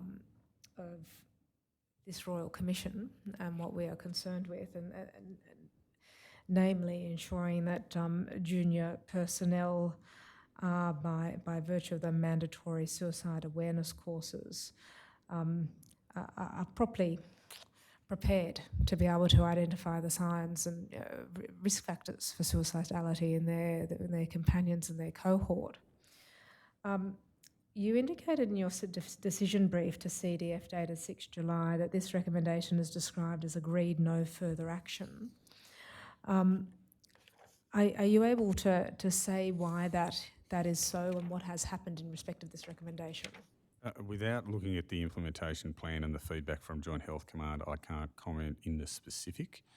However, my recollection is that the suicide awareness in the Australian Defence Force mandatory annual awareness training was already undergoing a review as part of the routine reviews, and that the incorporation of the elements that might make it resonate more effectively with younger members of the ADF was already considered as part of that review, and that new course would be rolled out in due course. So the intent of the recommendation was agreed, however, the action was already underway, or action that met the intent was already underway. And do you know what the status of that is? Whether it's, I understand it's being rolled out. Do you know when that might be completed? Or No, I don't know. It may have already changed. It hasn't changed in the life of me conducting my mandatory annual awareness training, but I'm not due until towards the end of the year. So it may have already shifted within that time. I'm uncertain. and of course, this particular IGADF report was released in May of last year, some 16 months ago. Would you have expected an update from Joint Health Command over the course of that period as to what is going on as part of the process of oversight and accountability in respect of this recommendation? We would gain that up. So it may actually be written in the implementation plan when the course was going to be launched, but we would gain that update when we go back and conduct the assurance activity. Thank you. And one question I have too, you'll see the wording of the recommendation. And it says Surgeon General of the Australian Defence Force consider reviewing the effectiveness of the mandatory course. A question for you is this: when it comes to reports that come from IGADF, to what extent is that language consider reviewing helpful to you when it comes to making affecting meaningful change in policies and procedures? You know, so should it be something more directive? So my view would be that the IGADF doesn't have a command authority over the Surgeon General ADF. CDF has a command authority over Surgeon General ADF. So while it might say consider review, the act of CDF accepting that recommendation turns that into review. I see. And that forms part of the plan that is then, it's necessary for the Surgeon General then to implement. Yes. And is that is routinely the case? It's routinely understood that would be, that's the intent. If CDF has agreed to an implementation plan, you would be straying into danger if you decided you were just going to consider it. Yes. If I could ask you now to go to recommendation 3, please, operator, and that appears on page 2187 of this document. Thank you, and I'll ask you to focus on that. Thank you.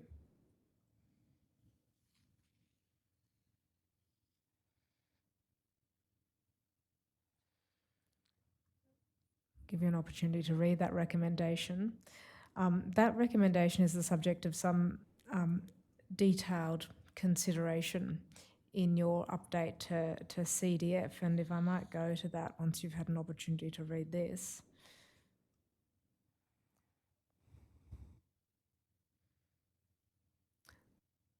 So, operator, might I ask you now to go to DEF.1242.0001.002, again at page 0015.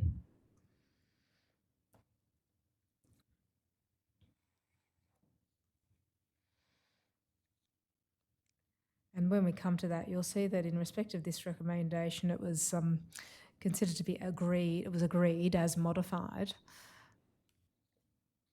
And that's recommendation 3 from paragraph 46 onwards. And you'll observe there that it remains open.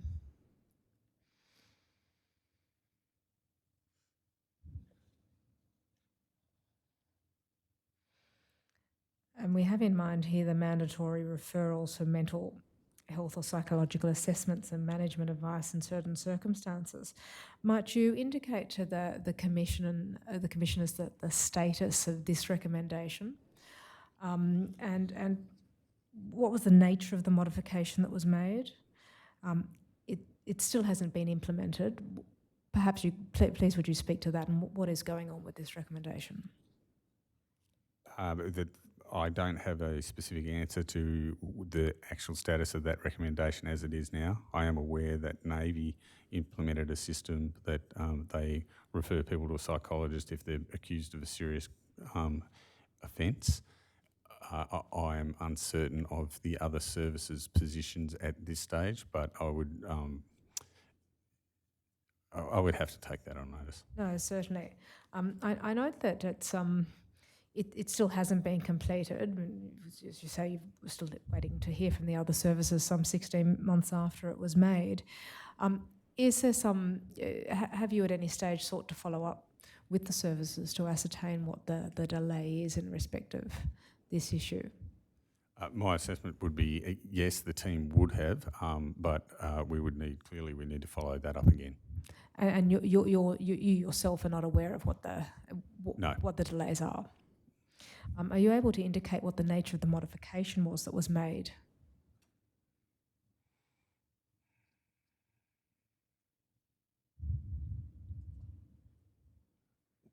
Well, I think the modifications would be individual, dependent on the services, and it would be largely around what constitutes their training training paradigm for command or subunit command, and so there would be an individual solution within that training paradigm.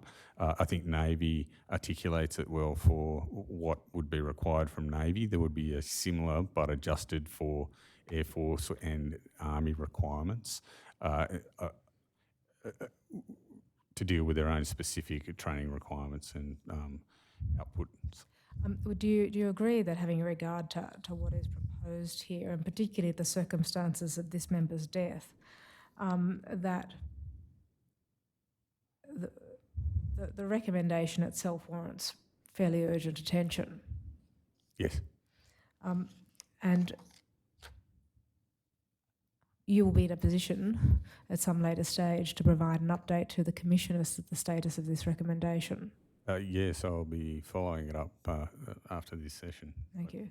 And at this stage, you're not able to indicate why it is that there's any delay? No, and it may be. I'd rather not offer a excuse. And you're not able to indicate what steps, if any, ADFHQ has undertaken to finalise its implementation? All I would say is that for any implementation plan, there are regular touch points with the services in terms of tracking progress. I would have to dig into the files to understand why this has been delayed, or if it hasn't been delayed, why we haven't captured that. It may be that the reporting on this issue came in after biannual update to CDF. I would be speculating, and I don't wish to do that. No, I understand. And when you say regular touch points, what do you mean by that? So the Director Sim has a sync with her counterparts across the organisation every fortnight, but there's daily dialogue between the directors of the Sim teams or Sim team equivalents and also the counterparts within our organisation, so within the Sim team and their equivalents within the service headquarters. So, I see, thank you. Might we go now, please, operator, to recommendations 4 through to 6. They appear at DEF.1242.0001.2176 at 2189 of the report.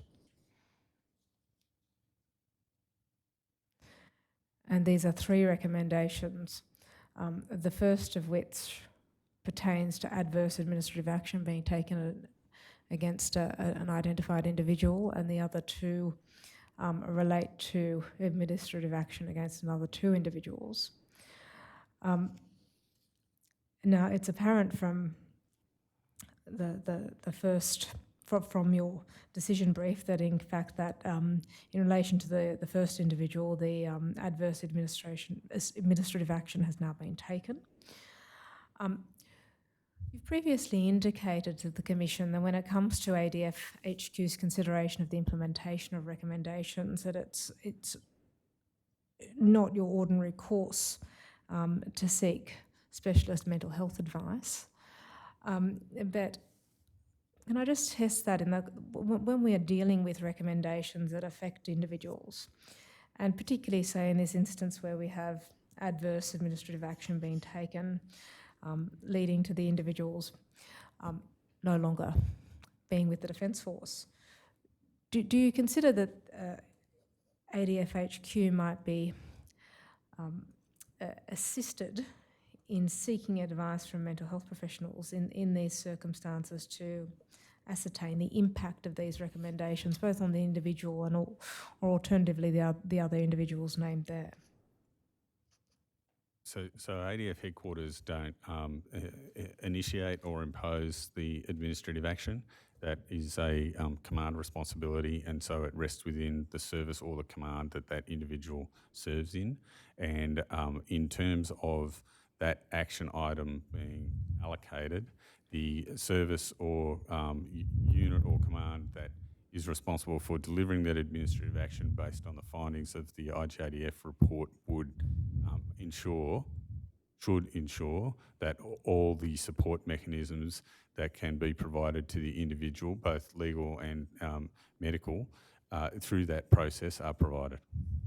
Nonetheless, they do that upon recommendation from CDF, from ADFHQ, that's correct, isn't it? Well, they don't have to specifically act on a recommendation for those specific aspects. It is, it's a standard command responsibility to look after the mental health and well-being and also the legal entitlements of the individuals who are facing administrative action.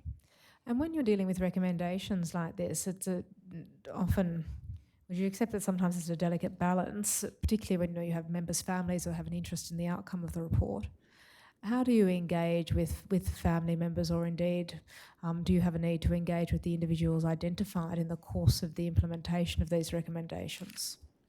So in terms of the recommendations or the nature of these recommendations, the family would largely or potentially have seen the full nature of the recommendations, as I can see them on the screen in front of me, in the private reading with IGADF of the unredacted copy of the report. Now, if we were writing to them, so they would understand that these recommendations had been made, in writing to them or communicating to them, I would just provide them a update as to the implementation of the recommendations and not be as specific as those recommendations there. Thank you.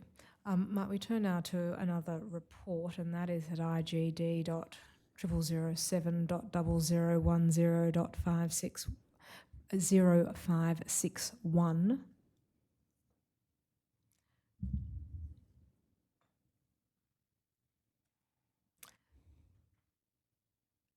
Now, you have an opportunity to see the nature of that report there. Is this the type of report that routinely goes up to ADFHQ, and if not, why not? Perhaps you can speak to this. No, we don't see this report, which to me would be a redress of grievance.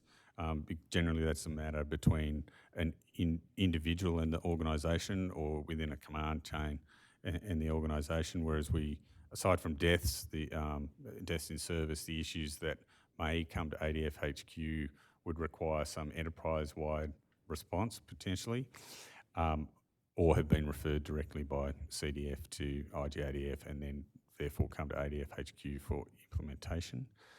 So in this case, no, we don't see a redress grievance.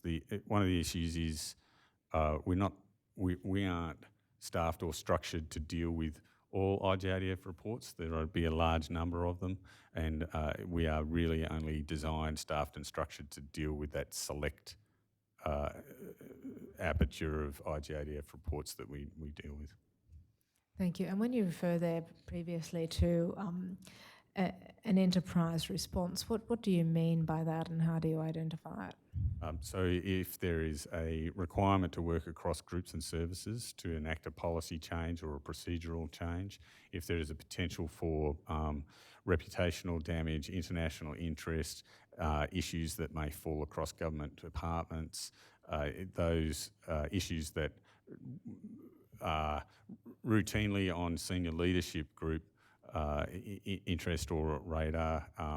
So it's not to diminish the importance of the redress of grievances, but there are many of them, and they are dealt with between the individual and the organisation, and between their command chains. They don't necessarily elevate to ADF headquarters in terms of an enterprise-wide response.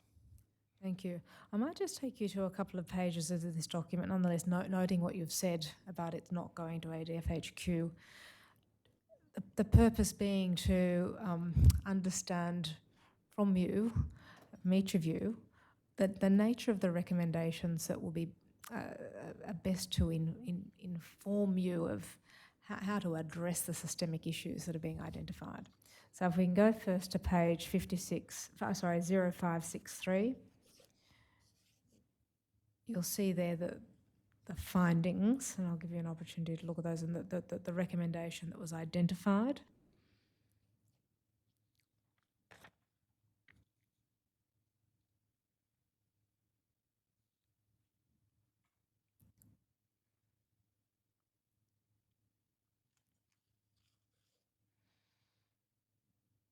And then after you've had an opportunity to read those, in a moment, operator, I'll ask you to go to page 5666 and 567.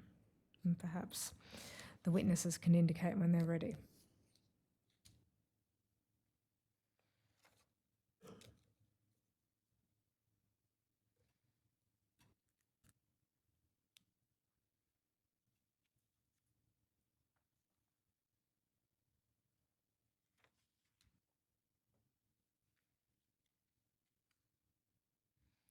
Content to go to those, to move to those other pages. Operator, if we can go to page 0566 and 0567. And in particular, I have in mind you're considering the section concerning the assessment of the routine inquiry.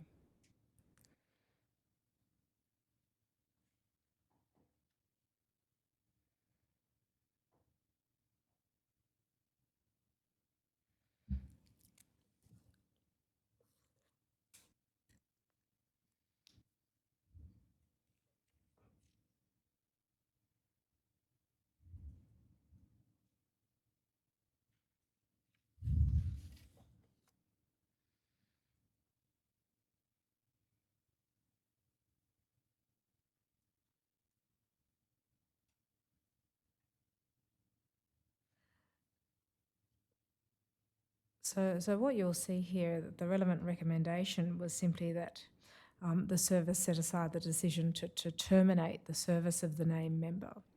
But in the course of lighting upon that recommendation, what is identified in the report, serious procedural flaws, including a lack of procedural fairness having been provided to that member. Yet nonetheless, there are no recommendations that seek to address in any way the systemic issues that may, or particular issues even, that may have given rise to those underlying problems.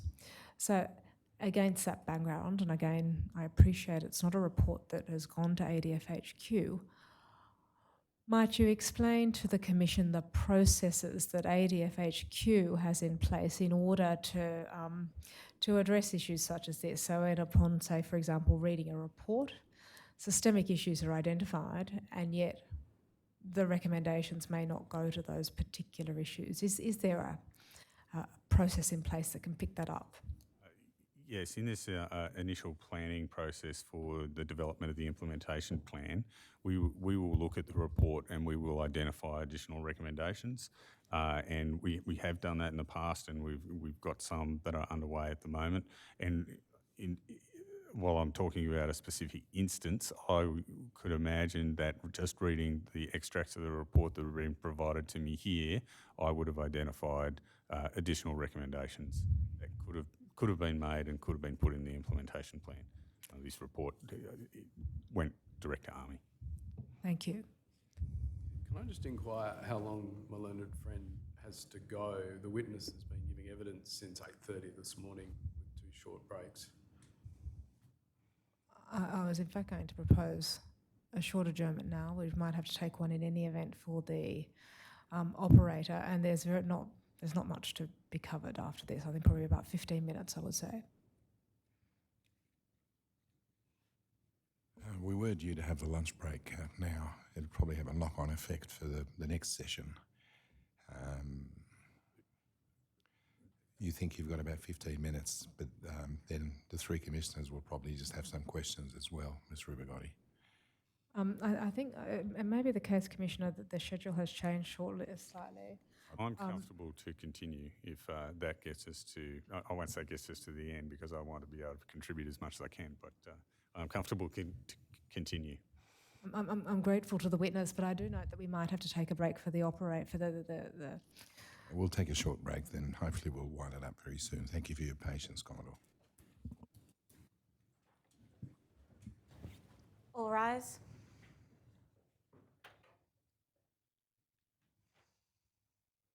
The Royal Commission into Defence and Veterans Suicide will now adjourn.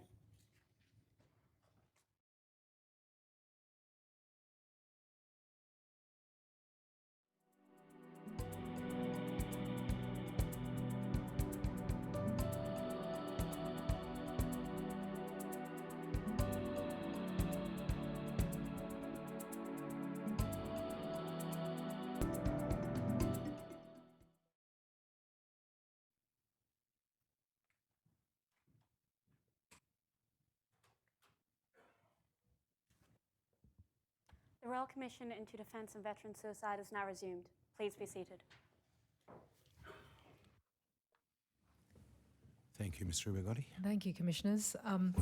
Commodore Caton, I might just take you to a document that we addressed just before the break, and that was the decision brief. It was the biannual brief dated 14 July, or you signed off on it on 6 July 2023. That's DEF.1242.0001.0002. And in particular, I'll take you to pages 0015 to 16 of that document. Now, I brought your attention to that document in the context of certain recommendations that were being implemented in response to an IGADF report concerning the death of a member. And in particular, in relation to recommendation 3, I took you to the various steps that were being undertaken by the various services to implement that recommendation. I'll just find the relevant page for you. 0015 to 0016.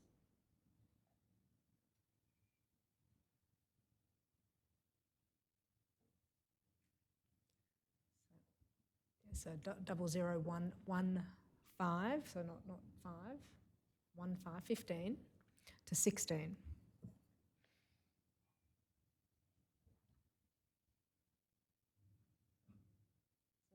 So we have pages 5 to 6 displayed, and I'd be grateful if you display pages 15 to 16.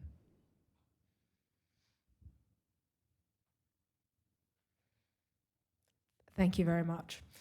So you'll see there, Commodore Caton, there's a reference there to recommendation 3, and you addressed certain activities that were being undertaken by Navy, and I think you did address the position respect of Army and Air Force, but I might ask you whether there's anything you wish to add, because I understand that when I asked you the question on the last occasion, only the first of these pages was displayed, so there might be something you wish to add to your answer.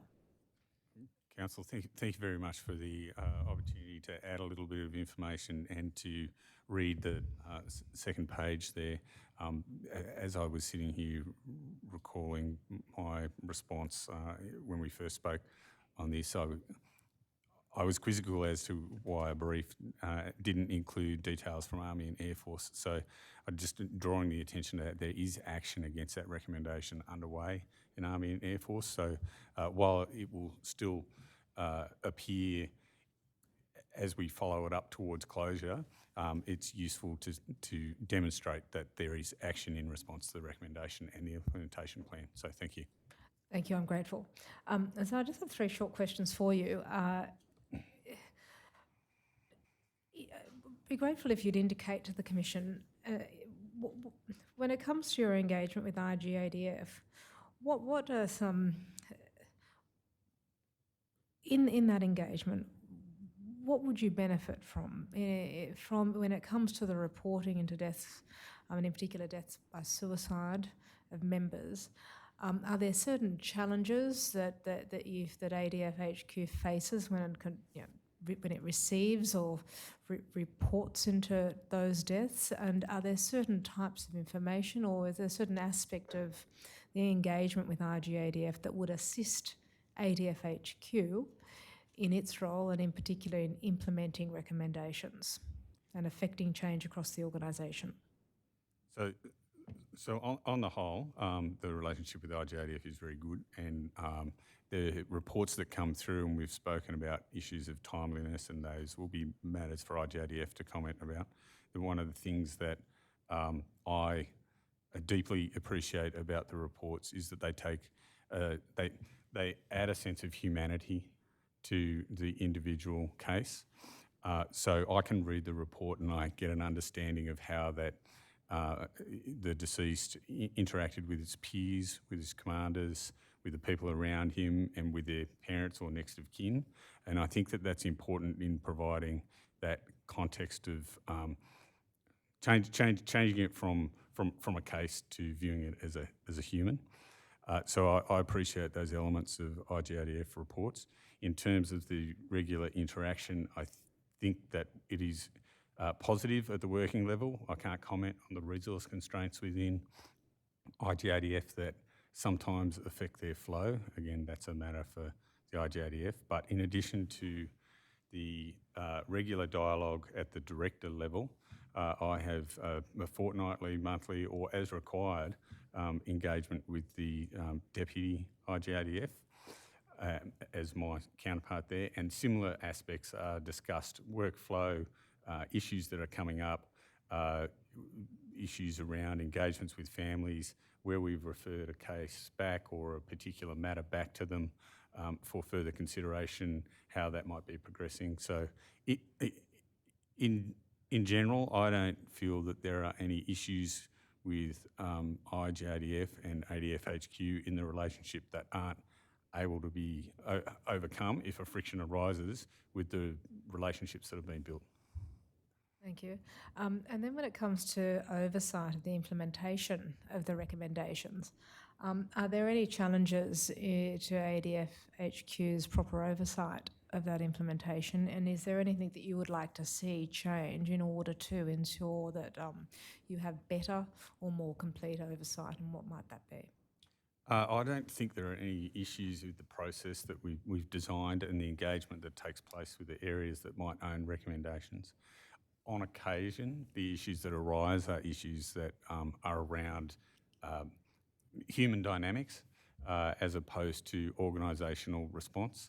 So a recommendation might go to an area that is very busy and it pays dividends to invest the time, often in explaining to them the context of the recommendation, the importance of the recommendation, and the requirement to deliver an outcome on the recommendation, not to simply say, if you are busy, not agreed. Now, that doesn't happen often, but it has happened once or twice during my tenure, and I find that contextualising it, explaining it, talking about the importance of it, breaks that barrier very quickly.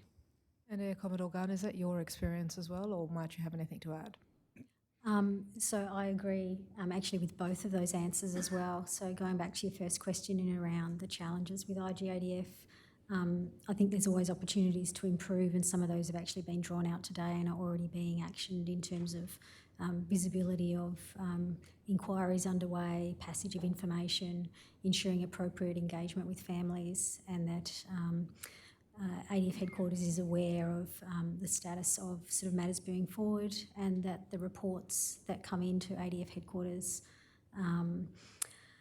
contain relevant data points to enable analysis or assessment of themes or trends in that sort of space as well. And I think the strengthening of the way that recommendations are written is another area that's been identified and has started to be worked on over the last 2 years as well, ensuring that recommendations are written in such a way that they at least follow broadly sort of the SMART principles, so that it's very clear what is the effect it's looking to achieve, what has led to that recommendation, and what is the tangible thing that could sort of be put into place. In terms of the challenges in and around implementation and assurance, I agree with Commodore Caton that the processes and the structures that have been put into place are, by the sound of it, working well and is intended as they should. Where it comes down to is that ongoing, with changeover of personnel, the ongoing education, informing and ensuring that those in those positions of authority or accountability understand the why and the importance of the action or the implementation action, and that the impact of that is often broader than what is within their narrow remit. Thank you. And finally, you mentioned there data and trend analysis over time. And this goes to the last point that I want to raise with you. What are the particular challenges that attend that you have observed in your role at ADF HQ? And I'll ask you the same question, Commodore Caton, and how might they be improved? And do you consider that the new program that has been put in place, GIT, is directed, at least in part, to addressing that? Yeah, so during my tenure, I think the biggest challenge in that space was, and this was really drawn out when we were pulling together historic reports to provide to the International Commissioner, that the data is all embedded in documents that are PDF'd. The level of information that was contained in each report differed in terms of service details, in terms of location. A whole range of sort of data points weren't consistently included. And so to try and connect dots or find themes or similarities, it's a human process, a human endeavour. And while some of that can be drawn out and entered into a spreadsheet, which was the process at that point in time, that becomes quite a subjective process and a resource-intensive process when you're reading through reports, pulling out pieces and then manually entering them into a spreadsheet as well. So in terms of, I can't speak to the tool that's looking to be implemented, but yes, that was a challenge sort of during my tenure. Thank you. Commodore Caton. So I would recognise that that challenge existed still exists when I started my tenure, and has been ameliorated in some degree by the establishment of 2 positions of data experts within the team, but they are still managing data in a hydraulic process through spreadsheets. There are 2 elements that will improve our ability to analyse data or access and analyse data. One will be case, as that's developed, so we'll be able to draw down data sets from case and provide an analytical lens to what that tells us. And the second is the introduction, hopefully before case, by the end of this year, of the GIST, which will help us do some deeper analysis of our implementation and implementation across the services and service groups.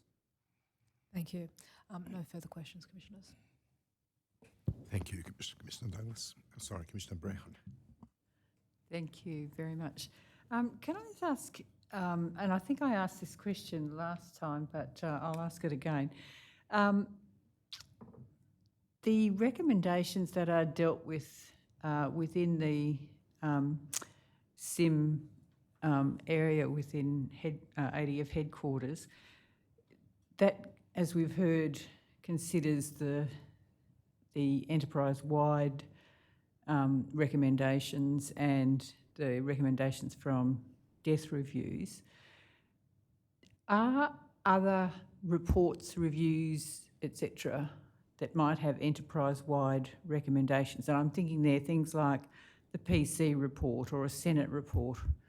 Do they go in through the same area? And is there the opportunity to look for the similarities between other types of reviews and what you've currently got in your workload? So they don't routinely come to us. We would probably be aware of them, and it depends on the specific subject matter, but a lot will tend to flow through Defence Personnel Group. However, we tend to maintain an awareness, I would say, of those reports and the outcomes and the recommendations, and to make an assessment, and this is going to be able to be improved with the additional data people, but hopefully with the gist. Make an assessment as to where recommendations might complement each other, potentially be in conflict with each other, or have previously been attended to. How do you maintain that awareness? At the moment, we maintain that awareness, but there's an internal process if a report arrives, for instance, in Defence Personnel Group, where they would disseminate the report and action items for any recommendations for that report, or wherever. I'm just using Defence Personnel Group as an example. But we would generally pay avid interest to those reports and the outcomes, even if they didn't pertain to ADF headquarters business. So my team will read them, I will read them, we will, because we provide a service to VCDF and the Chief, often they come in through governance and coordination team as well, so they will be looking for action item points. So there's definitely a landing point for those types of reports within ADF headquarters, whether we have action role or not. I can add a little bit to that as well. So one of the functions of the Chief of Staff of ADF headquarters is to connect activities across the organisation and to bring the service groups in particular into alignment on particular matters, which is why the Chief of Staff position is invited as an observer to the majority of Defence senior committees. So if you're talking about a Senate inquiry, those tend to be reported, their progress tends to be reported through a Defence senior committee depending on the content. So the Chief of Staff is an observer on all of those forums, and invariably they or their team are invited to participate in working groups that are teasing out or working through any of those matters as well, why they may not own them, to ensure that there is that visibility and that ability to make those connections. Okay, thank you, that's very helpful. I just want to go back to, we're talking about implementation of recommendations, and Commodore, I think you were saying that you previously used to feed back to families at a minimum period of every 60 days, and you changed that. My first question is, was that change as a result of that complaint about the going to 63 days, or was it changed for some other reason? It wasn't in response to a complaint. We have made a decision that we would rather not bound it by a specific time, and we can provide updates where there may be no progress, but we would really like to be able to update progress, and the families can advise us how much or how little contact they would like. So my question then is, did you actually consult with families before you made that change? No, we didn't. I guess, given that we've heard today there's sometimes quite lengthy delays in matters being progressed, whether families might be sitting there thinking, I've no idea. In the very initial letter that we send them, they are invited to contact me if they would like an update. So if they would like an update, they can contact us. We're just very conscious of this sort of tension between flooding them with either no progress or providing updates to families that don't want them. So we're trying to balance that sensitivity in engaging the families. Yeah, and I absolutely appreciate if the families have said they don't want contact, then that should be respected. But equally, if you said you'll contact them when there's something substantive to tell them, but it may be several months, whether how they experience that. We would endeavour to provide them an update if it looked like it was going to be an extensive period of time, say 12 months, an update, but be careful how we framed it in terms of progress. Can I just ask then, in the actions arising out of the assurance check report, the 57 deaths, and there were some actions for Joint Health Command and there were some actions for the services, and you indicated that they've chosen to do a review of 10 individuals for both the health and the services.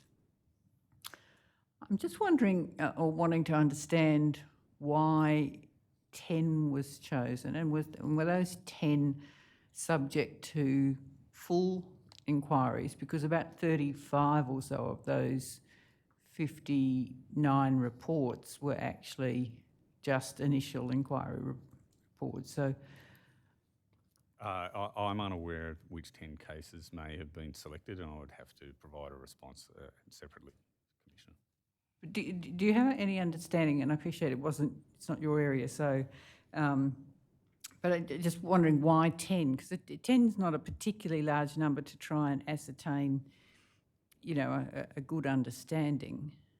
So I couldn't convey the deliberations that went behind the selection of 10, other than to provide the context that in terms of the resources requirement and the time that it might take to do all of them, there's a view that the resources may be better utilised looking forward as opposed to necessarily deep diving looking backwards. In the July 2023 SIM update to CDF, there was discussion about the Enduring Defence Suicide Death Review process. And I took that to mean that that's something that you're doing within ADF, not what's happening within IGADF. Yes, that's not what's happening within IGADF, and that is part of what the additional work from 2204 will start to inform, but it is being driven by the Mental Health and Wellbeing branch, so that they'll be the fusion point for the information that is provided by ADF headquarters, Joint Health Command and the services, and they've developed that enduring process. Okay, so do you have a time frame when that's likely to be? No. I couldn't answer that question, Commissioner. But one can only assume that it's not intended to duplicate what the IGADF would otherwise be doing. No, it's not intended to duplicate what the IGADF do. My understanding is it is more of a short learning loop. So if immediate actions are identified, they can be implemented very quickly.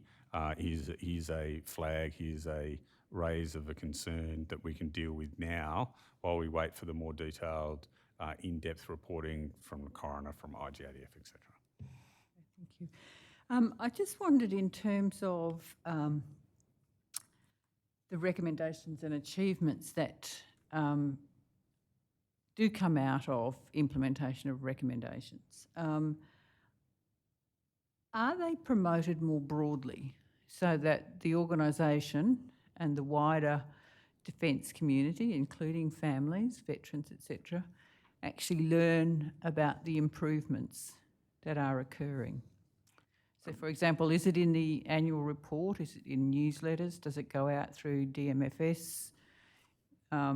Is there any way in which people get to hear that things are changing? My short response would be no, but to add some sort of clarity to that is that there is communication around a range of changes that occur across the Defence Force and the Defence Organisation that are geared towards individual welfare, but we've never intrinsically linked them back to an IGADF recommendation or a coronial recommendation in terms of that communication strategy. It is more communicating these new mechanisms are available or this policy has changed so people can understand it, but not linking it back to ADF headquarters or an IGADF outcome. Okay, and the next one's not so much a question perhaps, but just a reflection. Yesterday we heard from a witness who was actually referring to DVA, but he was promoting the concept of a culture of excellence. And he said that a culture of excellence requires some fairly ruthless self-reflection and relentless optimism. I guess I was wondering whether you thought within your part of the ADF you have a culture of excellence that meets both of those criteria. I mean, obviously, as the Chief of Staff of ADF Headquarters, I would like to think that ADF Headquarters has a culture of excellence. I would attribute that to the drive and the talent of the people that actually work for me, as opposed to anything I may actively contribute. But I see that replicated in various areas across the Defence Force, and I see a deep caring for our individuals and our personnel as a singular goal from our leadership, but also reflected down at the unit level and amongst people at the working level, in amongst peers, superiors, and colleagues. There are obviously we have a thatchwork of policies to guide our behaviours and guide our actions, and there are, unfortunately, as we see, tragic circumstances where people slip through, or they have a bad experience, or they've run into a poor supervisor, or they have dropped into a microculture within Defence that has not supported them. And I think we all reflect very deeply on that, and we're very keen to hear views as well as our own actions to address that. Thank you. Thank you. Commissioner Douglas. Thanks for your evidence, but I have no further questions. Thanks. I just had a couple of questions, and I'm conscious of the time, Commodore, and we have had you in the witness box since 8:30 this morning, as Mr. Fordham pointed out. Are you familiar with the DART reports? I'm very familiar with the DART reports, Commissioner. You may not be in a position to comment on this, but I am interested in your views. Are there any recommendations or follow-up actions from that inquiry that you're aware of that are still on the books, yet to be acquitted? So I couldn't speak specifically to the recommendations from the DART report as being still on the books, but one of the other areas of ADF Headquarters, and we could probably spend until 8:30 tomorrow morning talking about it, so I'm not really making the offer, is the Defence Response Unit. And the Defence Response Unit's predecessor, the ORU, was set up to provide individual responses to those people who are aggrieved and identified under the DART process, and then continues today to provide individual restorative effect to victims of historical abuse. Thank you. Many of the recommendations we've seen, and the ones we've seen today, in fact, on the screens here, recommend that various units or individuals consider a particular course of action. What's not clear is what happens after that. It's acquitted. Is it acquitted because they've considered that recommendation, or how do you follow up on what happens next? My view is that the use of the terminology is consider, and you might ask IGADF around this, because he doesn't have a command authority over people in the ADF, and that by CDF receiving the report, signing off on the report, certainly from ADF Headquarters' point of view, I don't know how the other services that receive reports directly view it, but my view is that if CDF accepts a recommendation, the recommendation might say consider, but CDF's direction is make it so. Thank you. Just one final point.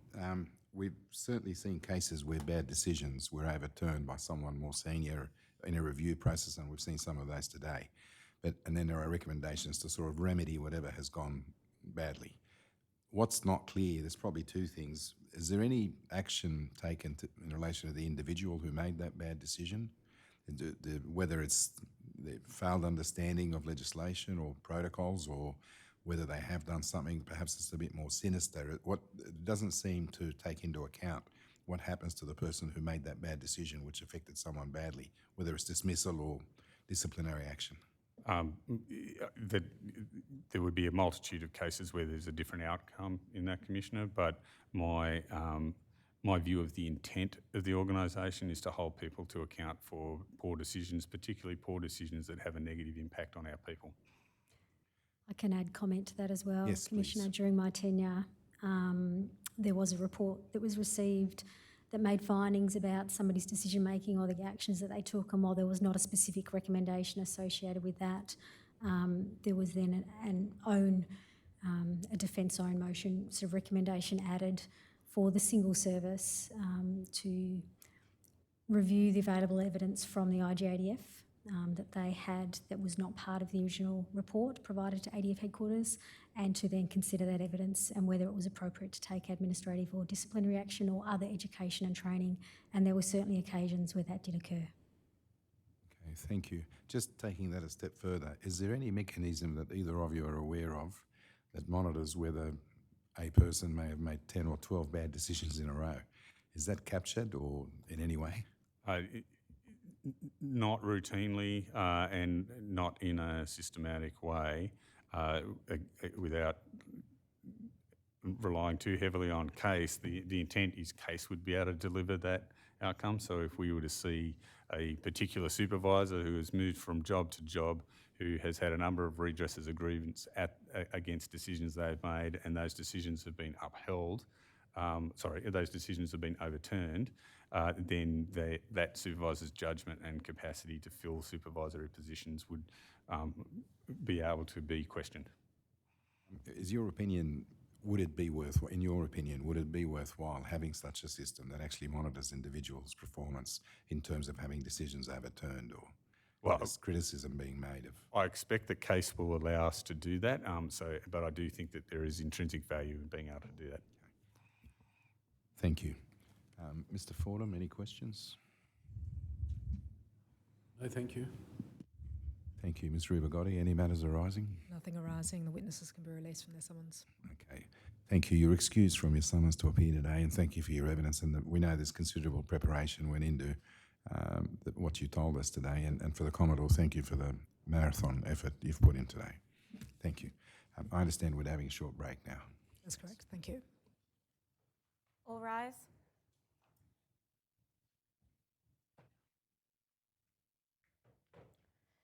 The Royal Commission into Defence and Veterans Suicide will now adjourn.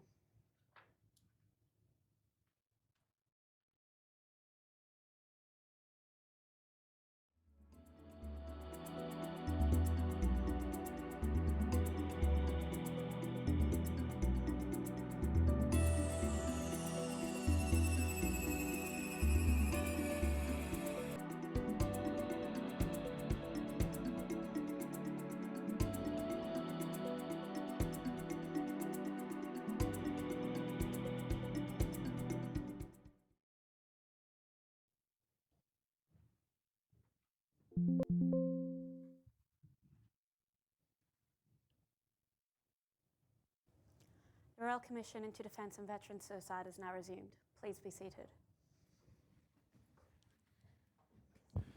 Good afternoon, Ms. Longbottom. Good afternoon, Commissioner Caldas. The next witness is Mr. James Gaynor. Mr. Gaynor is the Inspector General of the Australian Defence Force, a role he has occupied since the 1st of December 2016. I call Mr. Gaynor.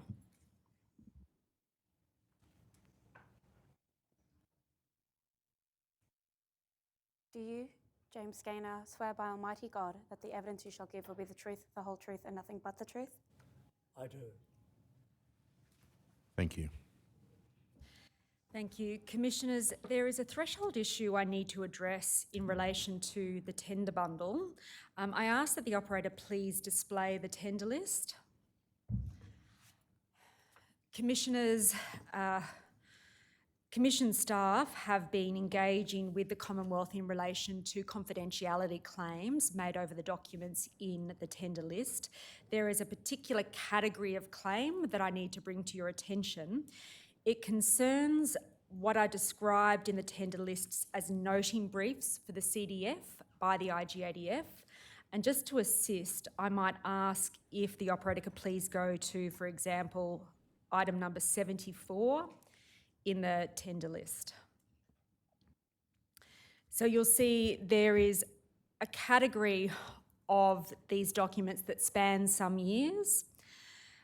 The Commonwealth indicated to us earlier today that they make a full confidentiality claim over these documents because of non-SES names, signatures, contact information, and for sensitive personal information which will identify individuals due to places, dates, ranks, and incidents.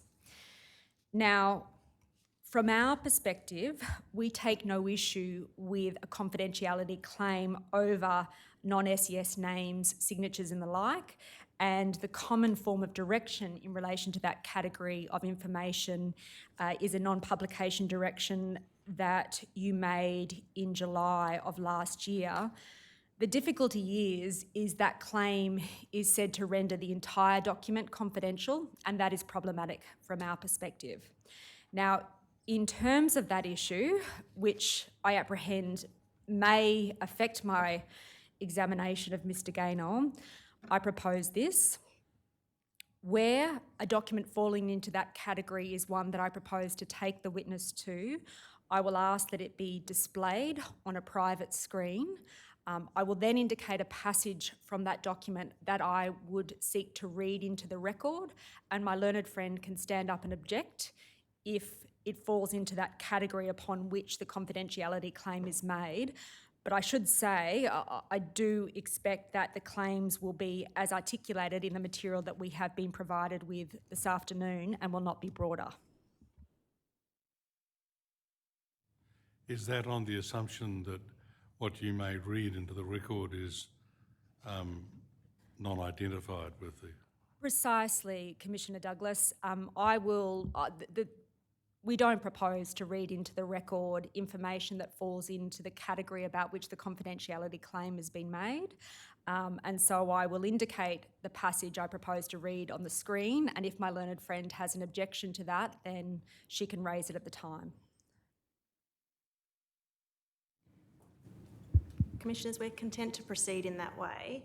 I've only just seen this table for the first time. I had understood that there were some of these documents in the category of noting brief where, in addition to the document potentially allowing the identification of an individual, it may also refer to, for example, an ongoing investigation where there might be a claim in the nature of a public interest claim to do with harm to the public interest in disclosing information about an ongoing investigation.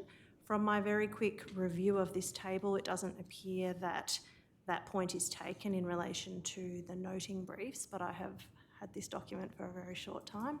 We will proceed as my learned friend has indicated and see how we go, and I will hope to intervene as little as possible. Thank you.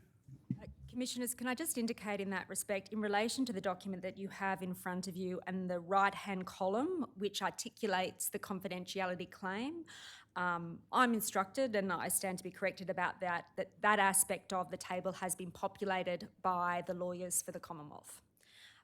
But having made that comment, I've got nothing further to say about the tender list, and I seek to tender the documents described in the list in the manner in which they're described. We can't actually see it at the moment. Okay, it's back up.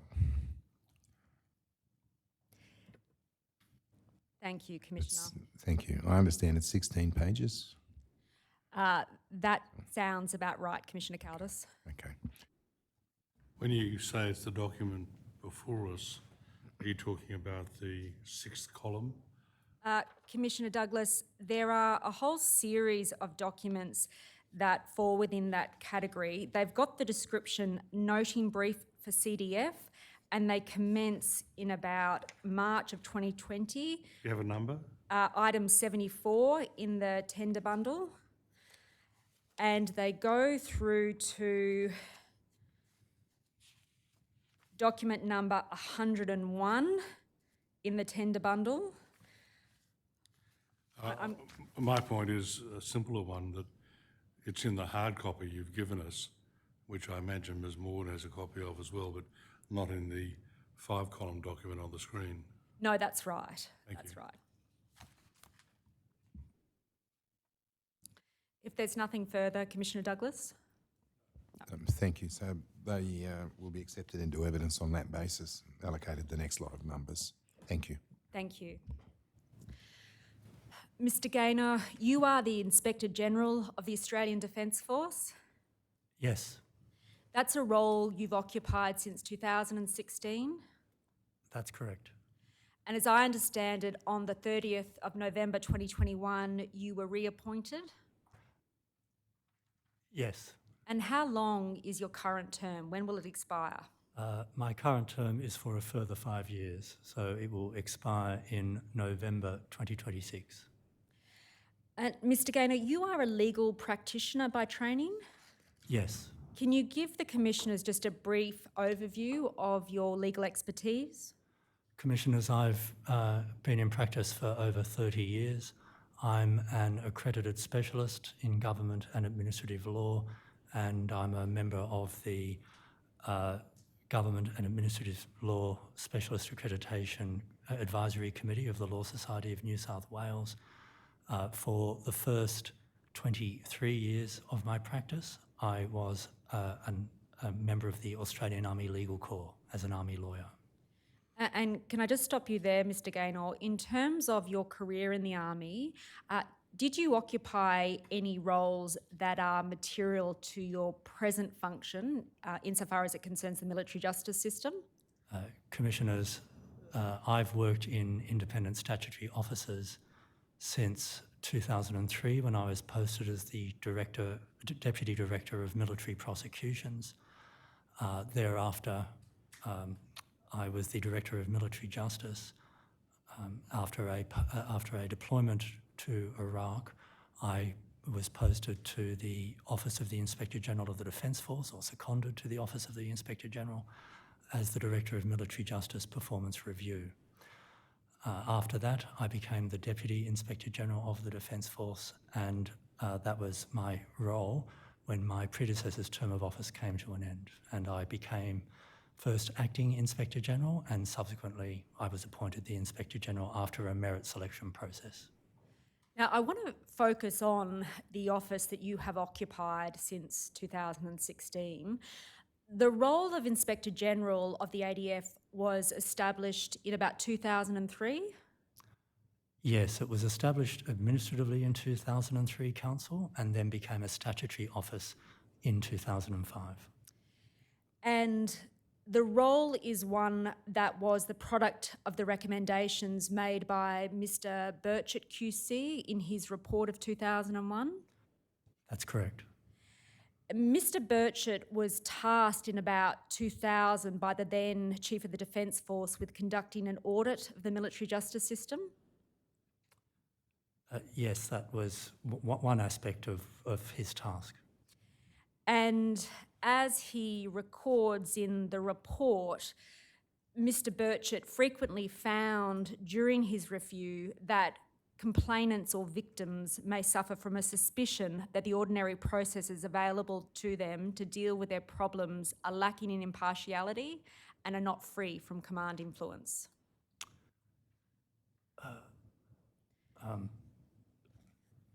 I am not absolutely certain, but I will accept what you're telling me, Council. If it assists, Mr Gaynor, why don't I take you to the background paper that I understand you had a hand in preparing? Can the operator please display document number IGD.quadruple9.0002.003?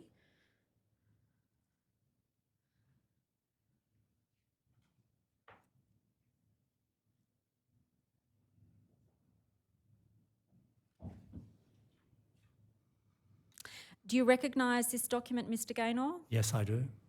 And this is a document that you had a hand in preparing? Yes, Council. It is a document that is a background paper that accompanied a response to a notice to give that was issued by this Royal Commission?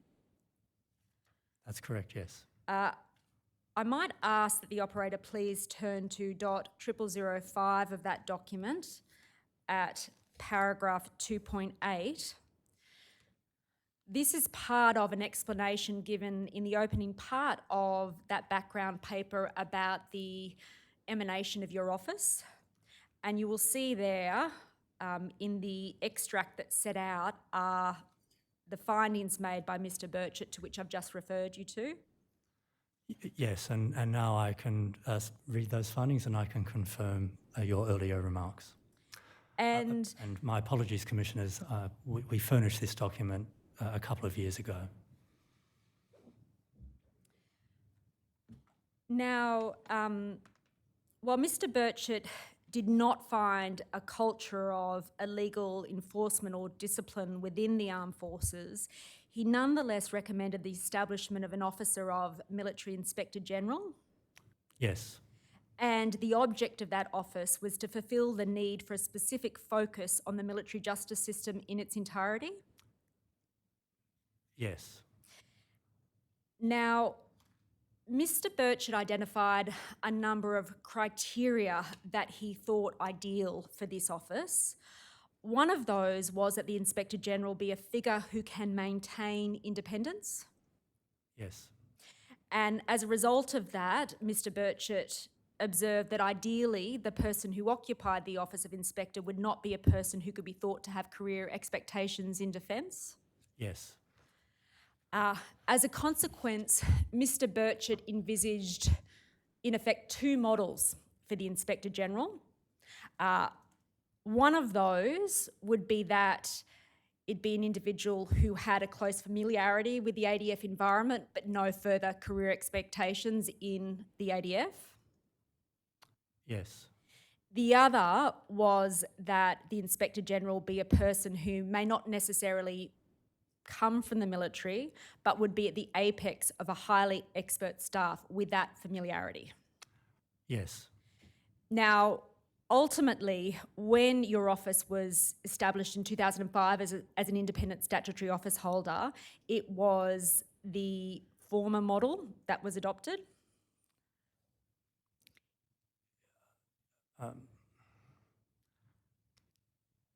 Largely, yes, Council. There are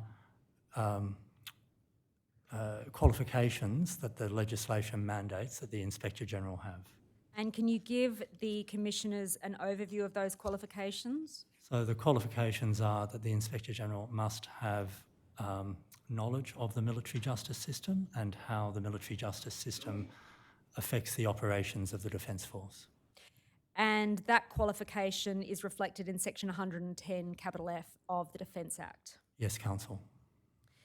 Now, on that point, just in terms of the structure of your role and the office that is under your direction, am I right to understand it that the Office of the Inspector General of the Australian Defence Force sits within Defence? It sits within the defence portfolio, yes. And in terms of your role, you're an independent statutory authority, but who are you accountable to? So I'm ultimately accountable to Parliament. I report annually to Parliament. And with the exception of reporting annually to Parliament, what form of oversight or accountability is there of your performance of your functions?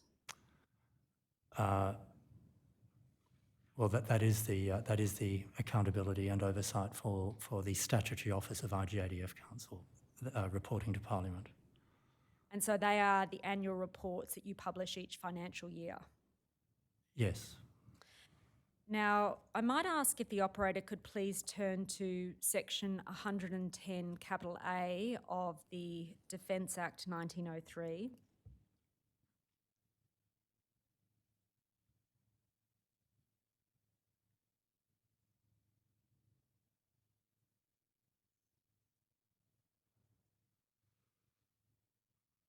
And operator, can you please turn to Section 110 capital A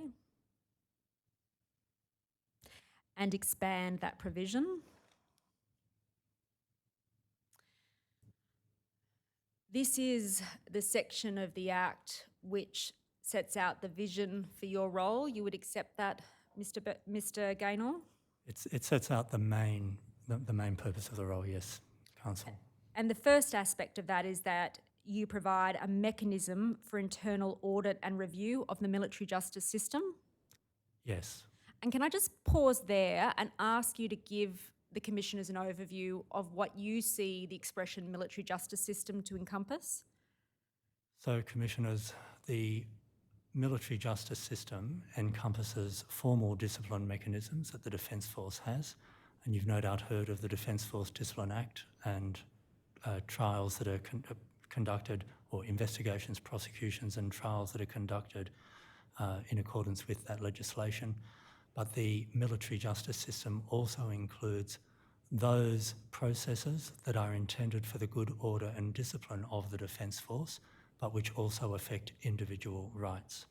And those administrative processes are also part of the military justice system, and they include the handling of complaints, the conduct of administrative inquiries, making sure that they are conducted fairly and that witnesses are informed of their rights and obligations, and finally, the taking of adverse administrative action is the fourth component of the military justice system, and you would have come across that during this commission in the context of notices to show cause for termination, for formal warning and censure, but adverse administrative action can also include counselling as well.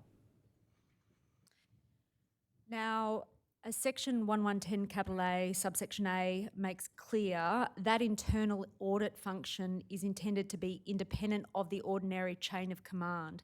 How do you interpret that expression, ordinary chain of command? So the word ordinary is almost redundant there, Council, I would say. It is to the internal audit, or the audit and review function is independent of the chain of command. In other words, it's independent of the Defence Force, but increasingly as ADF members find themselves in environments where their supervisor may be a civilian or a member of the public service, then the chain of command also refers to those supervisors as well. And is your office entirely independent of the chain of command in the sense of the connection between your role and that of the Chief of Defence Force?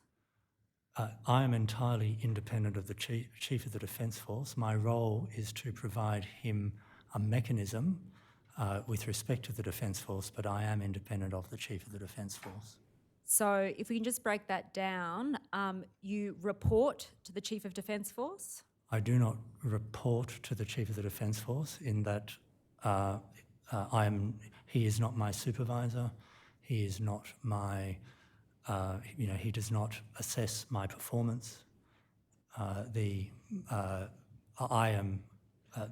is, if you like, my principal customer by virtue of Section 110 capital A of the Act. Do you see yourself as being in any way accountable to the Chief of the Defence Force? No. But there are circumstances in which you act under his direction? That is correct, but limited circumstances set out in the legislation. And those limited circumstances principally comprise, and correct me if I'm wrong about this, aspects of your investigation and inquiry function? Yes, the Minister for Defence and the Chief of the Defence Force each have a power to direct me to inquire into any matter affecting the Defence Force. So if we can turn to subparagraph B of Section 1110 capital A, that envisages that your role as a mechanism for a way in which issues with failures and flaws, rather, in the military justice system can be exposed and examined so they can be remedied. And again, that power is expressed to be, or that function is expressed to be independent of the ordinary chain of command. Yes, Council. So would it be fair to say, Mr. Gaynor, in terms of what the statute envisages of your role, is that you will be an effective oversight mechanism for military justice matters within the Australian Defence Force? Yes, Council. And that really has two aspects of it. One, you exercise your functions to identify failures and flaws within the system where they exist. Yes. and the other is that you exercise your functions in a way to bring those failures and flaws to light so that they can be remedied. Yes, Council. Now, Although, sorry, Council, I should clarify, I do not have any executive authority to remedy those flaws. I make recommendations to officials who can.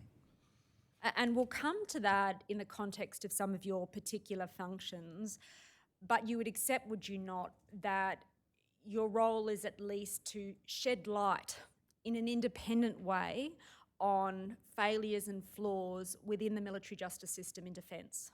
Yes. Now, can I just take you to the most recent annual report that's been issued by your office? Operator, can you please display exp.0011.0001.0001?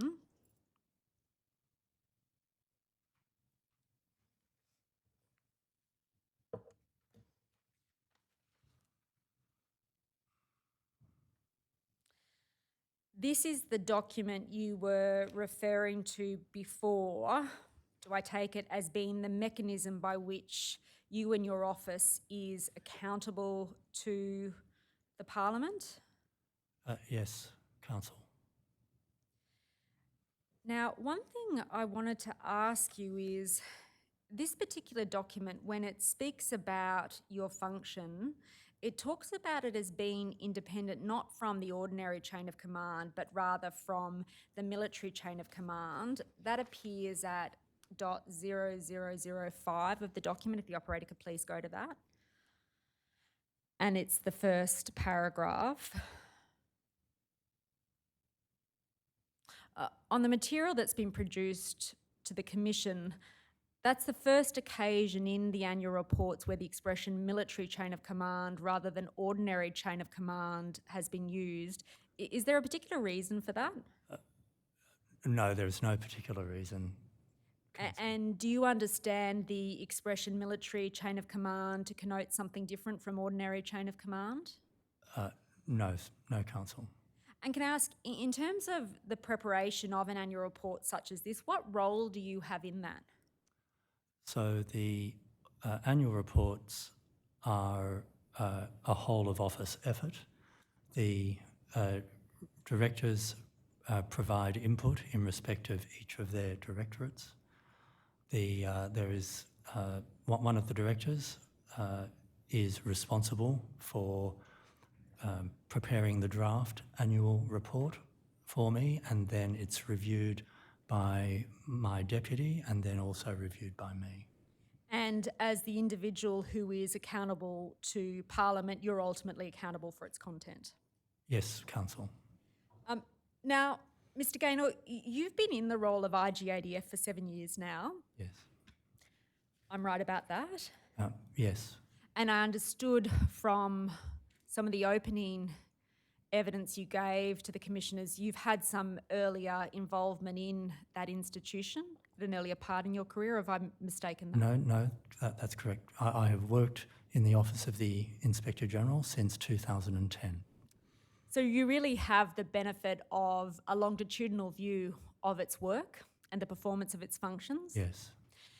Now, concerns have been raised before this Royal Commission that your statutory office is not independent from the chain of command, that it's too embedded in defence. Are you aware of that perception? Yes, Council. And what is your comment about it, and what do you do to enhance the perception of your independence? So, Council, there are a variety of measures that my office takes to enhance perceptions of independence.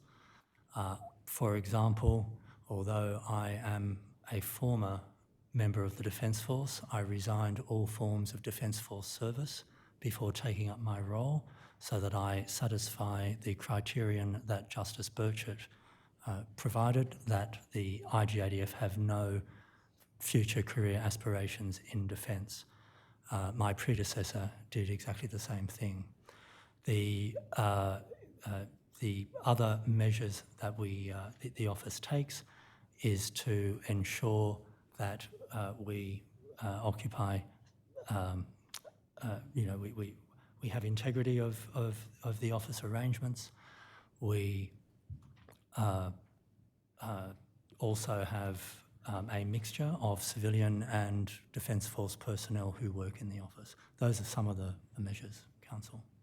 And would you accept, Mr. Gaynor, that something you and your office can do to enhance that perception of your independence is to actually, and to be seen to, fully perform the functions that you have been invested with by the Defence Act? Yes, Council. And in particular, to be seen and to actually be an effective mechanism for internal audit and review of the military justice system. That's one aspect by which you can enhance the perception of your independence. Yes, Council. And to effectively expose failures and flaws in the military justice system so that they can be remedied. Yes, Council. And so in that sense, the effective performance of your functions sit hand in hand with perceptions of your independence. Yes, Council. Now, Mr. Gaynor, you have recently initiated a 20-year review of the IGADF. Yes, Council. What prompted that review? The purpose of the review, I have, if you look at the development of the legislation for the Inspector General of the Defence Force and the legislative amendments that have been made over the last 20 years or the last 18 years since the office became a statutory office, the office has continued to evolve towards greater perceptions of independence. The purpose of the 20-year review, my purpose in wanting to conduct a 20-year review is to have a comprehensive review of the office's functions, the office's resources, to make sure that the office is set up for success into the future. That many inquiries and other reviews have considered aspects of IGADF's jurisdiction, but none of them has actually been a comprehensive review of the IGADF. During my tenure as IGADF, much of it has been dominated by the IGADF Afghanistan inquiry. Since then, the Office of the Special Investigator, responding to requests for information from the Office of the Special Investigator, the Interim National Commissioner for Defence and Veteran Suicide, and most recently this Royal Commission. This is something I have wanted to do for a while, and the IGADF's 20th anniversary provided a good opportunity to undertake it. Can I just touch on a couple of the things you've mentioned there? You've mentioned the involvement of your office in a number of inquiries and your responses to this Royal Commission. What do you see as being the connection between that work and the purpose of this 20-year review? The simple connection is that I have never really had a steady state since I've been the Inspector General to determine if my office has the right levels of resourcing, and I am also keen to hopefully take IGADF to its next levels of independence. And in terms of that question of resourcing, are you there talking about capability in the sense of people, or are you talking about financial resourcing? The funding model for my office is that the defence portfolio, provides the funds for my office. The way that it works is that I spend and the portfolio covers my expenditure. Can I just stop you there? Yes. Have you ever had a request for funding that has been refused by Defence?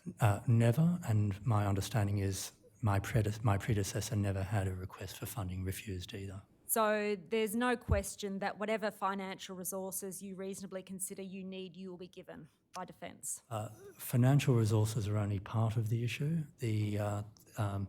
Where I struggle for resourcing is finding people with the right qualifications, training and experience to undertake the work of my office.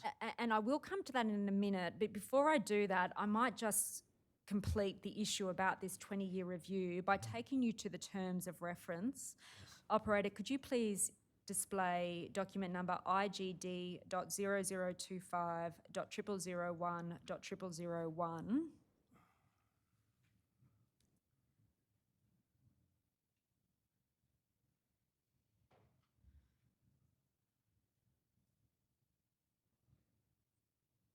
And can you please expand paragraph 7?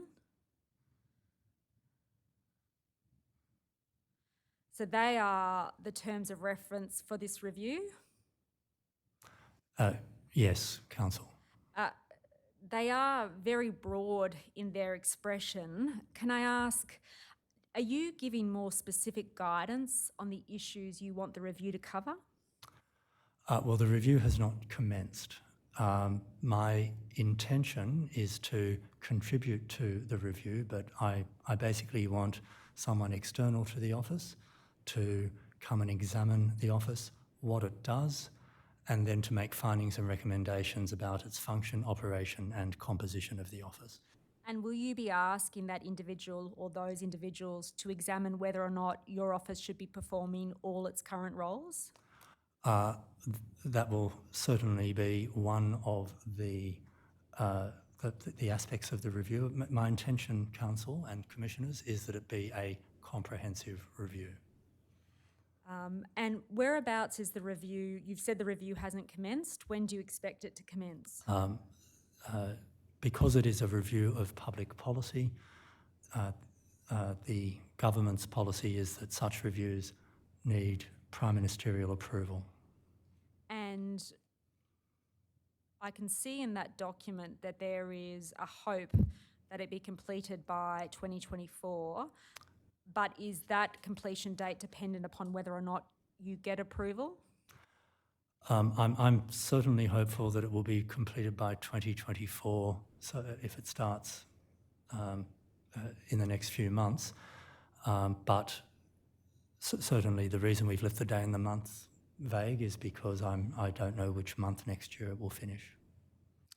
And either as part of that review or consideration on your own part, are you turning your mind to whether or not your office should have independent entity status under the Public Governance and Accountability Act of 2013? Council, that is certainly one aspect that I want the review to consider. And as we've touched upon just previously, as matters presently stand, your office sits within the umbrella of Defence, and as a result of that, or that's reflected in matters such as your regulations being under the Defence Act.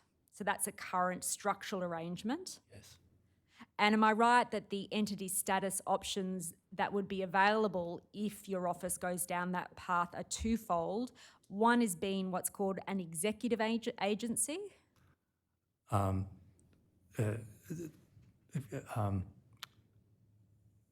Sorry, Council. Perhaps I can ask it this way. What would be the options available to your office if it went down the independent entity route? So the options available to my office as an independent entity are that it remain within the defence portfolio, or that it be, or that it have its own financial appropriation and not remain within the defence portfolio, but move to either to another portfolio or on its own. And why are you considering whether it is apt for your office to go down the route of an independent entity status? Once again, Council, because I am keen to continue the evolution of IGADF as an independent office, and I see entity status as the next step in IGADF's evolution. So am I right to understand from that answer you see it as being a step that might enhance the independence of your office? Yes, Council.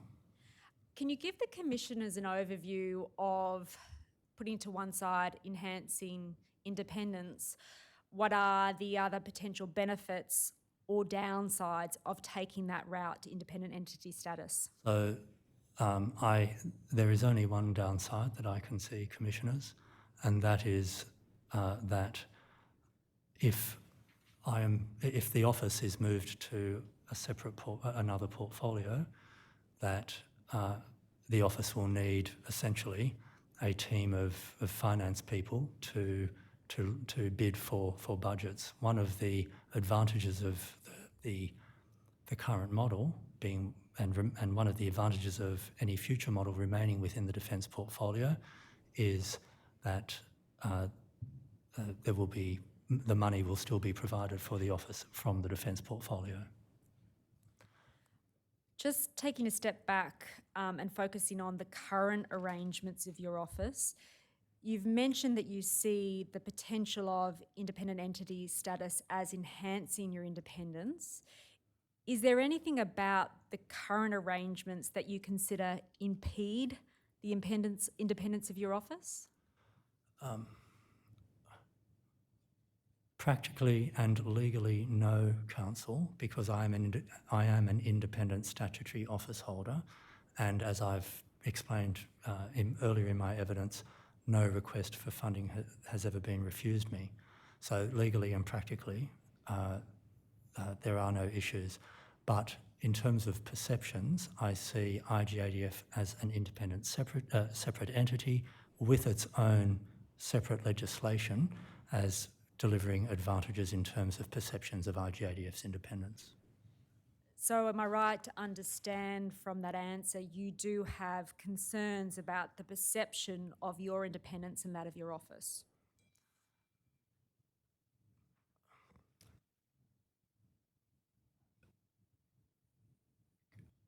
It would be wrong to express them as concerns, Council, but certainly I think that the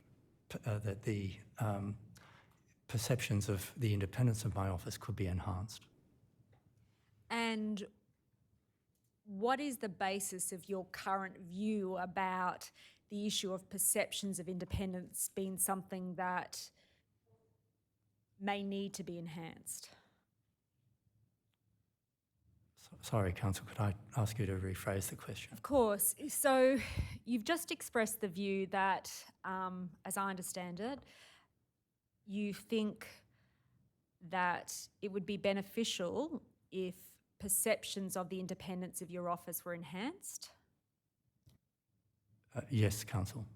Is there anything particular in terms of feedback you've received from members or the like that have caused you to reach that view? There's no particular feedback from ADF members, but obviously I'm aware of the commentary about aspects of, some commentary about perceptions of my office, and I am, I believe that entity status will address some of that commentary. And what form does that commentary take? Well, it takes the form of some political commentary and as well as other commentary. Okay. Now, I want to go back to the 2022 financial year annual report. And for convenience, when I ask you questions about the annual report, it'll be about the 2022 financial year document. Operator, can you please display document number exp.0011.0001.001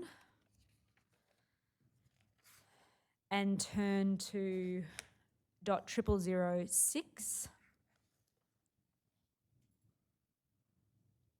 and enhance the section under mission and values.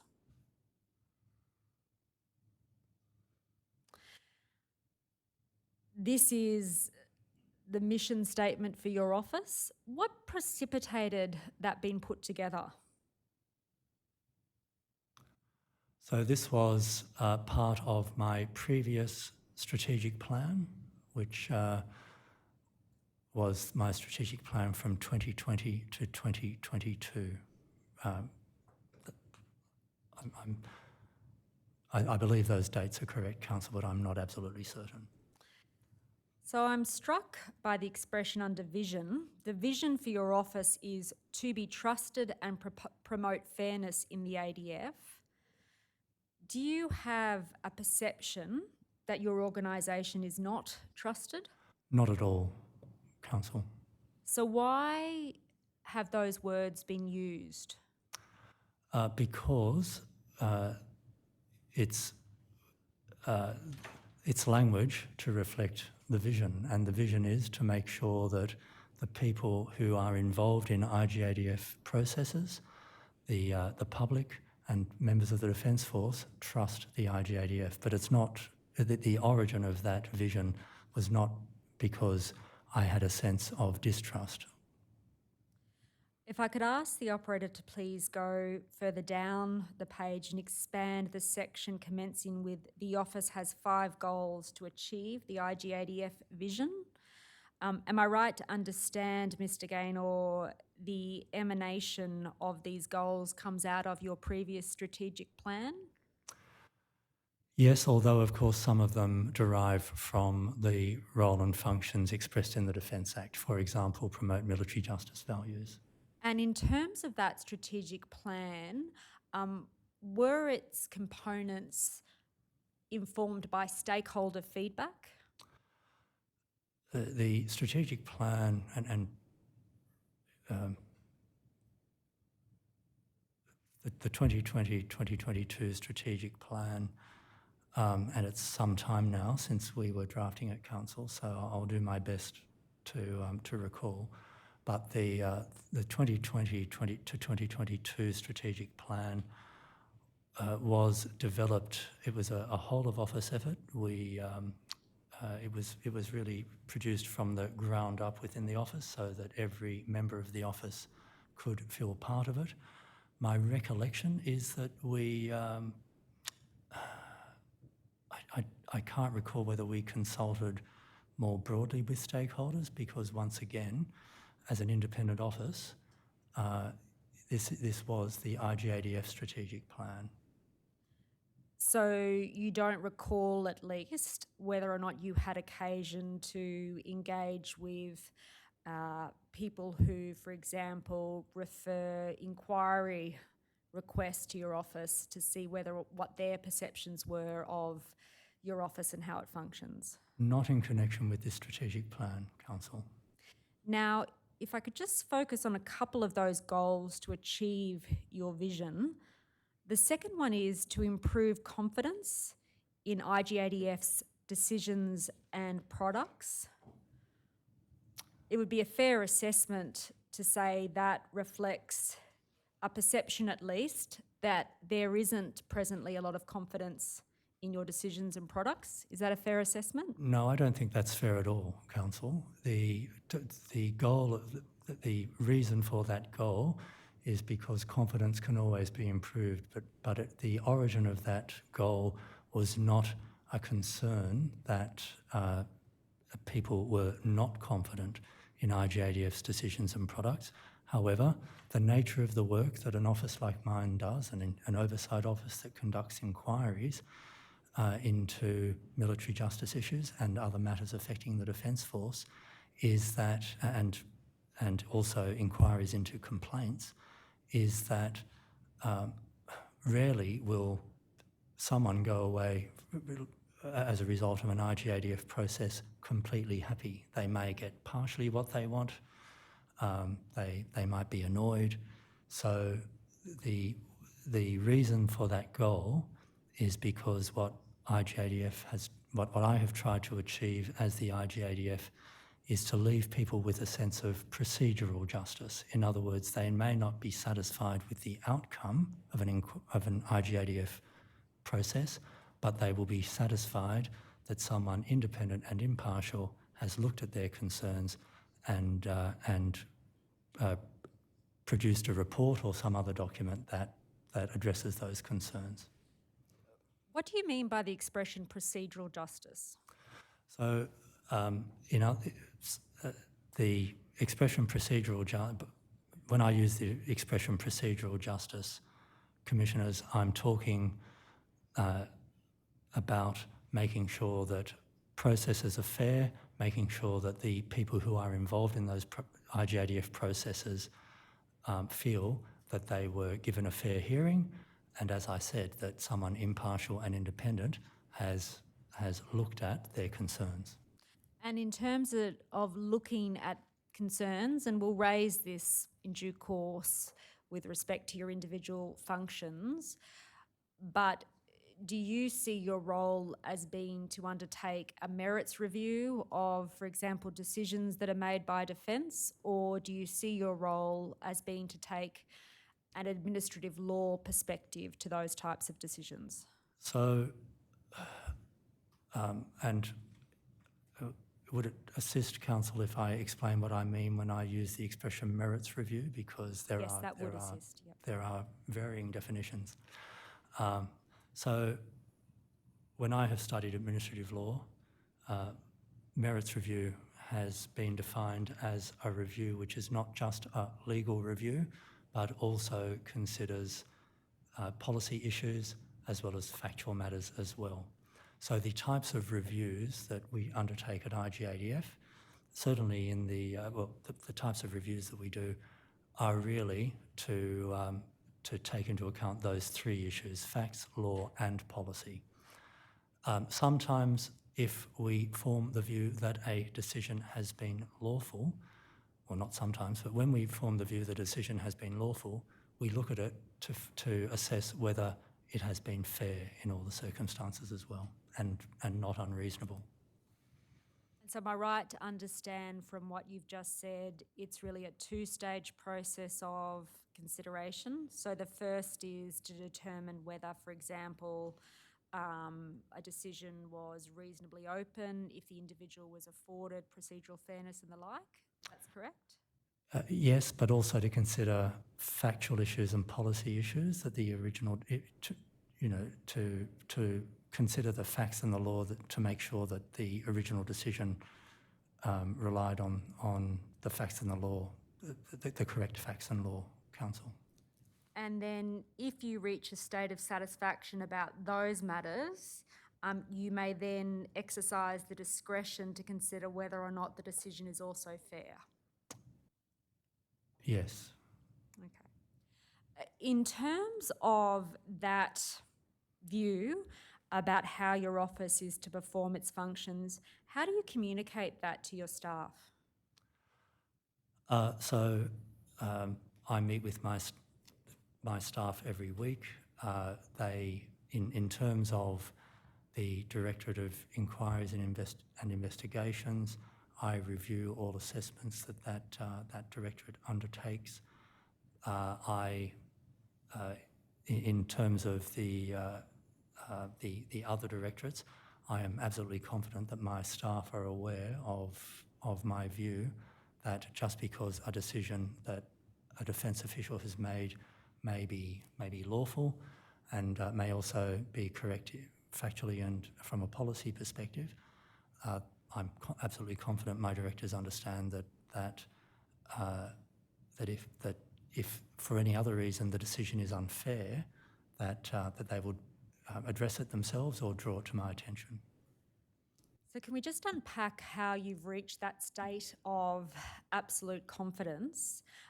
Do you have any formal quality assurance mechanisms in place with respect to the decisions that are made by various individuals under your direction? So the quality assurance mechanisms that we have in place, Council, are to make sure that no one makes a decision on their own.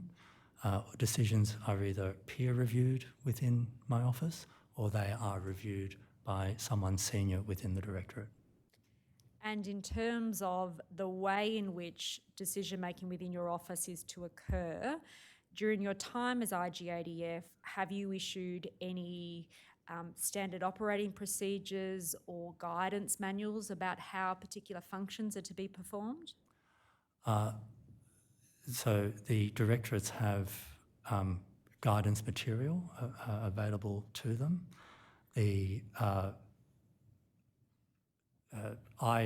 If I could just stop you there, I'm really talking about the actions you have taken as the head of this office to ensure that your staff, be they directors of your various directorates or people up below them, have an understanding of how they are to perform their functions. Have you issued any standard operating procedures or guidance manuals yourself? I have not issued standard operating procedures or guidance manuals myself, Council, but I'm aware of the guidance that the directorates have. Okay, I might just ask if the operator could please come back to the annual report and expand that passage at .0006. I can give the, yes. And if you could expand the same passage, please, operator.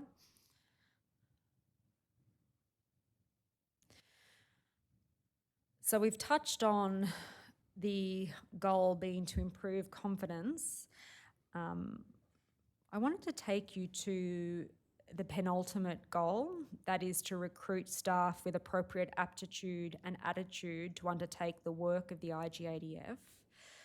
Would you accept, Mr. Gaynor, that at least one construction of that goal is that you don't presently have staff with those characteristics within your office?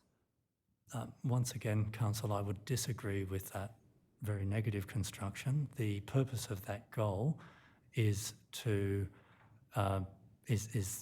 that to achieve the IGADF vision of being trusted, and we need staff with an appropriate aptitude and attitude. It's not to say the staff we already have don't satisfy those criteria.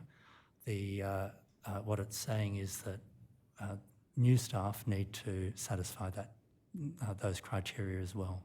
So you don't think the construction I've just put to you is open on a plain reading of that bullet point? I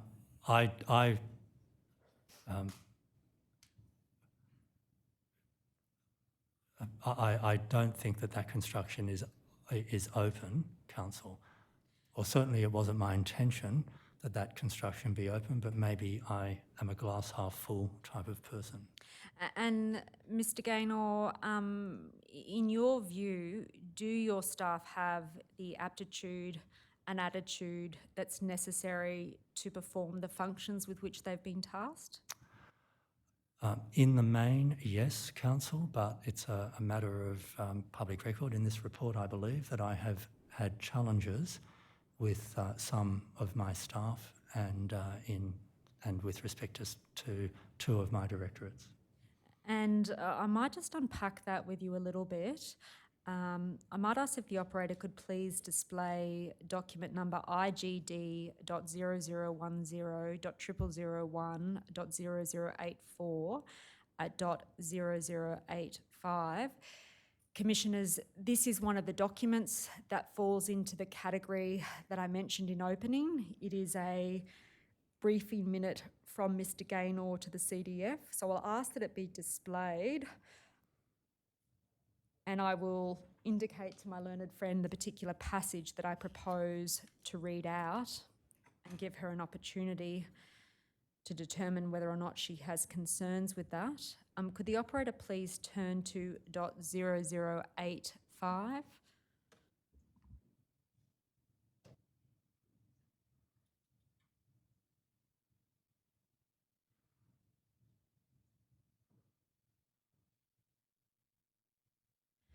And the particular passage I proposed to read into the record appears at paragraph 5 on that document. I'll ask if it could please be expanded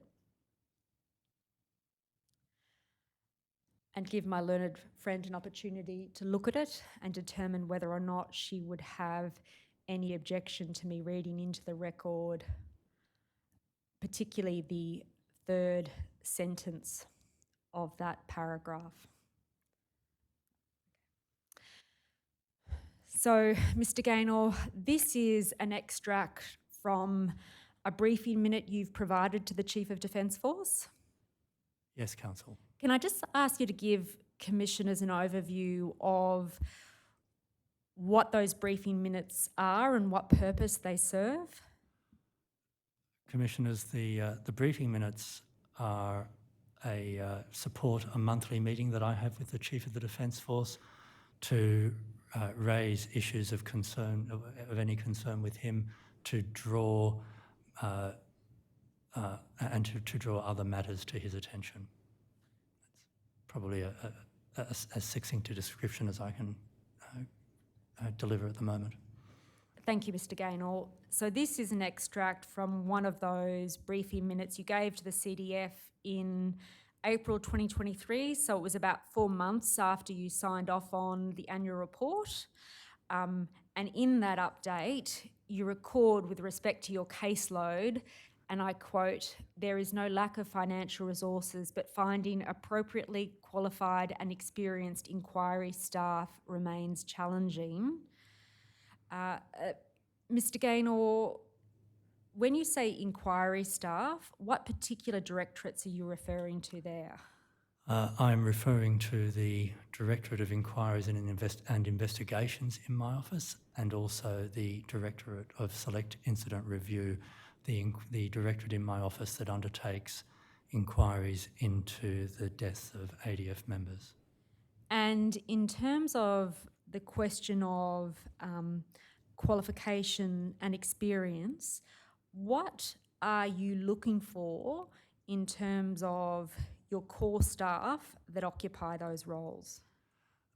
In terms of the experience, I'm looking for people who have experience of defence and the Defence Force and the way that the Defence Force operates. In the Directorate of Inquiries and Investigations, there's an additional experiential requirement that the inquiry staff have knowledge of the military justice system, and its application to the Defence Force.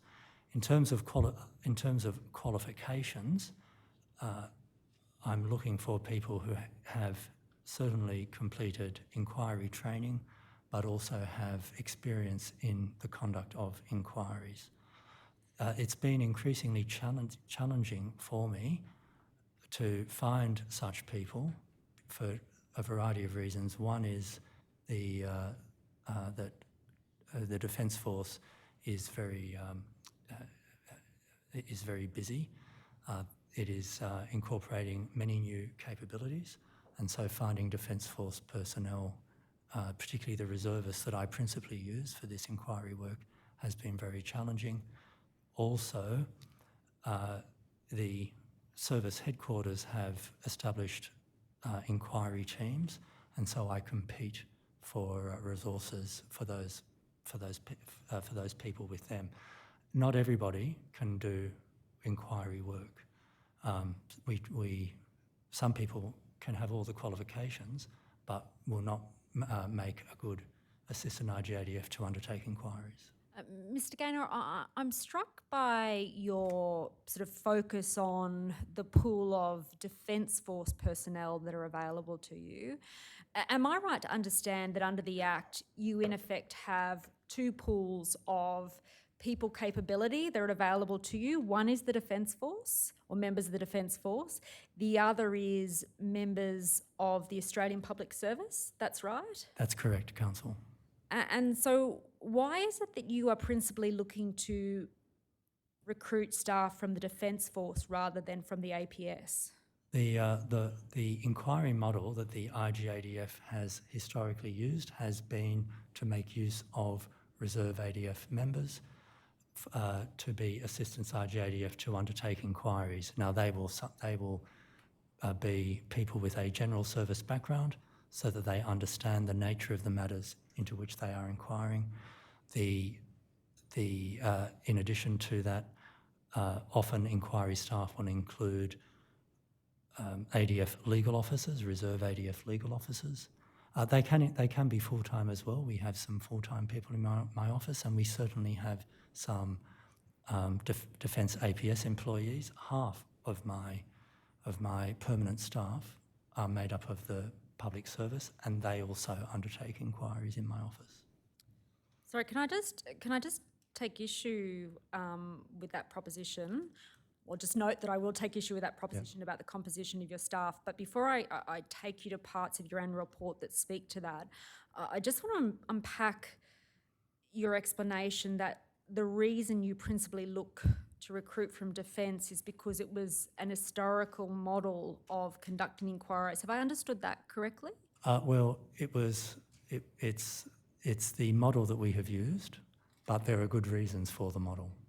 Okay, well, let's take, for example, death inquiries that are an aspect of your functions. Why, in your view, if this is the case, are Defence personnel best placed to perform that function? Wouldn't there be people from outside of Defence who would equally be apt to undertake that role?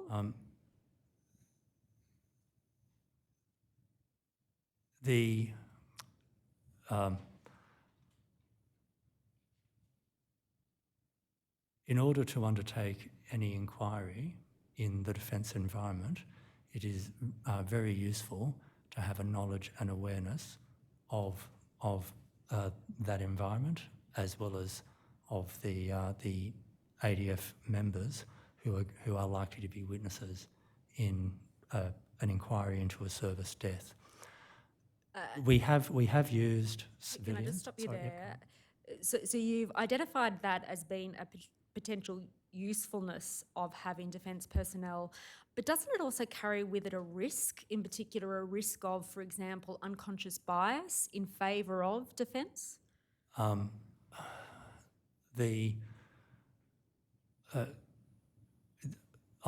don't deny that there is a risk of unconscious bias in connection with any person, but the Defence Force is not the size of a football team.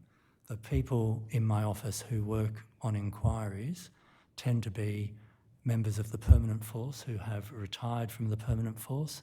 They have transitioned to the reserve, and they have knowledge of the Defence Force and how it operates, so that they know where to ask, where to go. They know what questions to ask.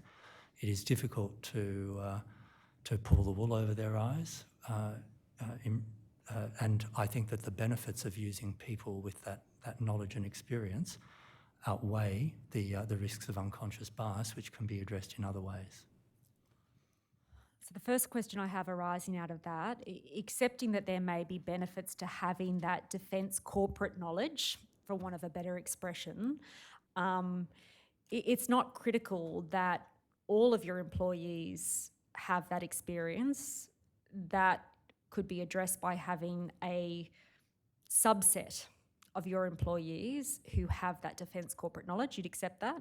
I agree, Council. In fact, often we will have a combination of a Defence Force assistant IGADF together with a civilian assistant IGADF, or a Defence Force assistant IGADF will be the strategic manager for civilians who are undertaking inquiries. And that model of having some, but not all, of your staff with knowledge of Defence is really consistent with the vision of Mr. Burchett in his 2001 report. Yes, I would agree with that, Council. Secondly, in terms of the risk of unconscious bias that you've just spoken about, what active steps do you take or have you taken during your tenure to address that? So we have looked at unconscious bias several years ago. The issue of unconscious bias is something that is the subject of training on the Advanced Inquiry Officer course, which is a precondition for, usually a precondition for working as an assistant IGADF on an inquiry. The Directorate of Inquiries and Investigations and the Directorate of Select Incident Review run in-service training annually with the assistants IGADF that undertake inquiry work, and issues of, or the issue of unconscious bias is discussed at those in-service training activities as well. Okay, I want to go then to your current staff makeup. Could I ask if the operator could please display the annual report, which is exp.0011.0001.0001.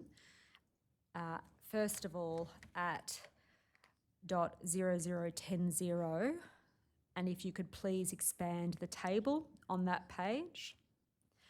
And if it's at all possible, could you please pull up alongside it the organisational structure that appears on the next page?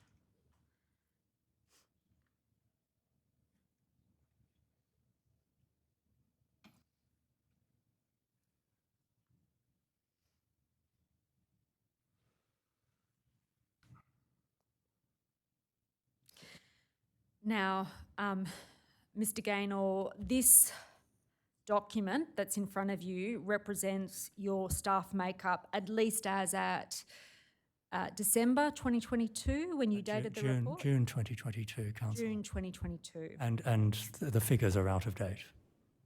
Okay. Well, let's just look at the figures there. At least at that time, it indicates that your core staff are members of the Australian Public Service and ADF who Defence has seconded for duty. That's right? The permanent headcount you're talking about there, Council? Yes. Yes, that's correct. And at least, am I right to understand that at least at the time of this reporting period, you'd had a significant increase in your reserve staff? Yes, for a variety of reasons, Council. And so at that time, you had about 72 new reservists? I'll accept your arithmetics, Council. Now, focusing on your ADF staff, insofar as it concerns the permanent head count, does that exclusively include permanent members who will not be returning to the Defence Force because they are about to retire?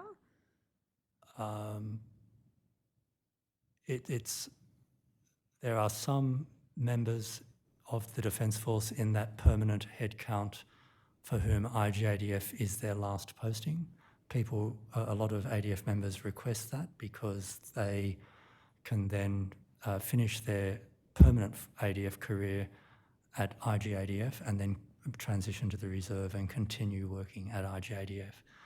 The position of Deputy IGADF is what's called an 07, so an officer of the rank of Commodore in the Navy, Brigadier in the Army, or Air Commodore in the Air Force, and those individuals will, certainly in the last 10 years, every Deputy IGADF has transitioned to the reserve and finished their permanent force career.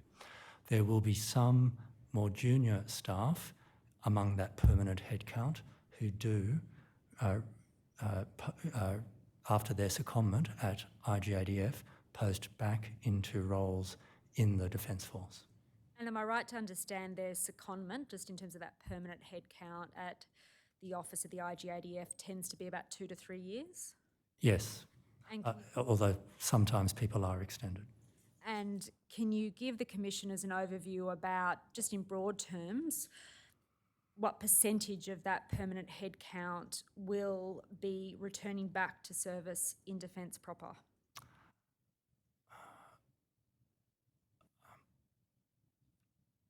I can't meaningfully give a percentage, Council. I could probably look at the current staffing and provide an answer later, but to work out exactly what the proportions are. I'd ask Mr. Gaynor if you could perhaps just consider that overnight, yes. And we can ask you about that question tomorrow. In terms of the Australian Public Service component of your permanent staff, do they come exclusively from the Department of Defence?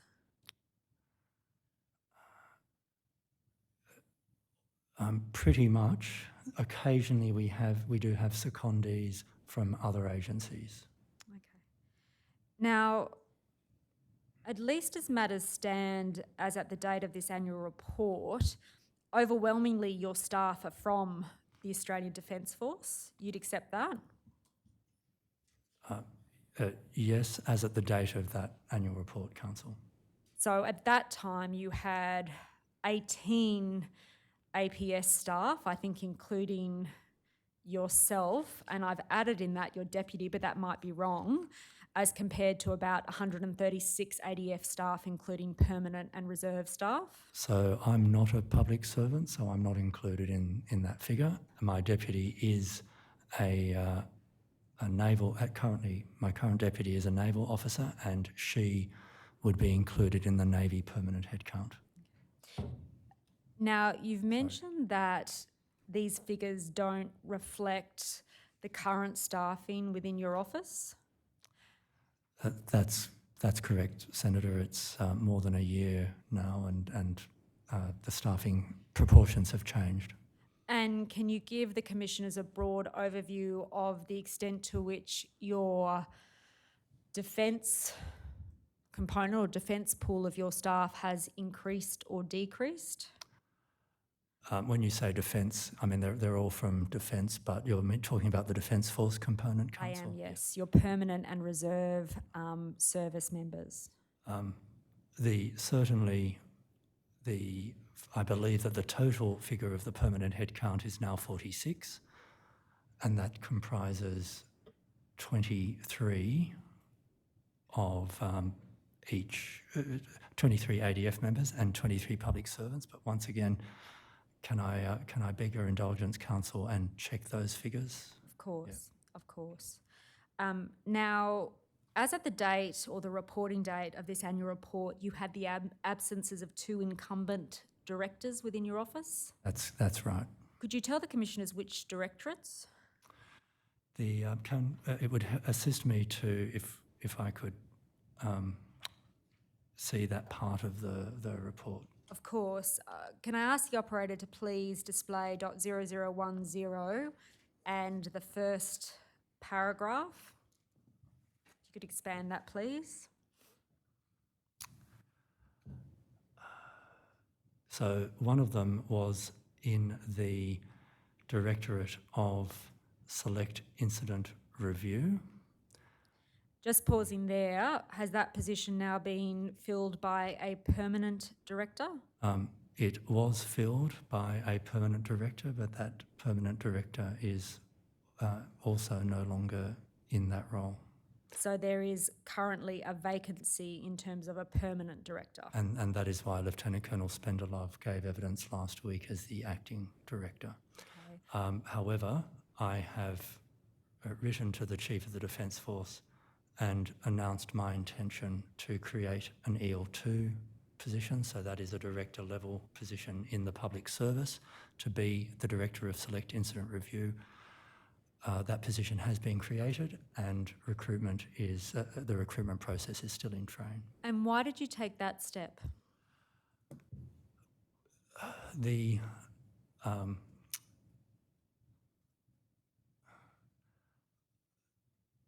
To answer that question, Council, I may inadvertently stray into the previous incumbent's personal information. I will try and work out a way of answering it, but it might just take me a few moments, unless there's some way of... Let me frame it in this way. Has the director of the DSIR typically been a member of the Australian Defence Force? So the Director of Select Incident Review has, until now, always been a member of the Defence Force, and always a legal officer in the Defence Force, a senior legal officer at the captain in the Navy, colonel in the Army, or group captain in the Air Force level. And is that requirement one that you have identified as necessary during your term as IGADF? That position was formerly the head of the of the cell that undertook death inquiries before that cell moved to the office of the IGADF. So the... Just stopping you there, just to make sure we understand, when you say the cell, are you talking about the cell within Defence that undertook that function before it came through to your office? That's correct. Okay, go on. So it is useful to have a lawyer, or it has been useful to have a lawyer, and I thought it desirable to have a lawyer in that role because of the nature of the inquiries undertaken by that directorate and the importance of those inquiries to make sure that they, because of the legal issues that might arise. However, the past two directors are individuals whose, although perhaps having the appropriate skill set, there were other issues which, of which I was unaware when they were seconded to my office, and if I had been aware of those issues, it would have caused me to question whether they should come and work at IGADF. For that reason, I have decided to dispense with having an 06 legal director of Select Incident Review. I will re-roll that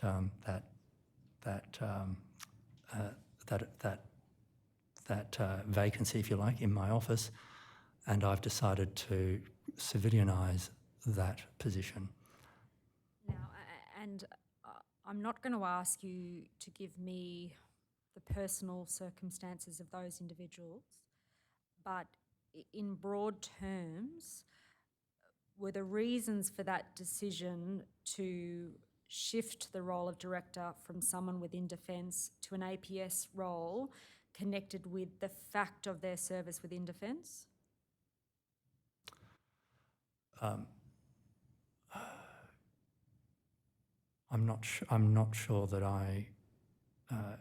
it would be helpful if you could explain. So when you say, if I could ask you, Counsel, when you say the fact of their service in Defence, are you talking about facts that relate to them as individuals or facts relating to them generally as ADF officers in Defence? The latter, not the former.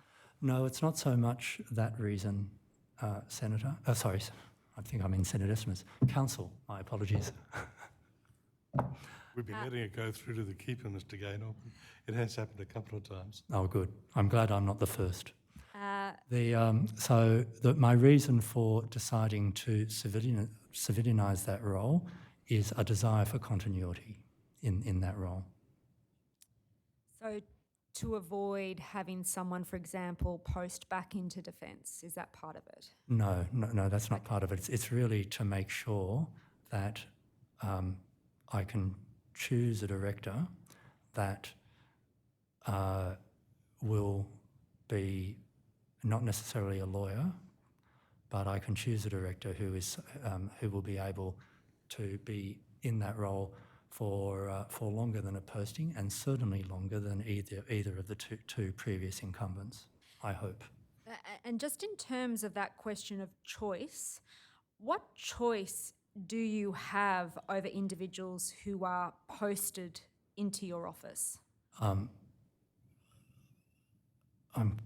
glad you asked, because another result of this, of having had to deal twice now with issues which were not related to my office at all, but which had an impact on one of the most significant directorates in my office, I have written to the Chief of the Defence Force and said that henceforth the senior roles in my office will be that I will be asking the services to nominate candidates, and then I will run a selection process. So am I right to understand from that as at the present moment, you haven't had that capacity to choose who is posted into your office? I have had the right to refuse, and I have had the right to choose my deputy. My deputy has always been chosen from nominations from the services and then selection by a merit selection panel, but what I'm doing is now pushing that process downwards so that it will now include the 06 staff in my office as well, So, and not just the lawyers. so below the level of your deputy, prior to this point in time, there has been no selection panel process for those permanent and reserve staff who are posted into your office? No, Council, that is correct. I have had, as I mentioned earlier, the right to say no to someone, but the services have chosen, or the Director of Military Legal Capability has chosen or been involved in choosing the people to send to my office. Would you accept, Mr. Gaynor, that the fact that it is Defence rather than you who chooses the members who serve in your office is something that may at least affect the perception of independence of your staff? Yes, Council, I do accept that, and that is why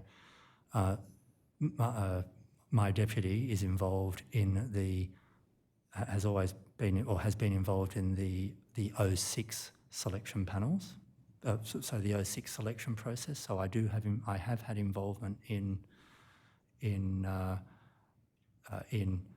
visibility and involvement in the posting or the secondment of 06 ADF members to my office, and I hope everyone understands what I mean when I use the expression 06. But as I said, that's really been a right to refuse. And we might just, to assist everyone to understand, I might ask if the operator could please display the next page of the document, the chart at .0011. While that's coming up, have you ever had cause for concern that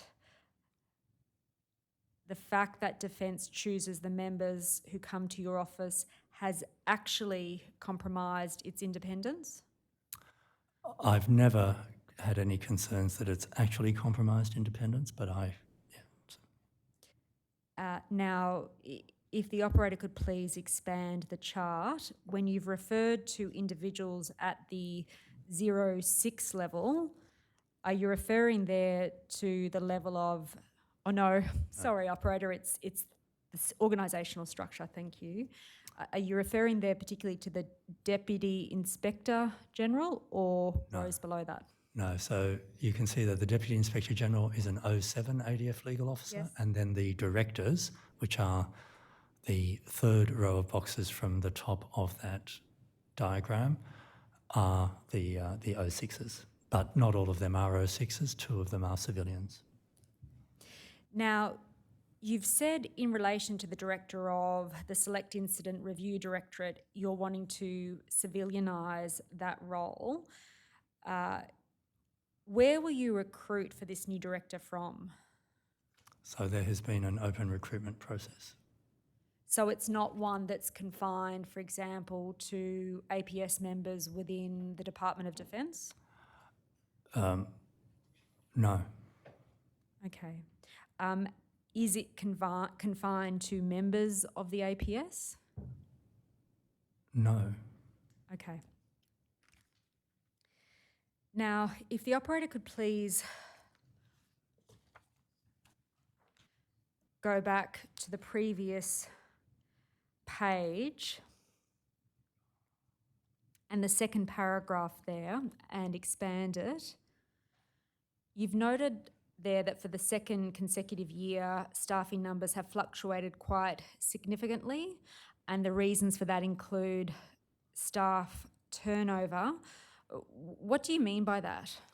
So staff turnover is people leaving and new people arriving in an office which includes permanent ADF staff.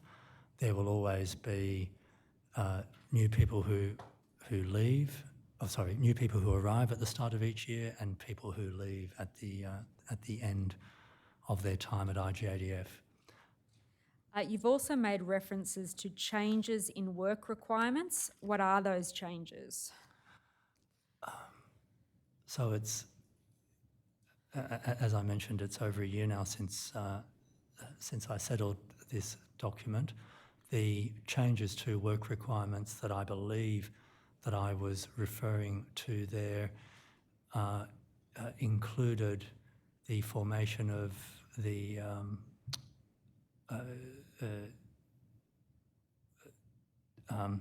to the business management and governance cell, also the ongoing work of the post-inquiry coordination cell. Just pausing there, the post-inquiry coordination cell, am I right in understanding that this is an initiative that's come out of some feedback your office received as a result of an external consultant engaging with complainants who've been through your processes? No, that's not the post-inquiry coordination cell, Council. That's the post-engagement team.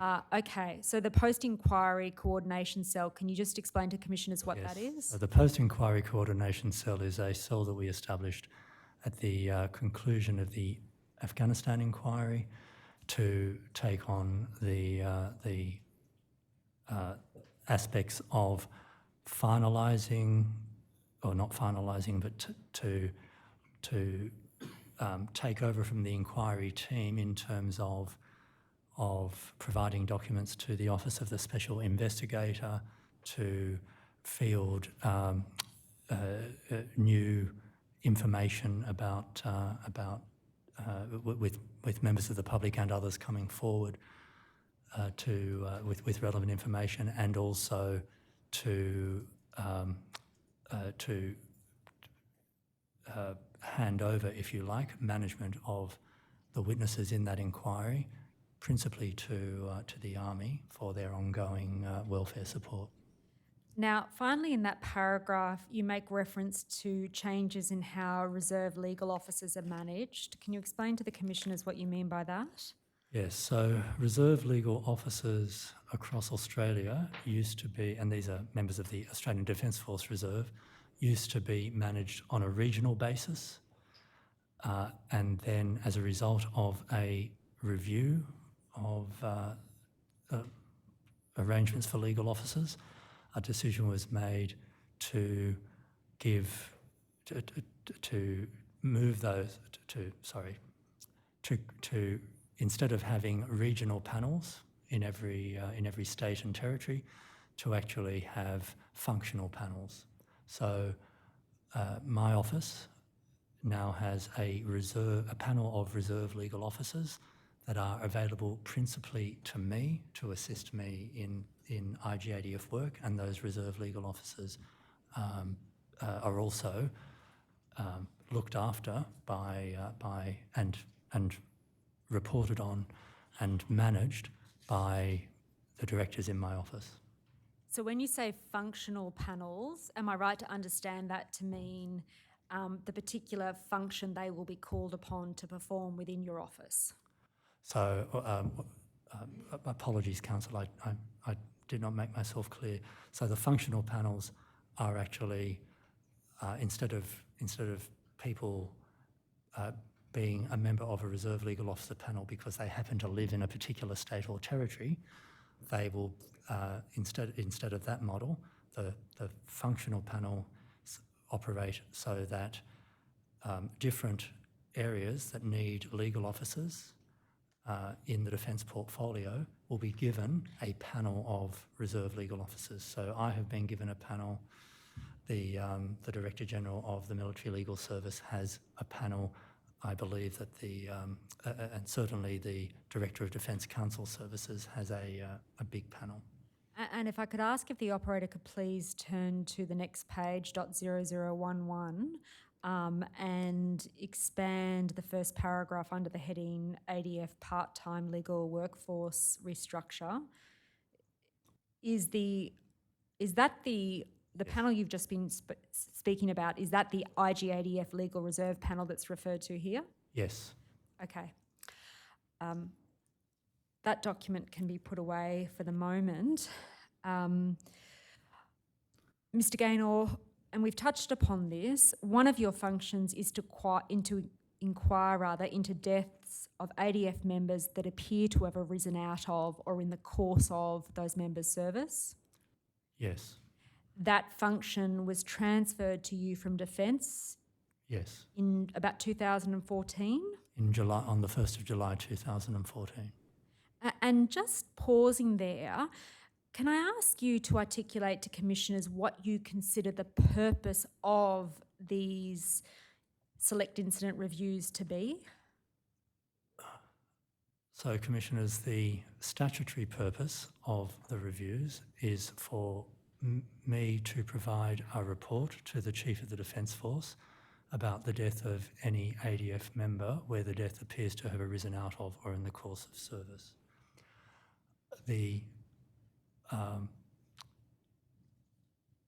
Over time, I have become aware that the reports that my office produces serve a broader purpose.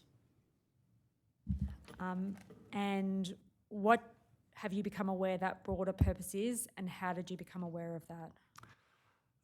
So, in interacting with families who have lost a loved one, I became aware that in circumstances where other bodies, authorities, agencies, for whatever reason, did not conduct inquiries into the death of an ADF member, that the report that my office produces in respect of such deaths is the last official record of that ADF member. The purpose of the report, my reports to CDF, has always been to identify systemic flaws and issues so that the Defence Force can address those systemic flaws and issues and prevent future injuries or deaths. But as I said, I became aware that the documents that my office was producing had a broader purpose. In my own family history, I have experience of the impact of veteran suicide, as well as its intergenerational and its transgenerational effects. So this is, particularly in relation to suicide, this is an issue that once I became aware of it, we have tried to produce reports that address broader issues as well.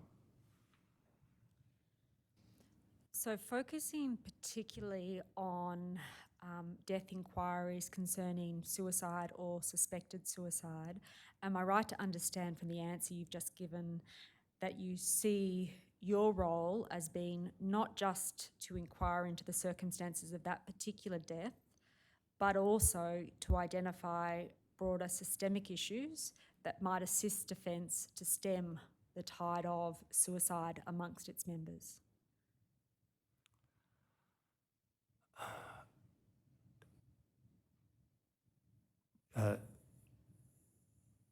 If we can identify an issue that the ADF is not addressing that could be addressed, then yes, then we make recommendations for the ADF to consider. And are those recommendations confined to a recommendation that will arise out of an individual report, or have you, during your tenure in office, taken steps to collate information about systemic themes or trends that have emerged from the performance of that function? I have not formally I've not formally collated documents and themes and reported, but I do sign all of the reports of ADF suicides, and in that way I have monitored the themes of causative factors for ADF suicide. The reason that I have not formally done that myself, my office has done it once at the start of 2020 in connection with work that was provided to the AIHW, but of course the longitudinal analyses of IGADF reports is conducted by the Select Incident Management Cell in ADF headquarters. Would you accept, Mr. Gaynor, that a formal compilation of trends and themes and data is integral to that information being able to be effectively used? It's not enough that it's just in your head. There needs to be something that is tangible that an organisation such as Defence can look at to act upon. But as I've just said, Council, the analysis of my reports and the longitudinal analyses are something that I know the Select Incident Management Cell in ADF headquarters undertakes, and I have relied on them. Okay. Now, operator, can you please turn to document IGD.0016.0001.0011. Again, I'll note for my friends, this is one of the noting briefs for CDF that's dated July 2023. I'll ask the operator please turn to the next page and expand paragraph 6. Unless there's any objection, I propose to read that paragraph into the record and ask Mr. Gaynor to comment on it. So you there record, Mr. Gaynor, that last week I became aware that the IGADF DSIR had not been routinely advising suicides families of IGADF inquiry outcomes. Just pausing there, how did you become aware of that? I became aware in a meeting, my regular monthly meeting with the acting Director of Select Incident Review. Now, you go on to say, we are scoping the extent. What do you mean by that?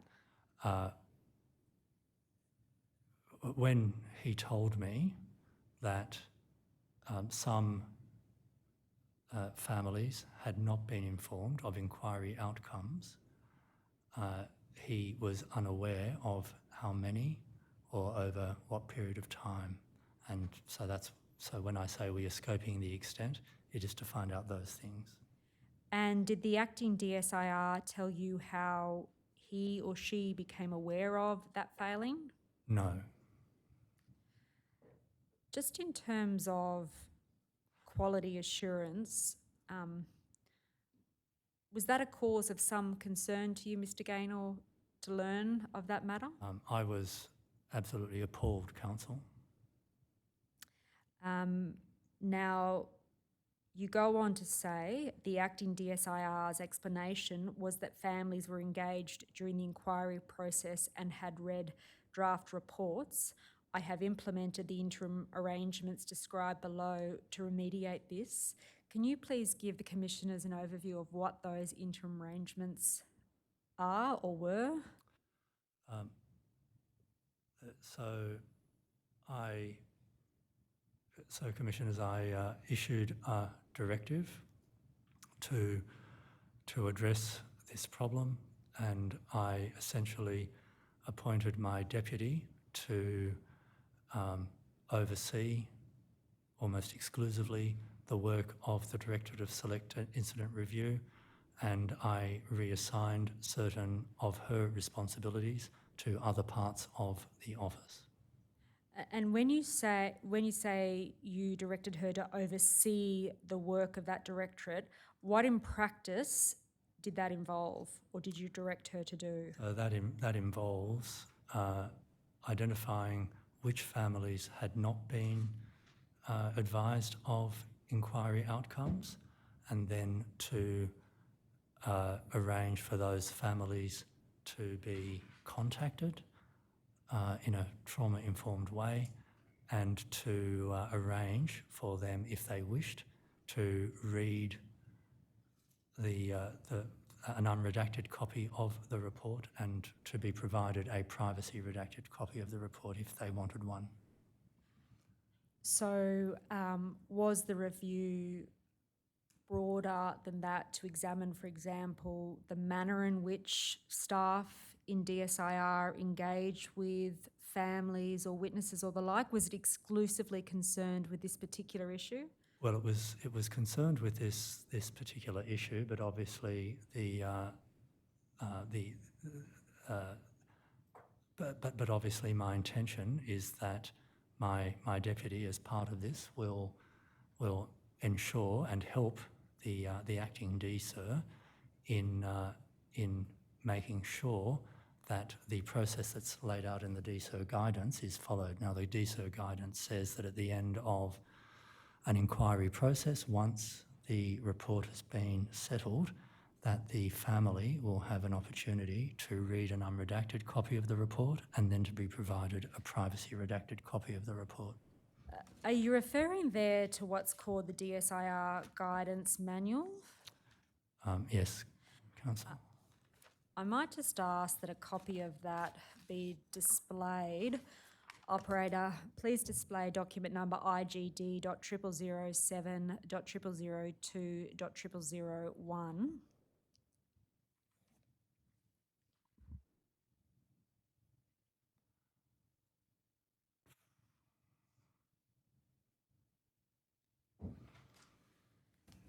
That's the document that you were referring to, Mr. Gaynor? Yes, Council. Now, that document is dated 29 November 2022. Do you know if there was any predecessor document? Yes, there was, Council. And what's the date of that predecessor document? I am not certain of the precise date, Council, but that's there has been guidance for the Directorate of Select Incident Review for some years. And perhaps you might want to consider this overnight. It would be helpful if you could identify precisely when in your tenure there has been a formal standard operating procedure or guidance manual for the work of this directorate. So Council, I can tell you that work to produce a guidance manual or an SOP commenced when the legislation for IGADF to conduct Directorate of Select Incident Review inquiries was introduced in October 2016. There was provisional guidance, in essentially draft guidance. It did take some time to settle. There was guidance certainly in the first half of 2018 that was not provisional guidance, but settled guidance. So, am I right to understand that between the period 2014 and 2018, there was no, to use your expression, settled guidance about the work performed by this directorate? So from 2014, the conduct of inquiries into service deaths was still governed to a certain degree by the previous legislation. So there was, my recollection is there was guidance at that time from 2014 to 2016. The regulation, of course, commenced in October 2016. And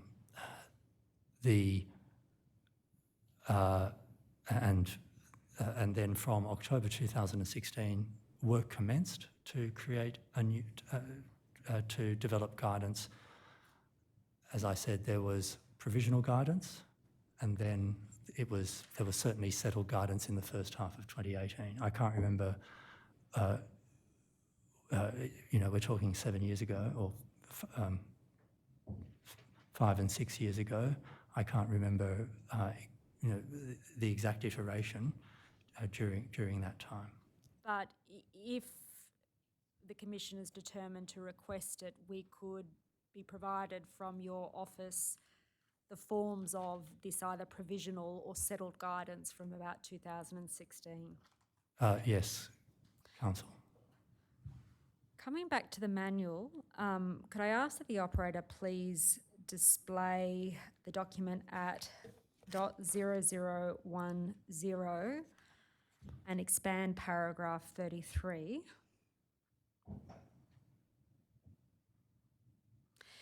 Now, the manual there identifies at least 4 occasions when it's appropriate for your office to contact next of kin and family. In broad terms, that's the provision of initial information, seeking to interview the next of kin when providing the draft report, and advising the family of completion of that report. Now, I'll give you an opportunity to review it if you need it, Mr. Gaynor, to satisfy yourself about this. But at least on my reading, the manual doesn't give any guidance on what communication is to be had with family or next of kin in between those 4 stages that are identified in paragraph 33.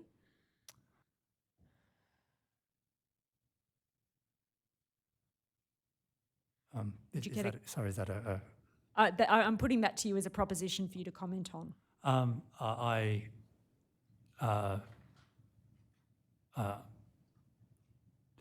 don't know the answer, Council. Could I... Would you like to take the opportunity overnight to review the manual? Perhaps if the operator could take us to the end of the document. Yes, if the operator could please turn to the document at .0012. Sorry, that's the very end, so it has some annexures. .0012 is the end of... Okay, paragraph 42 is the... Sorry, that's not the question I've just asked you, Okay. Mr. Gaynor. I'll come to that. No. Sorry, Commissioner Gaynor. Okay. Of course, Commissioner Coutis. I'm conscious of the time. Can I just shift topics and just ask one question about the strategic plan that Mr. Gaynor identified earlier? You don't need to rush. If you need time, we can do it tomorrow as well. Oh, thank you, Commissioner Coutis. You referred earlier to an IGADF strategic plan dated 2020-2022. Do you recollect that? Yes. Would there be any difficulty in producing to the Commission overnight a copy of this strategic plan and the current IGADF strategic plan? We can issue an NTP to facilitate that. So you want the 20... my apologies, Council. I thought you already had the previous strategic plan. I'm instructed that we don't. Okay.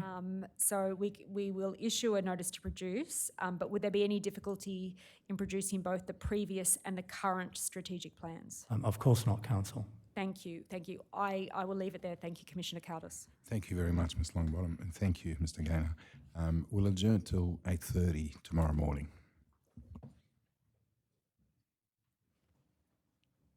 All rise.